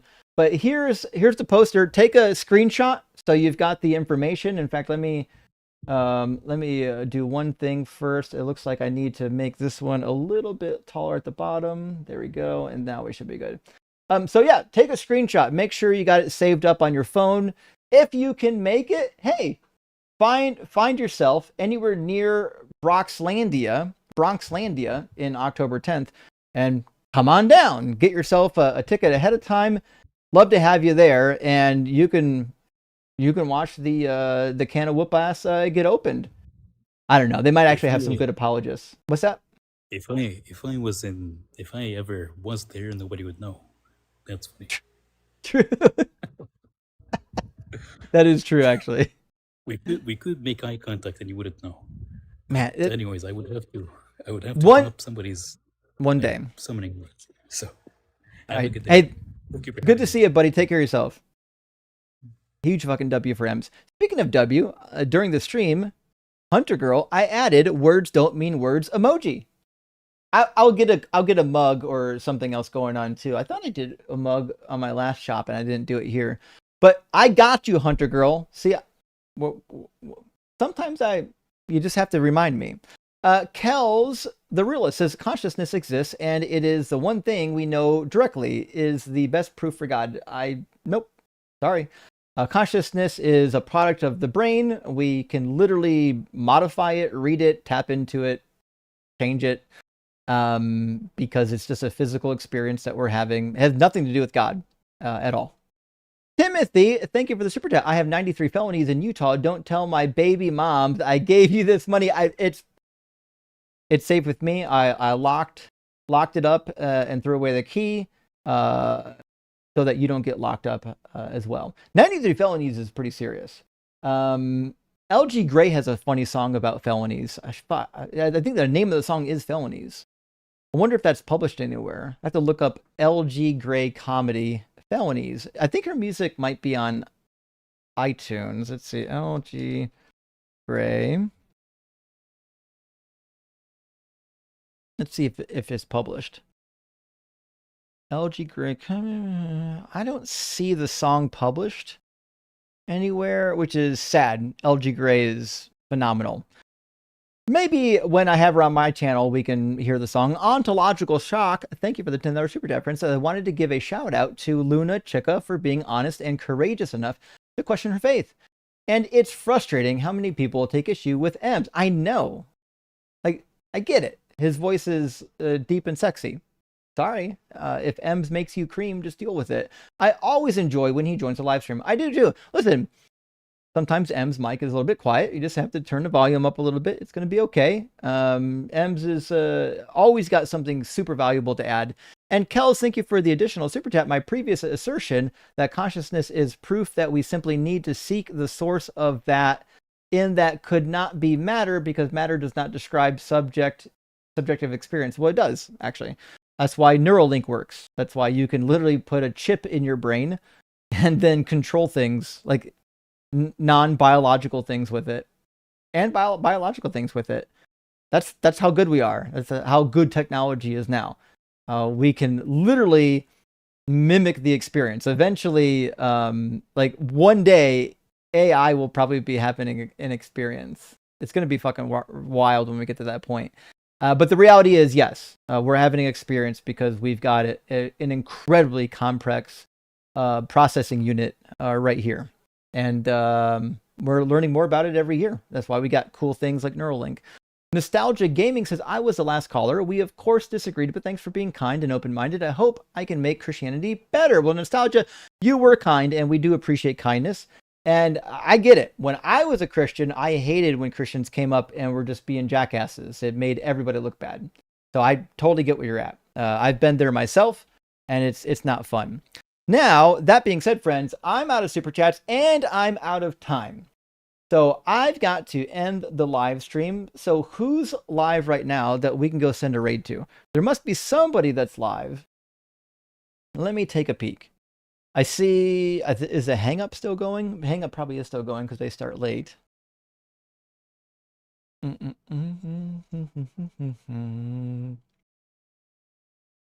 Okay. The only YouTube live stream I'm seeing right now is the Hang Up with Matt Dillahunty. So let's do this. I see the Bible guy. Wait, the Bible guy's live? I don't see the Bible guy live. Is he live on TikTok only? No way. Huh. Oh shit, Captain Skeleton Man. His channel's back. He took his channel down and his channel's back now. Oh, this is amazing. That's so exciting. Okay. Awesome. Fucking rad. That's exciting.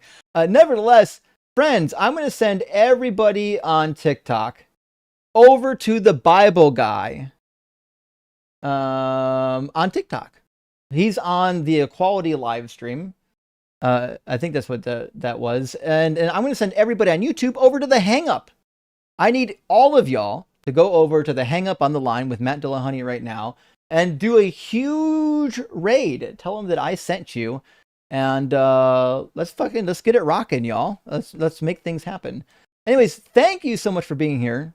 I really appreciate y'all. As always, I apologize. My summer hours are shorter, but in the fall, I'll be back to normal hours, and we'll get some long live streams, and we'll have a lot of fun. Oh, Joel's live too. If you're in Joel's live, tell him I sent you. Love Joel. Anyways, friends, I'll see you again.